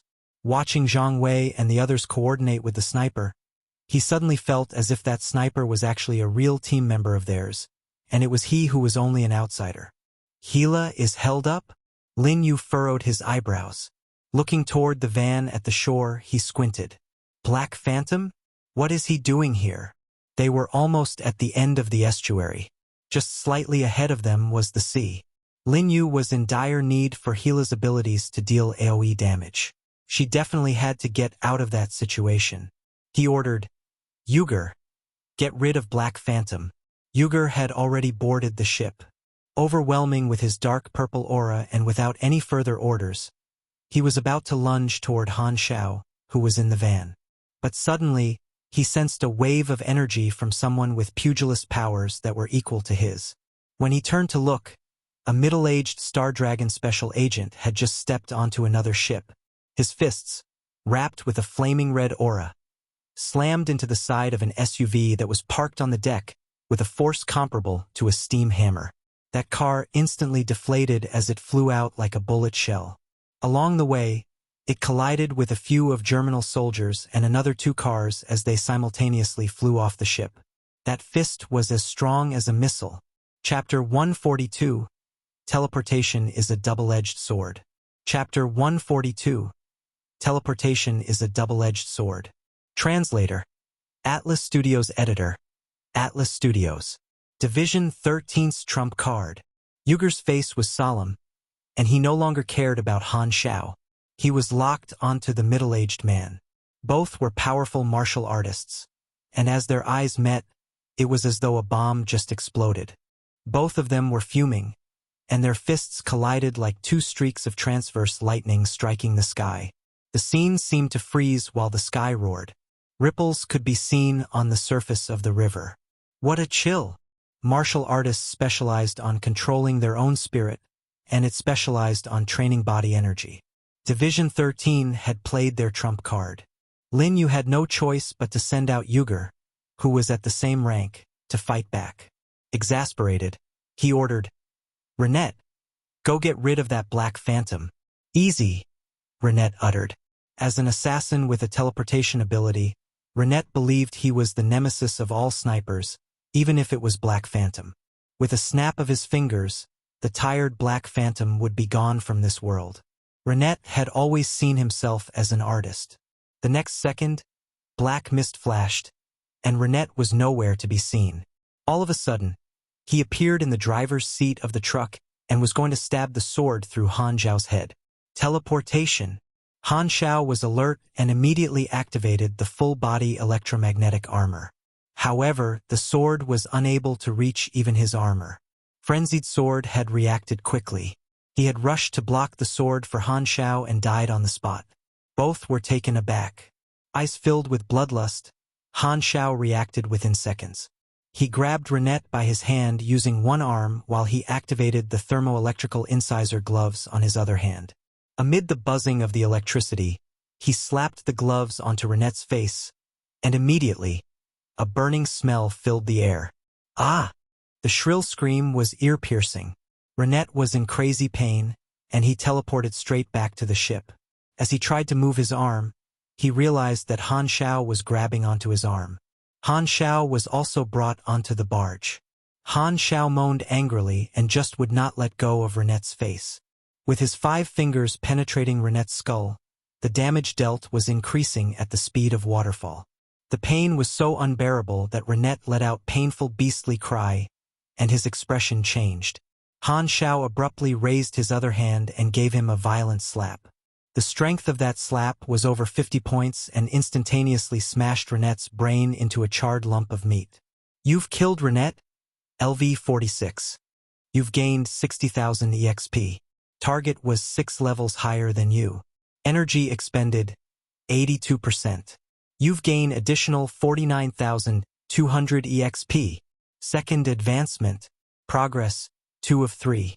Han Xiao panted, trying to catch his breath. Teleportation is indeed powerful but can be weak too. He is suitable to be an assassin, but he thought my weakness was close-range attacks. Teleportation was not a bad ability. If the superhuman was careful enough, they could be unbeatable. In fact, there were small differences in various teleportation abilities. For instance, when one teleported, could another be brought along as well? How big was the range? Was it within visible range? Or was it anywhere one could think of? What kind of teleportation was this? Was it imagination? Or was it the recombination of matter? Was the energy consumption constant? Or did it depend on the distance traveled? Was it purely just traveling from place to place? Or could it be aggressive too? It was all in the details. These were the death-causing reasons. In the past, he had encountered other characters capable of teleportation, such as a guy with recombination of matter type of teleportation ability. Once he crashed into a battleship's ionizing shield, he would instantly dissociate into powder. One with the imagination type of teleportation ability would teleport all over the galaxy and ended up overexerting his energy and become weak. Renette's teleportation seemed to be a mix between imagination and recombination of matter. When he grabbed hold of another person's body, the other party would also teleport together. This belonged to contact type of teleportation and could be dangerous once one was trapped in it. His sniping seemed to be the reason that led to Renette's death. This was also an idea that Han Xiao liked to mislead the others. When assassins thought that close-range attacks could kill him, it usually led to their own death. This disguise instantly tricked one teleporter. If it was a normal battle, Han Xiao knew that he would be helpless against Renette. Han Xiao stood up and finally understood the situation he was in.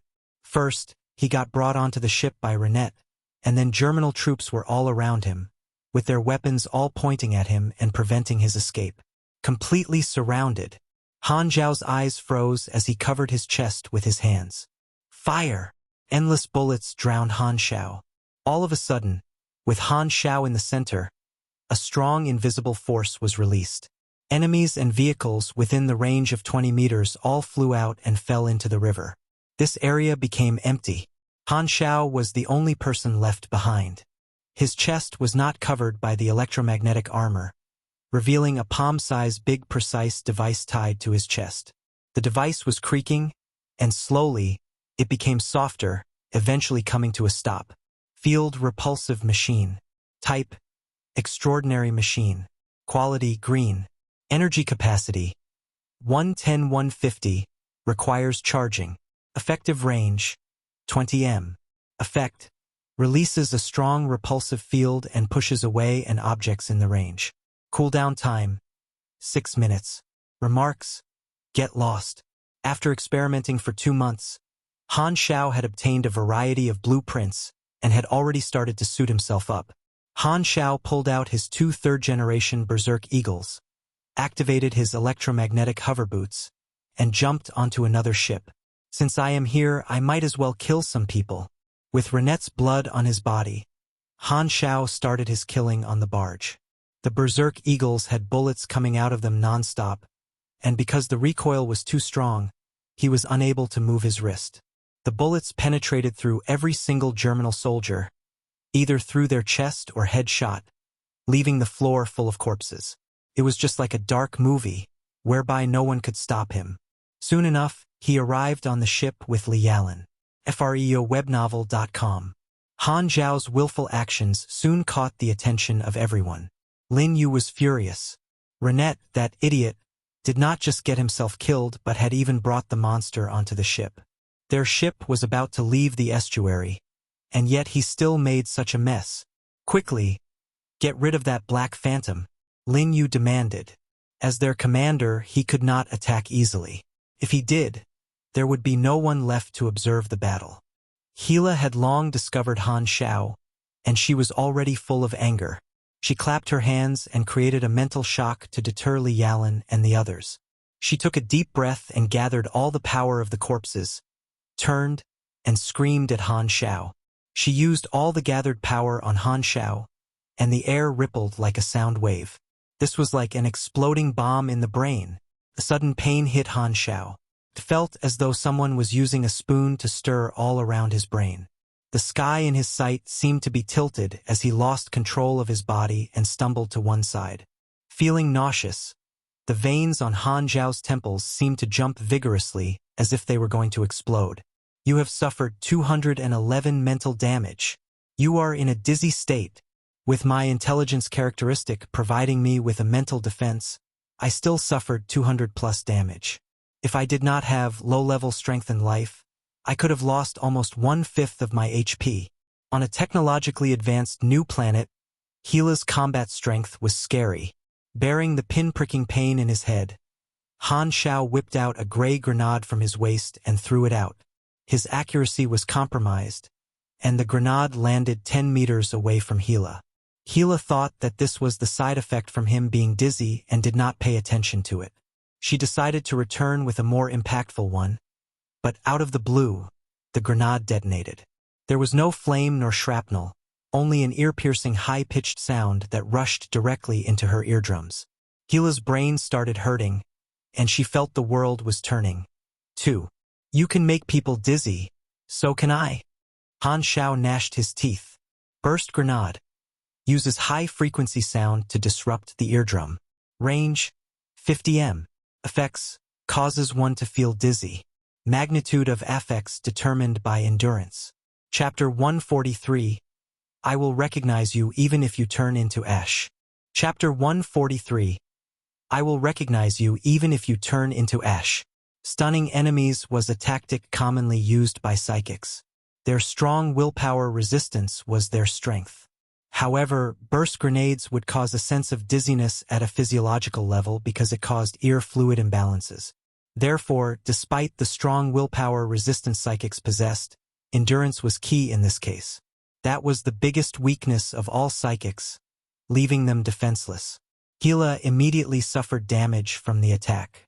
Agony was all over her face as she stumbled from one side to another like a wave. No matter who Gila was, during a battle, she only had one identity, enemy. Han Xiao knew no mercy and continued shooting coldly.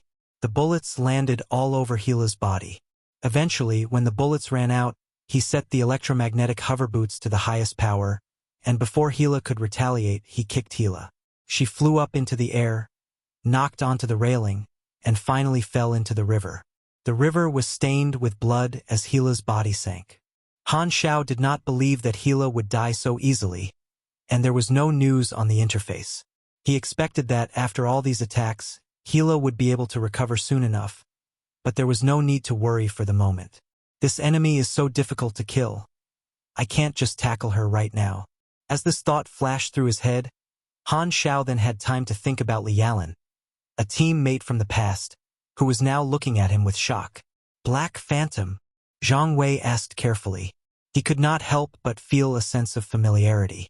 Zhang Wei did not seem to not recognize him, and that was great. Thinking about the feud between the Germinal organization and Zero, it was best if he continued hiding his identity. Han Xiao's eyes sparkled and heard Li Yalan suddenly yelling, Han Xiao. Han Xiao? Who is that? I think you've got the wrong person. It's you. Stop pretending. I could recognize you even if you turned into ash. Li Yalan gnashed her teeth.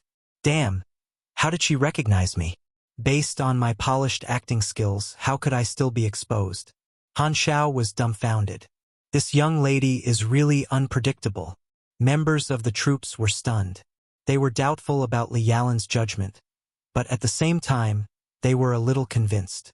At that moment, Han Xiao, who was in full black, holding berserk eagles in both hands, suddenly revealed his own face. Oh, That's what you actually look like. Zhang Wei murmured as he finally understood why Han Xiao had always worn a mask in the past. In the past, when they were working together for Division 13, Han Xiao had always worn a mask. Members of the troops never saw what he looked like and never knew Han Xiao's true identity. At the moment, they thought that the face they saw on the facial simulator was Han Xiao's actual face. They had expected him to be quite handsome. No one expected that the famous Black Phantom would turn out to be a former comrade. Everyone was puzzled. Had he been that strong in the past? Why didn't he show that, and why did he want to leave Star Dragon to become an assassin? The higher-ups seemed to have acquiesced, too. Wait, he became the Black Phantom of the Darknet organization, and the higher-ups were so ambivalent about it. Was this actually a secret mission? You got it wrong. No time for nonsense now. The enemies are here, Han Xiao said sternly. Li Yalan raged. It's no use even if you deny, right? The higher-ups must have sent him for a secret mission. That's why he cannot reveal his identity. Could it be that Star Dragon is going after the Darknet next? The crowd was unknowingly forming a misunderstanding about the situation. The conversation ended quickly. On the battlefield, everyone could only suppress their doubts and focus on dealing with the enemies. It was a fierce battle between Star Dragon's commando squad and Germinal Organization's troops. Superhumans were found all over the battlefield, launching attacks with their powers. A symphony of cries of agony and gunshots played through the battle. A Germinal executive headed straight for Han Xiao. Han Xiao pointed toward the executive with his hands forming a pistol and signaled to the Star Dragon team to join forces against the enemy. Zhang Wei and his team naturally had no objection and started fighting by his side. As the Germinal executive rushed over, his body suddenly swelled up like a balloon and transformed into a 4-meter-tall white beast. The white beast started running on the deck like a wolf, and his heavy body caused the deck to vibrate. He opened his big mouth and pounced over. This action was full of elegance and strength. Transfiguration was a common branch from the Esper family. They could take different forms, some weaker and others stronger. The forms they took on could be so strange that they could even be out of the imagination. It was said to be related to evolution and various gene mutations. Some would transform into an alien creature while some would transform into wild beasts. This Esper branch appeared most commonly on planets that were magic-based. This trait could be passed down through blood inheritance or be acquired through training. Science and magic formed different civilizations, and there were differences in the understanding of certain things. In addition, their methods of experimentation could be different, too, and each had its own unique points in terms of advancement. The great white wolf hopped around the deck as it tried to attack. Han Xiao, Zhang Wei, and 2 others joined forces to try to take down the wolf. Han Xiao felt it was no one of his business. He allowed Zhang Wei and his power suit to act as the tank while Han Xiao stood at the side and tried to launch some sneak attacks. Sometimes he would use his thermoelectrical incisor gloves to slice a piece of meat off the wolf. Ho Yao also used his berserk eagles, and his action was swift as the coursing river. Initially, he was proud of himself. After witnessing how skillful and minimalistic Han Xiao was and how he would never miss a single bullet, Ho Yao felt like he was making a fool of himself. You really live up to your name, Mr. Black Phantom. Such dexterity in handling double guns. Ho Yao admired secretly. He had joined Zhang Wei's team mainly because he had received the orders from the high-ups, and he had never ever heard of Zhang Wei's team being able to produce good results. To his surprise, the extraordinary Black Phantom had actually been part of this team in the past. The great white wolf was beaten up badly. Realizing that it was beyond its ability to retaliate and other executives were unable to help, it turned and fled the scene. Han Xiao had already expected this, and right then, he fired his berserk eagles at the great white wolf's eyes, activating the flaming will. This time, the damage was increased by 3.2 times. Boom! The great white wolf's eyes exploded, and it groaned in pain as it fell onto the deck. The whole barge shook for a second. Zhang Wei immediately dealt another blow. With his ammunition emptied, Zhang Wei's armor extended into a golden sword. He leapt as his exoskeleton provided him with the energy and latched onto the great white wolf's body as he slashed it violently many times. The others came forward to help and eventually killed the great white wolf together. Just then, the backup troops finally arrived at the port and let off a signal flare to signal for them to retreat. At that moment, Zhang Wei turned and asked Han Xiao, "Han, Black Phantom, do you want to leave with us?" "No, thanks." Han Xiao waved his hand. "All right, thanks for your help. I'll remember this. Star Dragon will also remember this." Zhang Wei's speech had a hidden meaning. Together with his troops, he turned and leapt onto the assault boat. Lin Yalan stared in Han Xiao's direction. As members of the Division 13 were withdrawing, Han Xiao activated his electromagnetic skating shoes and jumped onto the shore. He rushed for the truck that had been following him around automatically, jumped into the driver's seat, switched it to manual driving, and left the shore speedily. Gila, who was wet through and through, climbed onto the ship. Fighting off her dizziness, she glared at the departing truck. She was always the one treating people like that, but this time around, she had actually had a taste of her own medicine. "Black Phantom, I will remember you." Gila's eyes froze as her body healed quickly. The Germinal troops arrived at the port and released a torpedo, causing the sea mines to explode. With the water exploding, they successfully entered the open sea. Hesla's navy also came by and was not reconciled to not giving chase. Both ships were restricted by each other. In the midst of the firing the cannons, the Germinal ship sank. Based on the battle strategies, the Germinal's forces broke free from the attacks and escaped. However, based on the damages suffered from the battle, Germinal lost 70% of their troops, while Hesla's losses were less than 10% of what Germinal had lost.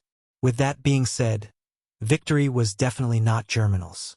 Although they had not been able to stop all the Germinal forces, both nations were able to achieve the battle objective of damaging the enemy. All in all, the winners of the battle were Star Dragon and Hesla. Through the window, Han Xiao glanced at the sea. As the destruction from the sea battle slowly went out of sight, he shook his head. freewebnovel.com. The battle is over. Han Xiao glanced at Frenzied Sword, who seemed to have revived and was sitting beside him, and wrote him a mission with no requirements. Frenzied Sword had taken a stab for him, and thus, he would give him some EXP even if he did not need to. The description of the mission was actually the reward for taking a stab for Han Xiao, and that made Frenzied Sword surprised. His action was purely voluntarily as he thought it was okay for him to die, but Han Xiao must not. He did not expect any reward, and he became even more determined to protect Han Xiao. After giving the reward, Han Xiao turned to his own interface and grinned from ear to ear. Second advancement. Progress, 3 of 3. The great white wolf that he had fought against with Zhang Wei was a LV-45 character. As it was a joint battle, the additional EXP obtained was little. However, the requirement for advancement could be said to have been completed, which meant, I can advance. Chapter 144, Reward and Impact. Chapter 144, Reward and Impact. Translator. Atlas Studios Editor. Atlas Studios. Han Xiao was right in the middle of a battlefield. He decided that it was not an appropriate time for his advancement. I should get out of this battlefield first. He decided to look through other information first, such as the results from Tedrammer River Battle. His final evaluation was AB. He had 450,000 EXP on hand, which was far more than what he had expected, and he had millions of EXP accumulated on his interface as well. Fall of the Germinal. The progress of that level emission had increased by 2%, and the improvement for automated destruction was even better. The evacuating Germinal troops had been a large force made up of many different troops from different settlements. Therefore, when Star Dragon and Hesla crippled the evacuees, he also took a share. The total gain had reached 21%. This meant that he had completed the requirements of this quest. The southern continent could not offer him any further improvements. He could go to the western continent and the northern continent next to anticipate a large battle like this again. Then he could earn more EXP. After that, he would have to go to Germinal's home base on Andrea mainland. There would still be more gains he could reap in the future. So Han Xiao would not cease fall of the Germinal so quickly. Since the minimum standard was 20% and he had already completed the task, it gave him some confidence. This meant he could try and get a higher rating the next time around since he was no longer in a hurry to complete the task. Based on his experience, the ratings from A-level missions would be higher. The reward was special this time around and not limited to experience, skills, expertise, talent points, special equipment, or even direct rewards of attribute points. Han Xiao arrived at the location where the Darknet helicopter was stationed. The driver was on standby as he moved the useful machinery up onto the helicopter. He then blew up the truck without leaving a single trace behind. The truck had cost him a sum of money, but since he had an abundance of funds, he did not feel the pinch at all. As the saying goes, it is easy to enter the luxury lifestyle when you're poor, but it is way more difficult to go back to a pauper kind of lifestyle when you're rich. Han Xiao was very fortunate to step on the wealthy path. The market was huge and he need not worry about money anymore. Everyone says that a man turns bad when he becomes rich, and that is so true. Han Xiao mumbled as he smoked a few cigarettes before getting onto the helicopter, instructing the pilot to take off. The wind from the rotors was strong, forcing Han Xiao to squint. Waves raged on the dark sea surface, and the smell of blood filled the air. Breaking away from their pursuers, the Germinal fleet sailed in the boundless sea. They turned on anti-detection to prevent themselves from being discovered by the satellites. There were many satellites orbiting Aquamarine, and many were from the previous civilization who had fallen. These satellites had been taken in by the Six Nations, but some of them had fallen into the hands of other forces. Some became public satellites for some hackers, and others became space junk. Each ship had been charred by explosions, and the repairmen were busy fixing them, riveting the steel plates and repairing the damaged mechanical components one by one. The rest of the personnel were cleaning the deck and washing away the bloodstains. Breaking through the blockade made them suffer heavy losses, including the lives of 17 executives. Han Xiao alone had killed 3. When Lin Yu was reporting back to the commander, he emphasized on these statistics. Black Phantom's intervention surprised the commander. It turned quickly into anger as the commander started to feel like the Germinal organization had seemed to turn into a tiger without teeth. Anyone dared to bully it. At the same time, it also increased his hatred for Zero. He had disrupted the plan that they had laid out laboriously and also put the entire organization in grave danger. The commander remembered his conversation with Zero before he escaped from the lab. It angered him more whenever he thought of how this traitor managed to fulfill his promise. The commander then made people add Black Phantom to the watch list as he had no energy to focus on a small assassin at the moment. The main problem on the commander's mind was the next step of the plan for the organization. All the subbases of 3 continents had been evacuated. Now that they had lost the ability to be proactive, the 6 nations had no more reservations, and it was likely that they would seize this opportunity to start the war. The commander did not wish to see this happen as it would bring about critical damage to the organization. He needed time for the Germinal organization to recuperate. They had to eliminate Zero, who could see into the future. Germinal had been in Andria mainland for a long time, and if the 6 nations were to start a war with them, there was no other choice but to leave the mainland and fight from the sea. Release the intercontinental nuclear bomb? Not to mention that there are civilians living on Andria mainland, Germinal also had anti-missile facilities. If they were forced to their wits' end, they could just set the nuclear bomb off and destroy the world. Mutually assured destruction. Of course, that would be his last choice. He could not keep that as a trump card. Even if he were to use this as a threat, the 6 nations would never allow Germinal to continue to grow.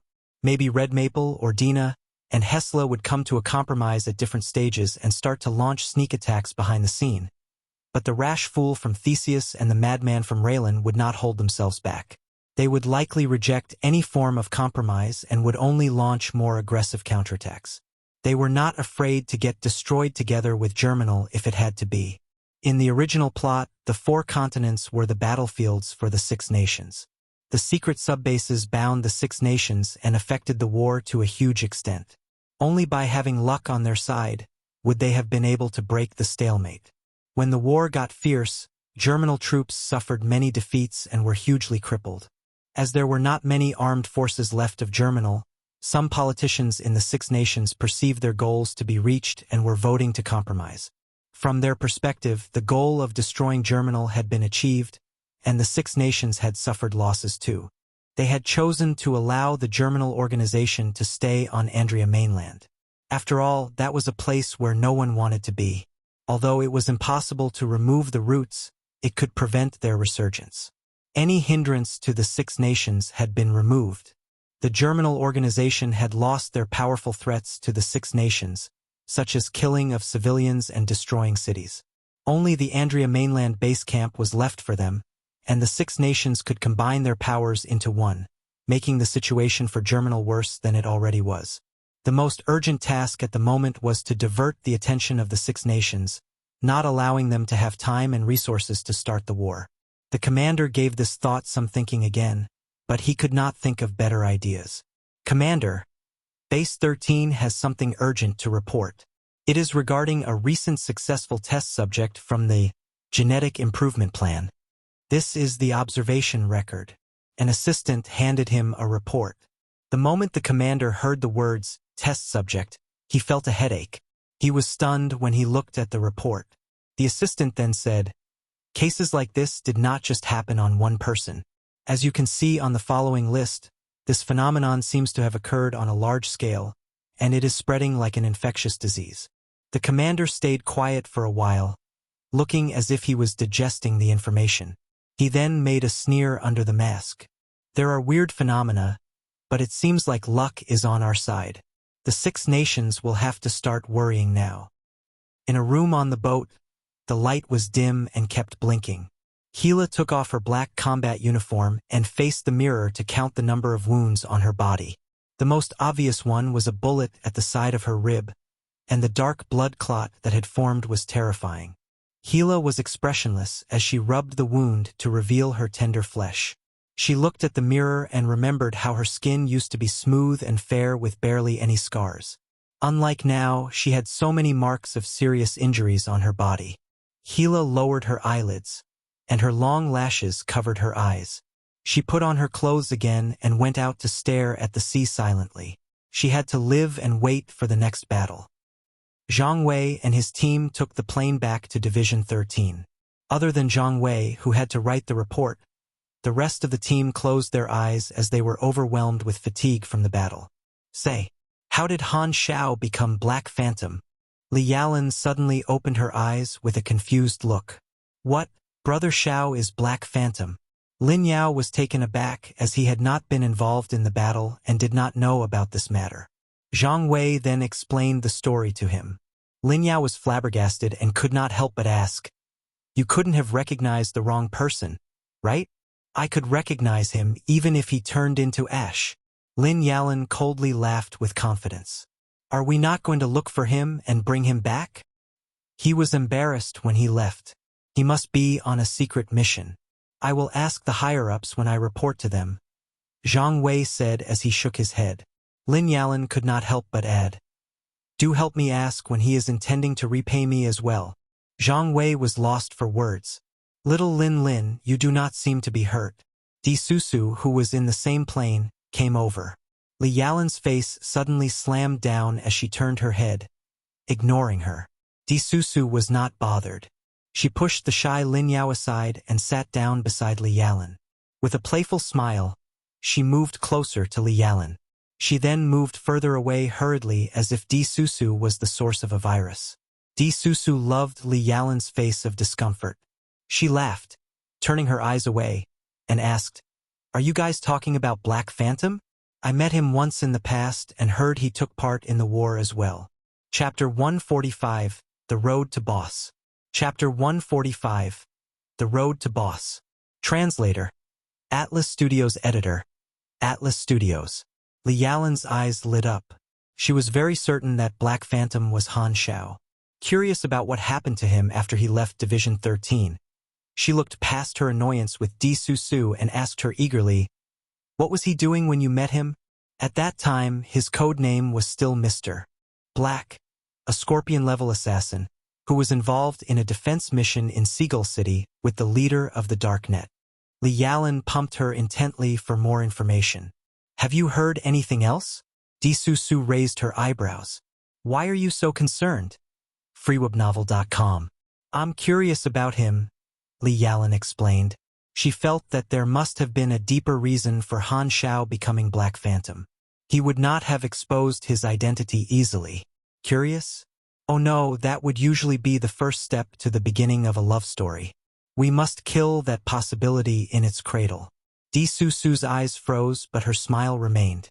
She said slowly, "Oh, I got some information about Black Phantom from a female assassin with codename Golden Fox." 5 minutes later, the listening crowd was staring with glazed eyes, trying their best to process the huge amount of information. Lin Yao trembled with fear. At some point in time, Lambert stopped wiping his blade. Lin Yalan mumbled under her breath, "No wonder he had no physical urge when he was touching me." Ho Yu swallowed dryly and told himself that he would hide away if Han Xiao ever returned to the team. "When you meet him next time, be careful."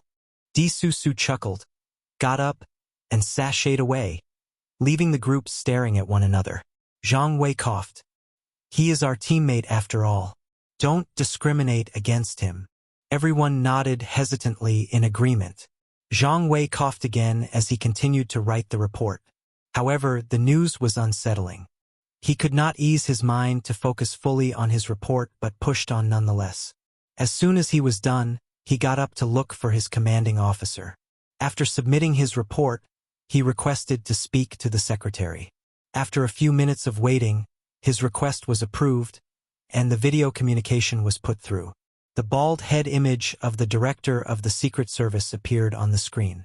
Zhang Wei went straight to the point and said, "We saw Han Xiao." The director of the Secret Service was surprised. Since the last tip-off, Han Xiao seemed to have vanished from the face of Earth. He could not be contacted no matter how they tried. Although Division 13 had stopped their search for Han Xiao, they were still very curious about his whereabouts. The director of the Secret Service said in a serious tone, "Go on." Zhang Wei phrased himself carefully and explained how they had discovered that Black Phantom was Han Xiao. The director of the Secret Service had initially thought that Zhang Wei had seen Han Xiao with his own eyes. Little did he know that it was only a speculation without hard evidence. He stared blankly for a moment before he muffled a chuckle and replied, "You must have confused the two people. How could Black Phantom be Han Xiao? One was a super assassin in the Darknet organization with an extraordinary level of combat capability. Although Han Xiao had demonstrated his capability previously, he was far weaker than Black Phantom. This guess was just too far off the mark." The director of the Secret Service was really amused. He almost blurted out that Han Xiao was Zero, but he stopped himself. The Bureau had tight confidentiality rules that prevented him from disclosing Zero's identity to others. Even though Han Xiao's whereabouts were highly erratic and unpredictable and the Germinal organization was greatly undermined, hence there was probably not much of a need to conceal Han Xiao's identity. Rules were rules. After all, Han Xiao had been known as a field agent all this while. Concealing his identity could reduce the risk and lessen the trouble. Even though the Germinal organization knew that Zero was liaising with Star Dragon, they had not been able to find Zero all this while. Thus, the director thought there was no need to let Zhang Wei in on this information. Zhang Wei had never seen Han Xiao's real appearance, so he could not have found out that Han Xiao's true identity was Zero. Regarding Han Xiao's real identity, he cannot be Black Phantom. Zhang Wei stared blankly. He thought, perhaps, that this was a hidden message from the secretary, for him to stop being nosy about this issue. So, Han Xiao was most likely sent out by the higher-ups on a special mission, which would explain why he needed to conceal his identity. "I understand," Zhang Wei replied with a knowing nod. The secretary was puzzled. "What do you understand? Strange." Star Dragon's Division 13 sorted out all the reports and intelligence information and handed the final document to the 7-seat committee. The committee held a meeting to sort out all the important issues that needed to be discussed, and finally, there was only the issue regarding Black Phantom left on the table. All 6 knew Black Phantom's reputation on the Darknet. The discussion was more focused on how they should treat Black Phantom. He offered a helping hand, but it could have been at the Darknet's request or because of his own personal decision. An elder knocked on the tabletop and said slowly, "The Darknet came to us previously. They are going to start the shelter program, so they are requesting our aid. So, this should be a friendly gesture from them. The members nodded in agreement. The dark net had always remained a neutral party. If this was a sign that they are leaning toward the Six Nations, it would definitely be a good turn of events. The 7-member committee quickly concluded that it would support the dark net's shelter program and approve their request for material aid.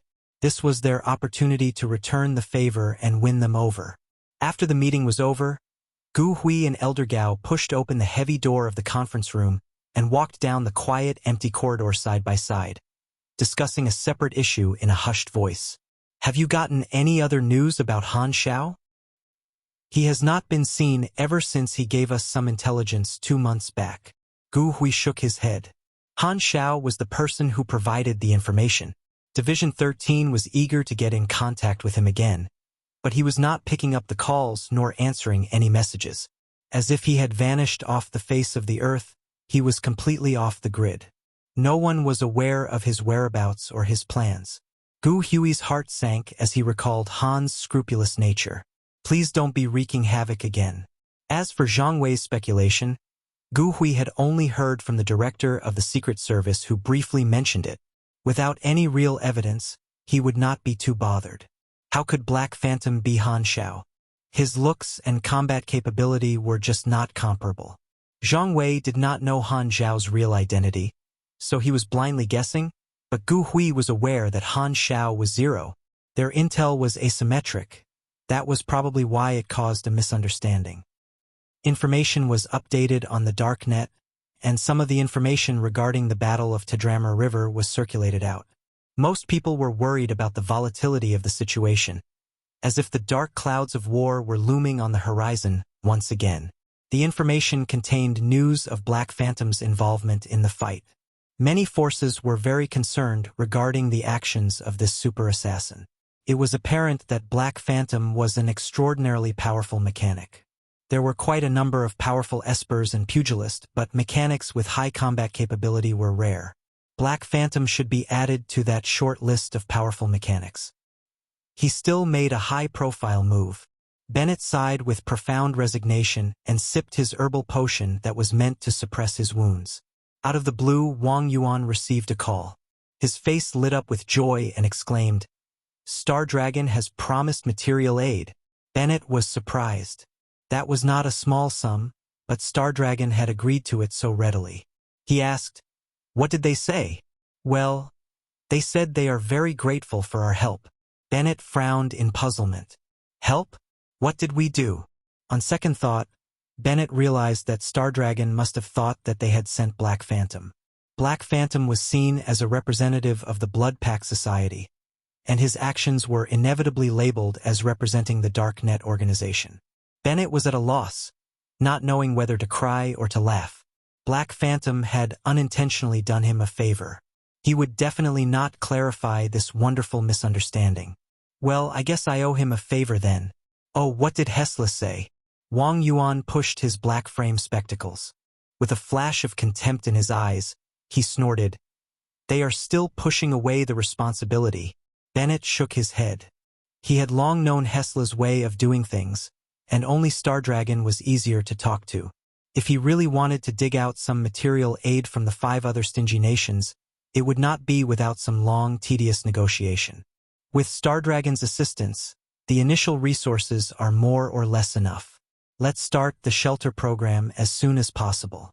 The war will break out any time now. The sooner it is implemented, the more people we can shelter. Sleepy Winter and his group finally completed the Camp Destroyer series mission, Battle of the Tadramar River. Their evaluation was naturally low, but because it was a super-level mission, the EXP they had gotten was considerable. They should have been very happy with the results, but whenever the 3 of them recalled Frenzied Sword's performance, they immediately felt that the reward from the mission was just too meager. Comparison always made it worse. The feeling of being far behind someone just felt horrible, not to mention that they had in fact started out at the same time. Rainy Kim was rather calm, but Sleepy Winter and Twinkle Fried Rice were really fed up. Thinking about it again and again, Sleepy Winter finally sent a chat request to Frenzied Sword. Frenzied Sword. Sleepy Winter. Why are you looking for me? Frenzied Sword asked in a humble voice. I just wanted to ask. Did you trigger a secret quest? We saw you on the battlefield. Sleepy Winter sent out the video message. Oh, you guys were there too? Frenzied Sword was surprised. Why does this tone feel so annoying? Sleepy Winter coughed dryly and chatted half-heartedly before asking about Black Phantom. The video showed Black Phantom in action. Sleepy Winter was well aware that Black Phantom was an advanced figure who had been seen around Bighorn Village, and he was very curious about how Frenzied Sword came to know him. Frenzied Sword kept beating around the bush and refused to talk about the main topic.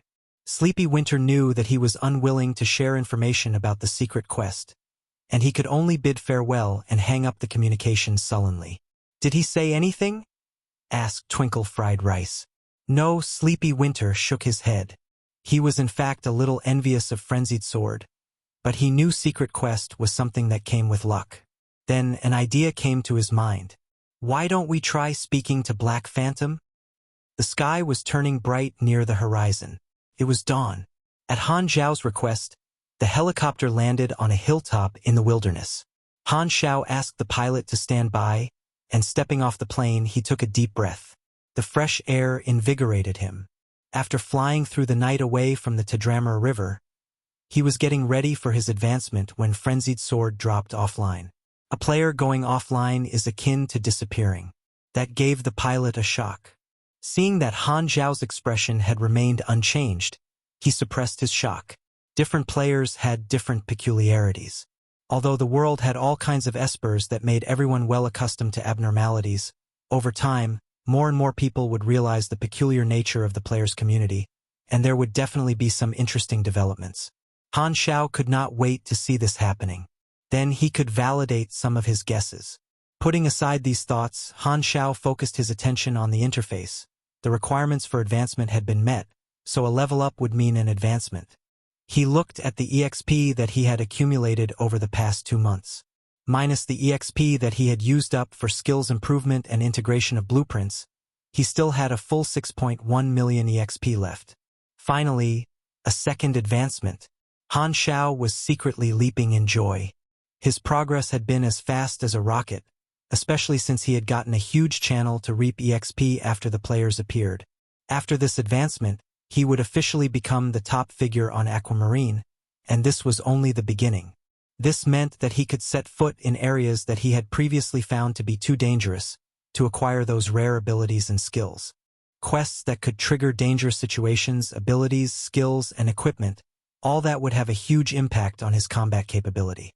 He was already halfway there to becoming someone like Bennett and Gila who could take on boss-level quests with their template abilities. Advancement. Han Xiao entered his EXP. Mechanic, Trainee.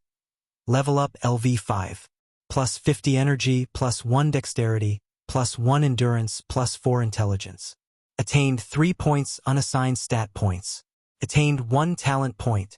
You have completed your second advancement. Endurance and health points ratio increased to 120. Chapter 146. Skyrocketed. Chapter 146. Skyrocketed. Translator.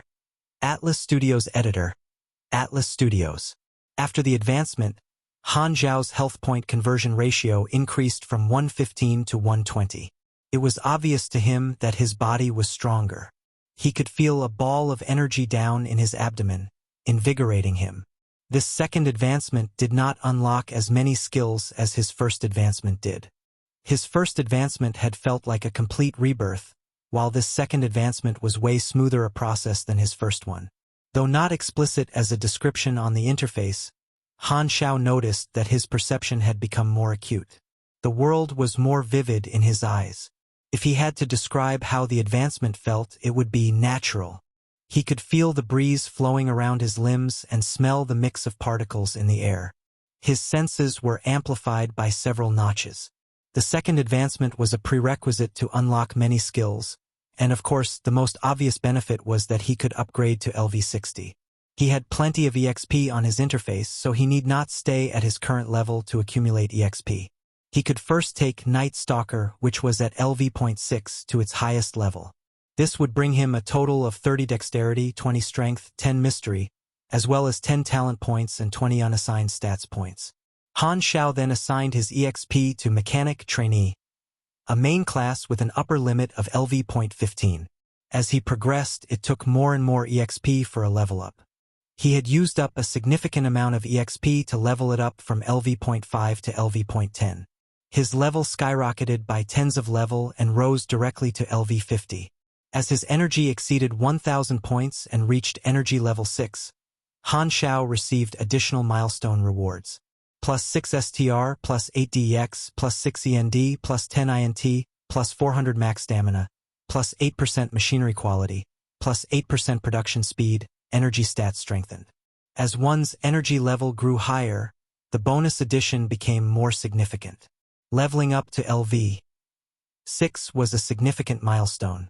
He could receive a new bonus addition of energy stats strengthened that made the benefits of his attributes more prominent. To a mechanic, energy with magnetic properties could be used for producing and utilizing machinery. He could increase the speed, improve the quality, and amplify the power more easily. The actual effect would be far more useful than the numbers on the interface looked. Mechanics were not like pugilists or espers who would require huge amount of energy. In the beginning, additional energy might not be very useful to mechanics, but once he had the ability to utilize his energy in this manner, his strength as a mechanic would be more apparent. Mechanic Trainee reached LV 10. To level up further, Han Xiao would need 800,000 EXP. Han Xiao had around 1,300,000 EXP left on his interface. He decided to save half of it as a backup to integrate blueprints and upgrade other skills. In the last 2 months, he had occasionally upgraded some important skills, such as sniper, moving snipe, continuous gliding shots. Not forgetting his blueprints, his core magnetically controlled retractable armor was already at LV5. He was already donning on a new set of armor where his stats were strengthened. He had also upgraded blueprints like Ranger Robot, low-level smart chip. These blueprints were the ones that were relatively useful. Han Xiao took a look at the skill list and entered his EXP into Flaming Will and Fine Intensive Modification. These two skills had better value for EXP. After his EXP dropped to half of its initial level, Han Xiao stopped the upgrading process. These two skills were each upgraded by 2 or 3 levels. He had accumulated 38 unassigned stat points, and he threw all of them into his intelligence stat. That was the crude yet simple manner in which mechanics upgraded themselves. After all this was done, his combat effectiveness soared. Without even relying on his equipment, his energy rank reached the standard of 12,000 ONA. Level 50. Attributes: 69 STR, 94 DEX, 82 END, 200 INT, 11 MYS, 6 CHA, 1 LUK. Health: 2,970. Energy: 1,230 LV. 6. Power level: 1213 ONA. Grade D. Take on your equipment. You can be a boss-level figure on this planet if you work hard. Han Xiao was very satisfied with the growth in his strength. Intelligence had become his strongest stat. It had reached 200 points. He could be way more productive when he utilized his machinery now. With the speed at which he was gaining EXP, he would rise to LV60 in a very short period of time. This was the upper limit for a second advancement. He was at the top among the version 1.0 players. My combat capability now, combined with my mechanical equipment, means that I am among the top few fighters in Aquamarine. Even at LV50, my stats are very strong. That is partly because of my expertise and partly because my main vocation is at a high level. This means I can take care of most superhumans without too much difficulty.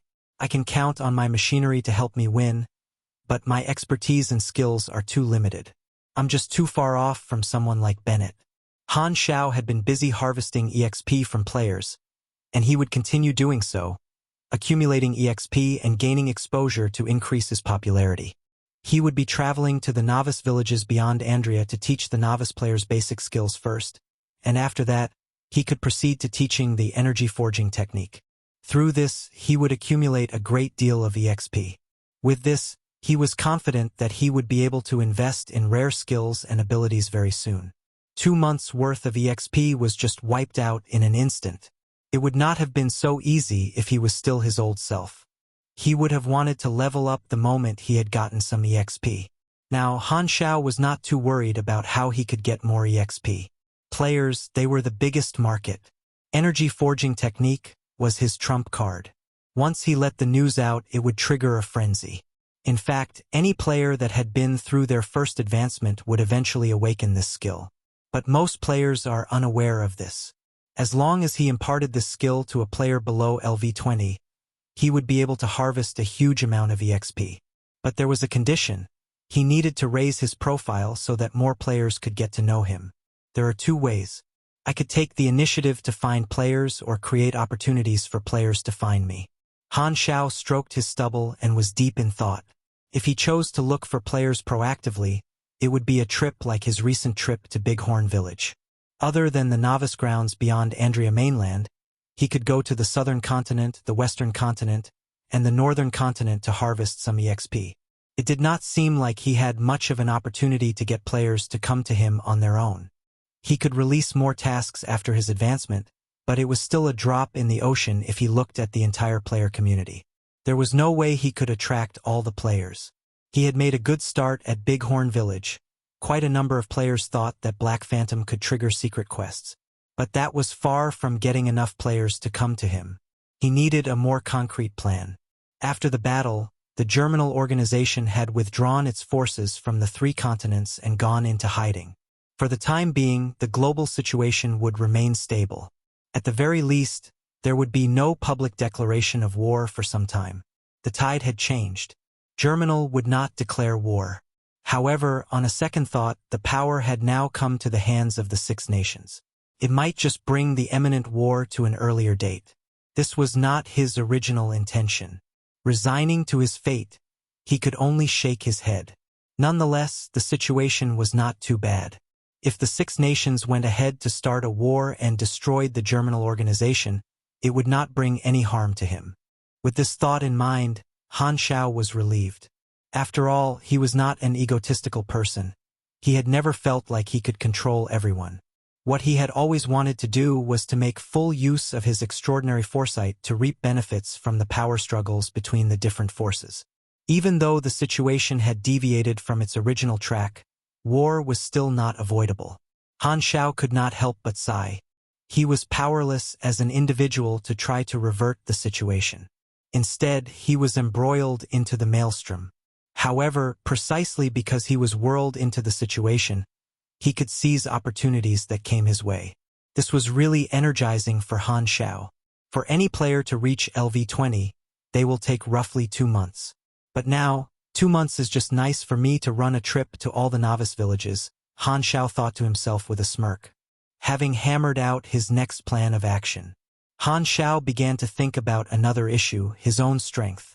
After his advancement, he was able to move closer to the upper limit of version 1.0. Of course, there was no real upper limit for him. He was more concerned about his combat capability. Ranks were only a part of his combat capabilities. His capabilities would be more dependent on his skills, expertise, and mechanical equipment. It went without saying that mechanics were more dependent on their equipment than other classes. Han Xiao was using his sniper without a hitch. Naturally, he did not want to give up on his sniper. However, he felt that it was time to develop a second combat style to deal with the increasingly complex situations that he would be going into. Chapter 147, Inspiration for Lightweight Mecha. Chapter 147, Inspiration for Lightweight Mecha. Translator, Atlas Studios Editor, Atlas Studios freewebnovel.com. Mechanics were known for having a wide range of tactics. Just like how saints would never fall for the same trick again, mechanics would never rely on a single set of tactics. To develop new tactics, one would only need to develop new tactics centered around a core gadget, just like how the core of Lurker Sniper Flow was the sniper itself. Using additional tools like electromagnetic skating shoes, special ammunition, stealth ability, and so on could further strengthen one's prowess. To a mechanic, developing a new battle tactic was a challenging yet fun task. Brainstorming on new ideas and then being able to bring it to life enabled one to achieve a sense of fulfillment, just like role-playing games.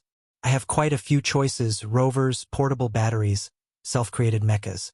However, the rover's attributes and intelligence are weak on their own, and besides, due to their large sizes, they cannot be easily carried around. Moreover, even if the only model is placed into the robot troop, the outcome will still be unsatisfactory. They are way too expensive. As for the battery, even though there is a portable in the name, the pedestal disc is still too large.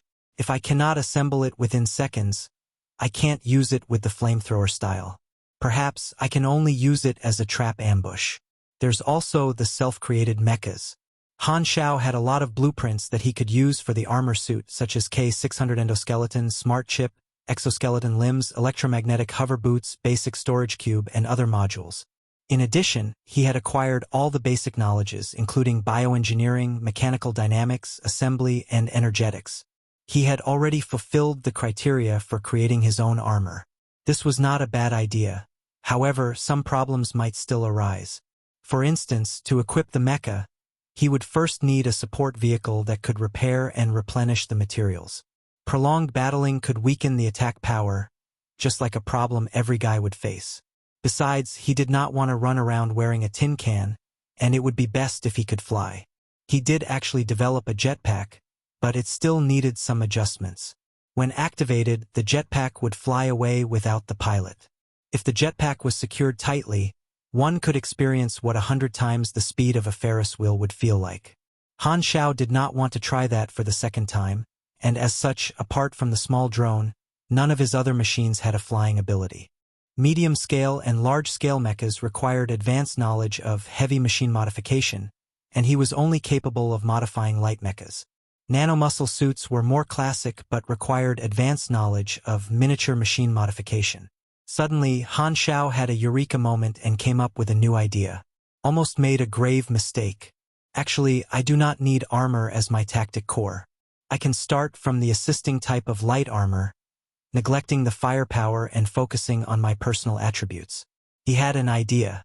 As he recalled the armor he had used or seen before, he thought that basic light armor looked reliable and would be easy to replicate one. As for robots and turrets, he decided to give up on them since they were inconvenient to bring around, and it was impossible to always bring along a truck. Even with airdrop support, there must be a transport aircraft, and then there was the money. No planes could fly in a country's airspace. Even Fabian Company's planes, which had licenses, had to follow a fixed route, and they were not allowed to fly wherever they liked. It would be all right to fly into the wild, but there would not be stable supply stations in the vicinity, and it would be difficult for airdrops. As the night faded away, the golden glow of the sun reappeared, turning the sky from pitch black to a light blue. Han Xiao stretched his neck, and from his collarbones came a cracking sound. He was re-energized and full of enthusiasm, ready for the fresh day. He felt like he could puncture the sky with just one punch. Of course, that was just an illusion due to his overflowing energy. His senses, after becoming stronger, were also sharper. Han Xiao felt his vision, hearing, and sense of smell had all improved. As such, he was even able to see the details on the rough surface of a tree trunk from afar. Han Xiao boarded the helicopter and ordered the pilot to take flight. Han Xiao traveled on Darknet's helicopter and finally arrived at another new village on the southern continent after landing several times in between to refill the fuel. This village was also a place where vagrant warlords gathered, and it was called Green Valleyville. There was a total of 19 beginner towns for new players on planet Aquamarine, 5 in the southern continent, 4 in the western continent, 4 in the northern continent, and 6 on Andrea mainland. Green Valleyville was a land controlled by the vagrant warlords and belonged to the Alamera family.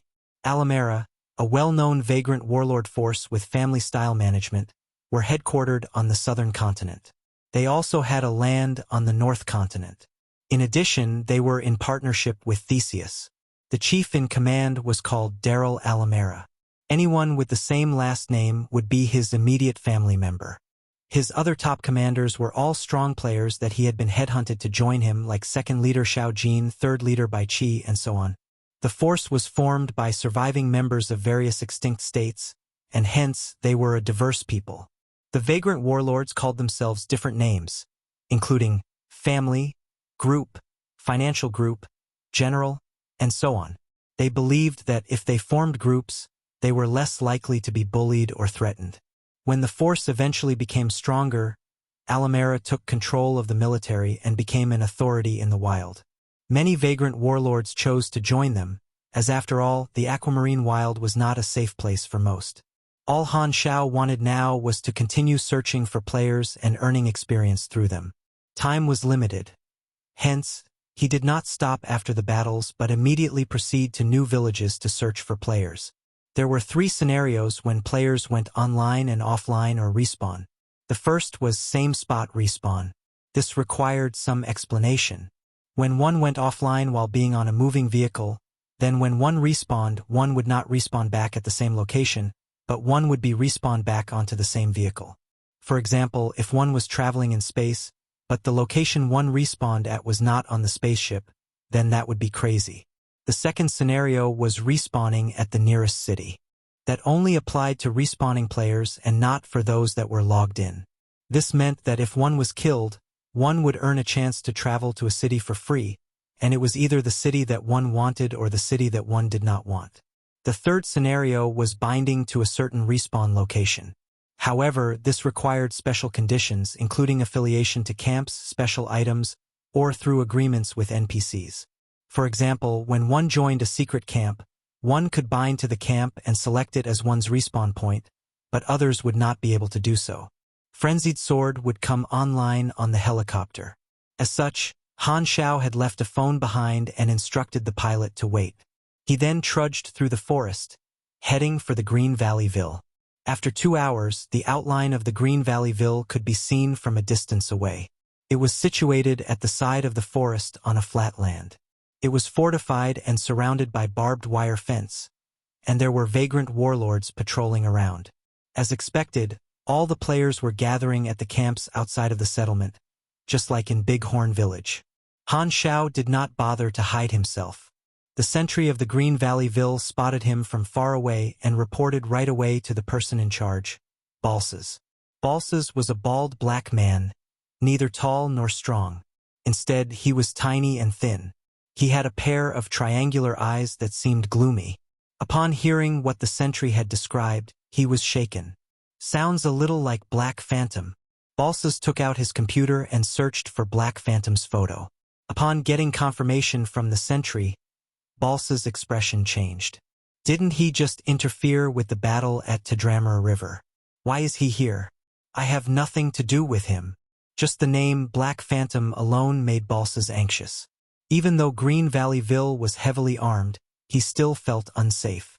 Balsas then muttered, "Should we approach him and find out why he is here?" Since Alamera did not have a previous relationships with the Black Phantom, Balsas thought that it would be impossible to clash with the Black Phantom, and there was also no one who had published a wanted notice on Black Phantom on the darknet. Balsas calmed down and called for an assistant. He ordered his assistant to take his place and approach the Black Phantom as he was afraid to do it himself. When the assistant headed out of the gate and walked toward Black Phantom, Balsas moved beside the big gate and observed through the barbed wire fence. He seemed really careful. However, Balsas very soon witnessed a scene that shook him. He saw that the villagers living outside were actually excited and friendly toward the Black Phantom, actually gathering around him. Balsas was surprised. How do all the villagers know about the Black Phantom? There were fewer players at Green Valley Ville compared to the number of players at Bighorn Village. When Han Xiao arrived at the players' camp, he was warmly welcomed by everyone. It was so crowded, and everyone surrounded him, obstructing his route. Through the forum, the incident at Bighorn Village had spread across Aquamarine players, and all other new player villages were envious that new players at Bighorn Village had a chance to switch their vocation. With the unexpected appearance of Black Phantom, all the new players from Green Valley Ville were thrilled. Black Phantom is here. We are going to be lucky too. A player with the ID Bun Hit Dog was more exhilarated than the others. He was quite a well-known video game graphic designer, and his XX Adventure series, which was humor-based and full of content, had gained him a lot of fans. Chapter 148, The Wind Rises. Chapter 148. The Wind Rises. Translator. Atlas Studios Editor. Atlas Studios. Bunhit Dog saw Galaxy as a potential television series. As there was limited information online about it, he keenly realized the hidden potential and decided to create a series that introduced and explained Galaxy. Moreover, he himself really liked Galaxy as well. It was inevitable for many to start a series on a popular game. Normally, as long as the content was interesting, the first person that produced the television series would easily gain popularity through the game. Wandering around a new player village, Bunhit Dog had yet to find the starting point for his series. The first episode of a series was the most important, and he did not wish to do it carelessly. It would be great if he could obtain some exclusive information that ordinary players could not get easily. Han Xiao's appearance made Bunhit Dog feel like his chance was finally here. Since the Black Phantom was a hot topic on the forums, many people would be drawn to his television series if his first episode was about the Black Phantom. Who was not curious about this mysterious high-level character? He would then be able to ride on Black Phantom's popularity and make the series a successful one. Bunhit Dog, who was among the crowd, switched on his video function, panned toward Black Phantom, and started recording. He then added his own explanation and comments into the footage afterward. Players were clustering toward him due to the event that happened at Bighorn Village, and that helped save Han Xiao some time. Han Xiao thought he might as well not sell any items. After all, he did not bring any with him. Instead, he went straight to releasing the list of skills that he could teach. The only request was to give 5 reputation points, which meant, "Wish to change your vocation? Give me some money." Black Phantom isn't selling anything? Then how am I supposed to increase my reputation? This, giving him free money? Players were stunned and whispers started among the crowd. Han Xiao was calm and thought he did not want to go through so much trouble in Bighorn Village, since the players all knew that they could advance through him. His offer seemed like he was trying to scam the players, but in reality it was just a simple deal. 2,500 aquamarine dollars in exchange for a chance for advancement. Deal or no deal, it was all up to them to decide. Compared to the normal route for obtaining basic knowledges, paying 2,500 aquamarine dollars was already considered a cheap price.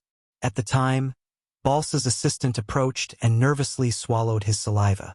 He was trembling with fear every time he took a step closer, and he was afraid of getting too close to Han Xiao. "What is it?" Han Xiao glanced at him. "Cough, cough. May I know why you are here at Green Valleyville?" the assistant asked as he braced himself. Han Xiao took a puff of his cigarette and said, "I'm just walking past here. Don't worry. I'm not here to cause any trouble." The assistant heaved a sigh of relief and said, "Oh, Alamera welcomes you, and Balsas wishes to invite you into the city so that he can give you a treat." "No, thanks. I'll just stay here." Han Xiao declined as it would be inconvenient to communicate with the players once he entered the town. Since there would not be anyone who dared refuse him, he would leave once he had gotten the experience. As such, he did not pay attention to Balsas. All right?" The assistant left hurriedly as his heart raced, and he was dripping with cold sweat. The legendary killer seemed to be emitting a scary aura. The assistant was scared stiff even though Han Xiao was just standing still. Especially his eyes. They were like those of wolverines wandering around the dark forest. One could get goosebumps just by staring into Han Xiao's eyes. This was one of the effects of having universal reputation. When dealing with certain forces, there might be additional effects. When the assistant returned into the village, Balsas asked, "What did he say?" The assistant then repeated everything that had happened. "Just passing by?" Balsas frowned and pondered. He suspected that there were some secrets going on between Black Phantom and the refugees outside the village. After contemplating for a while, he ordered, "Get someone to observe Black Phantom and report to me if anything is weird. Also, go get some information from the refugees outside. I think Black Phantom is here for them." On the other hand, all the players had witnessed the conversation between Han Xiao and Balsa's assistant. A question then arose among the crowd. Everyone was able to detect and know the name of Black Phantom because they had sensors in place, but why would the Balsa's assistant know of him too? Could it be that Black Phantom was a very popular character on the planet? The players were all still trying to figure out the structure, background, and the power balances on Aquamarine. They were only able to get a glimpse or two of the world through the maps, which was not helpful at all. Everyone was suddenly curious about Black Phantom's background. Exploring the story of the planet and being able to participate in it was one of the joys for this game. Bun Hit Dog focused on recording the full situation. Hiding his excitement, his instincts told him that this was definitely the best video material. Exclusive information and the identity of Black Phantom could be used as the prelude to the background of this planet. While Han Xiao was getting a windfall in Green Valleyville, the world situation was quietly changing. Stardragon, Hesla, Red Maple, Ordina, Theseus, and Raylan, the Six Nations wipeout operation against the Germinal organization had ended, and the subsequent impact was gradually emerging. The Six Nations had only held 3 conferences so far. The first was held after the war in the past, when the Six Nations were first formed and the lands were first claimed. The second conference was held 2 months after the war. The pollution from the war was affecting living conditions. Since it was a problem regarding the whole planet, all the nations came together to try to come out with a solution. The third time was 5 years after the war, whereby the security and defense issues posed by the vagrant warlords were discussed. The last 6 ruling nations on Aquamarine did not have a close relationship with one another. If it was not for a worldwide issue, they would never have worked together. Today, the 4th Six Nations Conference was held. The topic was about the next step in their plans regarding Germinal and whether they should go to war or not. The conference was done in the format of a conference call, and the leaders from each of the 6 nations joined in. In a meeting room in Stardragon Tower, the metal door was locked, and the leader of Stardragon was sitting at the desk. On the other side was a big screen where the other 5 leaders could be seen.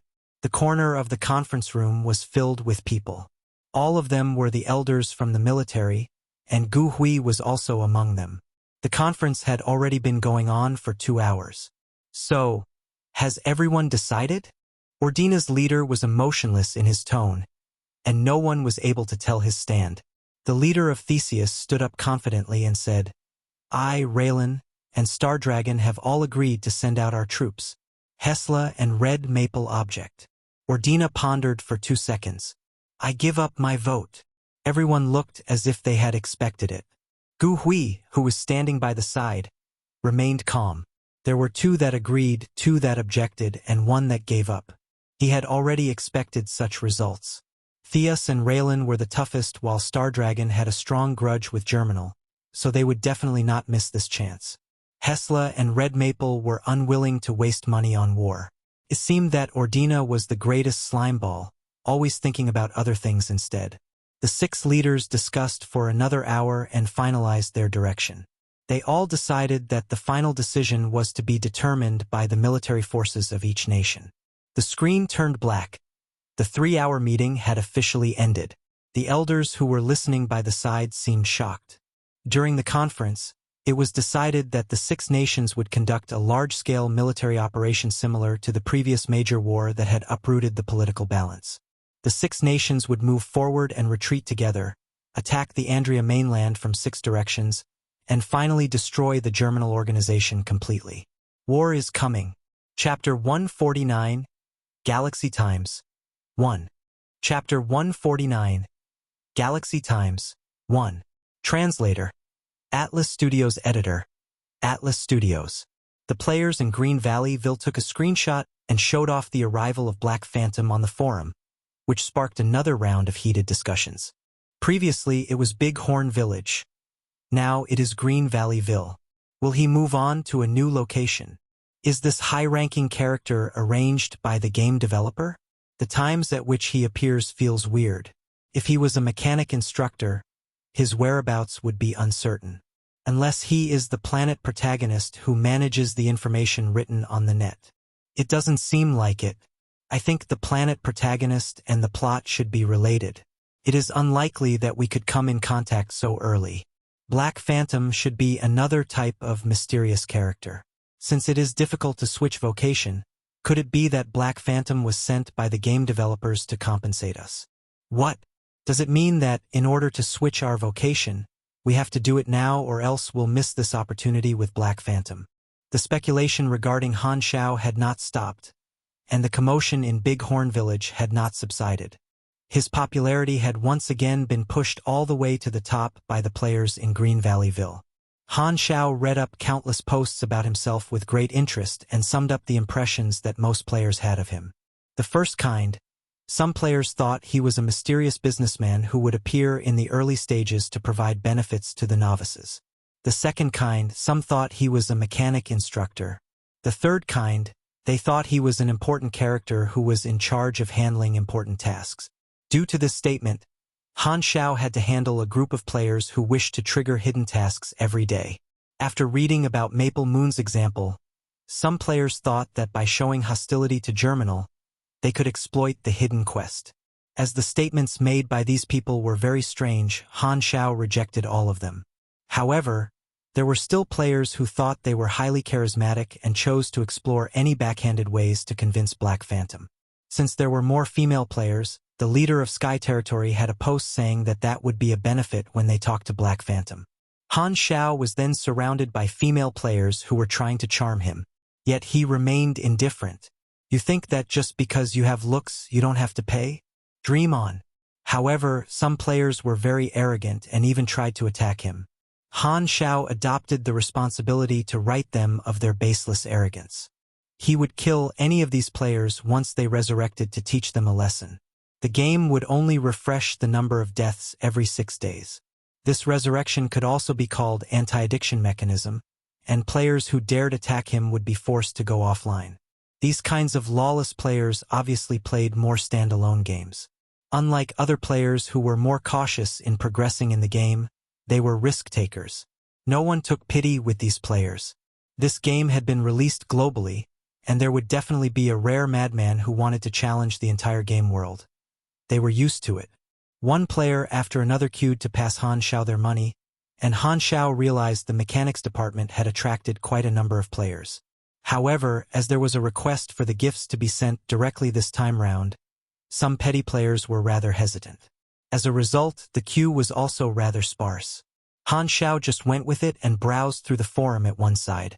Suddenly, a new post caught his attention. The topic was Galaxy Times. The column is released. Han Xiao's face changed as he felt the nostalgia. freewebvl.com. Galaxy Times was a subcolumn, and the content varied. The column talked about the news on Galaxy, including all kinds of anecdotes, stories from professional players, and analysis of the game process. Han Xiao had once been a follower of Galaxy Times, and he would always have the urge to be the first to watch it. Now that he himself had joined the game, he was unsure if the content would have changed. In the video, a male and a female host were sitting in front of the camera, like a news broadcast. Behind them was the scene of Galaxy showing the background of the new planets. "Hello players," the male host greeted. "This is Galaxy Times, dedicated to sharing first-hand game information. Your gaming career is our top priority. The public beta has been going on for 10 days, and the players' enthusiasm has not changed a bit," the female host said. "Now let us first review what has happened in the past 10 days. The first issue of the Galaxy Times was informative, and the next 10 minutes was a quick review of the beta players during the 10 days, introducing the various planets and the civilization background. Among them, there was a planet with an ancient civilization, where players were mostly wearing armor, carrying swords, spears, and hammers as weapons. Their background looked like a mix of Chinese and Western medieval times. It was obvious this planet was dominated by martial arts and magic. If there was a need to add a subtitle to the plot, it should be World Hegemony, and I will use your skull as a bowl. There was also a highly modern planet called Planet Brighton. The city was like a floating island with 99 towers scattered on the edge of the city, forming a defense, and the main tower in the city center. The large crystal ball at the top of the tower provided magical power to suspend the city. Occasionally, there would be sightings of a dragon across the sky. New players would have a slim chance of survival in this world as it was very easy to hit the death limit. Of course, there was an even more difficult way to start, and that would be Planet Winterfrost. The base of the Hell Demon military troop was also the only one where players could see the galaxy starships. Hell Demon military troop starships were crazy powerful, and this planet was a mix of magic and technology. The troops themselves had powerful combat power. They could also ride the cosmic creatures into space for a short while, and their level was high. Fortunately, Planet Winterfrost was just a sub-base camp for the troop. Otherwise, the American players who chose Planet Winterfrost as the base camp would not even be able to get out of the novice village. The richer the resources were for the novice planet, the more challenging it would be at the beginning. In contrast, the difficulty of Aquamarine was moderate, and the technological background was similar to that of many years ago. Unlike other planets where even trash cans on the street could incite the player's curiosity, there were not many surprises on Aquamarine. However, the popularity of Aquamarine on the forums was rising, and the main reason was the appearance of Black Phantom. He was the first high-ranking character to interact with the players. The two hosts then turned around and talked about the Black Phantom. Next, we'll talk about an incident that happened in Aquamarine, and friends who have been active on the forum all know that Black Phantom is the first mysterious high-ranking character to appear in front of the players. The players do not have much information about him. Cho, what role do you think he plays in the plot of Aquamarine? The male host asked. Based on the current information, Black Phantom seems to have a high position, and his identity is extremely mysterious as well. Furthermore, he and Germinal are enemies. Oh, does this mean he's on the same side as the Six Nations? I am not sure. Perhaps only the developers can answer this question. Alright, after listening to this lame joke, let us return to the topic, the male host said. Speaking of the Black Phantom, he seems to be a mechanic instructor and can expose hidden plots. The latest news suggests that Black Phantom has appeared in Green Valleyville of Aquamarine. Therefore, friends who wish to transfer to the mechanic class should seize the opportunity. The Black Phantom is by far the easiest way to obtain the knowledge. However, there has been a different opinion on the forums recently. Some players who transferred to the mechanics department are starting to regret. The female host feigned her surprise. There is such a thing? There was a quarrel at this point, and most of the players had been simply choosing their vocation based on which vocation was the strongest. After they had switched to being a mechanic, they found out that mechanics were not up to their expectations and would naturally be full of complaints. Before the topic came to an end with the two hosts, Han Xiao looked at the responses and saw one response at the top. The ID was called Loseman. Chapter 150. 2. Chapter 150. Galaxy Times. 2. Translator. Atlas Studios Editor. Atlas Studios. I am a beta player in Big Horn Village. A few days ago, I changed my vocation to mechanics with Black Phantom. Initially, I thought this is a very strong class, but after switching, I realized that being a mechanic is totally different from what I had expected. The skills are trashy and the equipment are easily damaged, but I could only repair them after I have bought the materials. My gun just died like this. I'm so mad. The combat power is rather weak too. One public beta test player who was 4 levels lower than me came up for a challenge. He didn't even have a main vocation, and his subvocation was a mere hunter. We fought for 11 rounds, and yet I didn't win any of them at all. For a main vocation to lose to a subvocation while being 4 levels higher, this mechanic vocation is just a pile of shit. I was fooled by that video of Black Phantom. Damn, I was scammed. Those senior NPCs always have NPC templates as bonuses. Black Spirit is not even a player. His combat power doesn't even have much of a tingle. This mechanic vocation is so weak in its early stages. Maybe it would be as strong as Black Phantom's eventually, but you will be starting way behind others from the beginning. It takes even longer to reach the same level as the rest.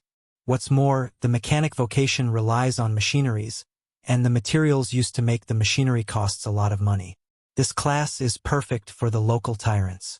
If you don't have money, don't even try. This mechanic vocation has no future. Seems like I cannot use this account anymore. I can only restart another account and retrain. What a trash vocation. Lusman's response was full of resentment. He had even uploaded videos of him losing in battles.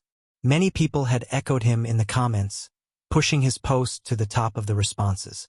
After glancing through other posts, Han Xiao realized that most of the posts had traces of Loseman. That guy copied and pasted the comments so many times. Many others found his resentment to be over the top, and they argued with Luzman on the forum too. Han Xiao narrowed his eyes. This was not totally unexpected. The players would realize sooner or later that the mechanic vocation is not suitable for combat in the early stages. Luzman was the first one, and he would not be the last. These grievous people only fell for the trap because they were attracted by his video and had simply chose whichever vocation that was strong. The moment they realized that it wasn't what they had imagined, they would feel deceived and angry. There were also players who liked the mechanic vocation who ignored these useless arguments and complaints. Some players were in the game for entertainment while others wanted to be the strongest in the game. Luzman was clearly one of the latter. These negative comments would definitely affect his business, and since there was only one chance to choose a main vocation, players would become more cautious, especially first-time players. Han Xiao shook his head. He had wanted to attract more players into the pit of mechanic vocation to expand his market. Seems like I have to reaffirm players in the value of the mechanic vocation. I can't just rely on displaying my strength. The program continued running. Off the script, the male MC said, "We have just received the unreleased promo clip on the next version of the game from Galaxy. Do take a look." The screen began to play another video, just as what a Galaxy had announced. This promo video focused on the battle scenes of each vocation. The heavy armored knight appeared full of energy. The tip of his gun emitted smoke, and it hit a group of iron-shielded guards. The crash was loud like a thunder, and bodies were flying all over. A tribe with horns controlled the elements around them. Flames slithered and wrapped around their body like a snake. A magician stood in his cloak, and a web of light appeared beneath his feet as he chanted. Light rays of magic shone out from his fingers. The bald-headed sorcerer used his mind to manipulate objects around him. He released an invisible strike his opponents around him, causing them to fall one by one with their noses bleeding. The clips were all very realistic. It was gorgeous. This was only a demo of the promotional clip. Nothing was finalized. The clips were recorded by new players from every planet, and there were only a few clips from senior players for the time being. They barely got together the battle scenes of the 5 main vocations. The battle scene for mechanic vocation was a clip of Black Phantom in action. Han Xiao was the first advanced player to demonstrate his combat power. There were several clips showing the jaw-dropping scene at Bighorn Village, as well as scenes of the interception battle at Tedramar River. Sniper, rifles, turrets, squadrons, and even the vicious Fury Blade was featured in the clip. The players was all engrossed in the scenes. They were all exhilarating moments. I didn't know I got selected to be in the promotional video. Han Xiao was a little surprised. He still remembered last season's promotional video. The scene for the mechanic vocation was just the process to produce a machinery, and most players assumed that it was more of a support role. Hence, only a few players switched to the mechanic vocation. According to the first version, the proportion of players in the mechanic vocation was only 9.7%. This promotional video alone attracted tons of interest from the players. Mechanic vocation wouldn't be as bleak as before. He wasn't afraid to risk players complaining and regretting on the forum in exchange for attracting more players over. This promotional video also improved his popularity, and this was much more effective than word of mouth. Han Xiao was overjoyed. He expected his fame to shoot up in no time. The next lineup on the program was about professional players. The male MC said, "Within 10 days of public beta, tons of famous esports clubs have shifted to the game Galaxy, and according to statistics, Esper is currently the most popular one. This class is a lucky draw. If you get a high-level skill, it is equal to 10 million lottery tickets. The future is unlimited. It is known that the United States, South Korea, France, Japan, and Switzerland all have accounts with A-class potential rating, and the various big clubs have offered prices for these accounts, worth millions of US dollars. The screen flashed wildly. Almost $1 million to buy a novice account? It was simply a lottery. Good luck would mean making a fortune immediately. Flashing news. The American Devil Club, Sandstorm Club, France Tulip Club, and the Korean 4-Star Club have already bought the accounts. They will be used by the club's elite players. and the God-level players will still be using their own accounts. American elite player King and Queen has changed to the magician vocation and was rewarded with a rare skill through a hidden quest. French elite player Lost Angel has chosen to start at random, and he seems to have obtained an opportunity. South Korea.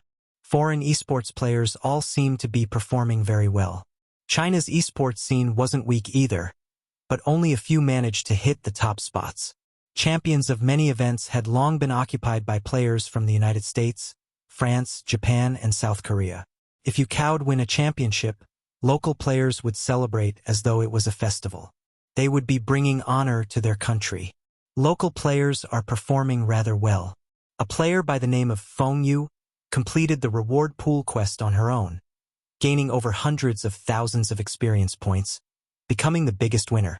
It is extremely beneficial for her future development. Who knows, maybe the advantages would come snowballing in. This task was related to Black Phantom. A dark horse by the ID of Fury Blade was among the professional players.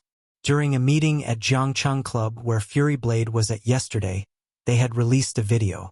It was the battle scene in the promotional clip with Black Phantom, and I believe everyone had also noticed Fury Blade. He seemed to have triggered Black Phantom's hidden quest. The clip of Fury Blade was sent in by Luminous Moon.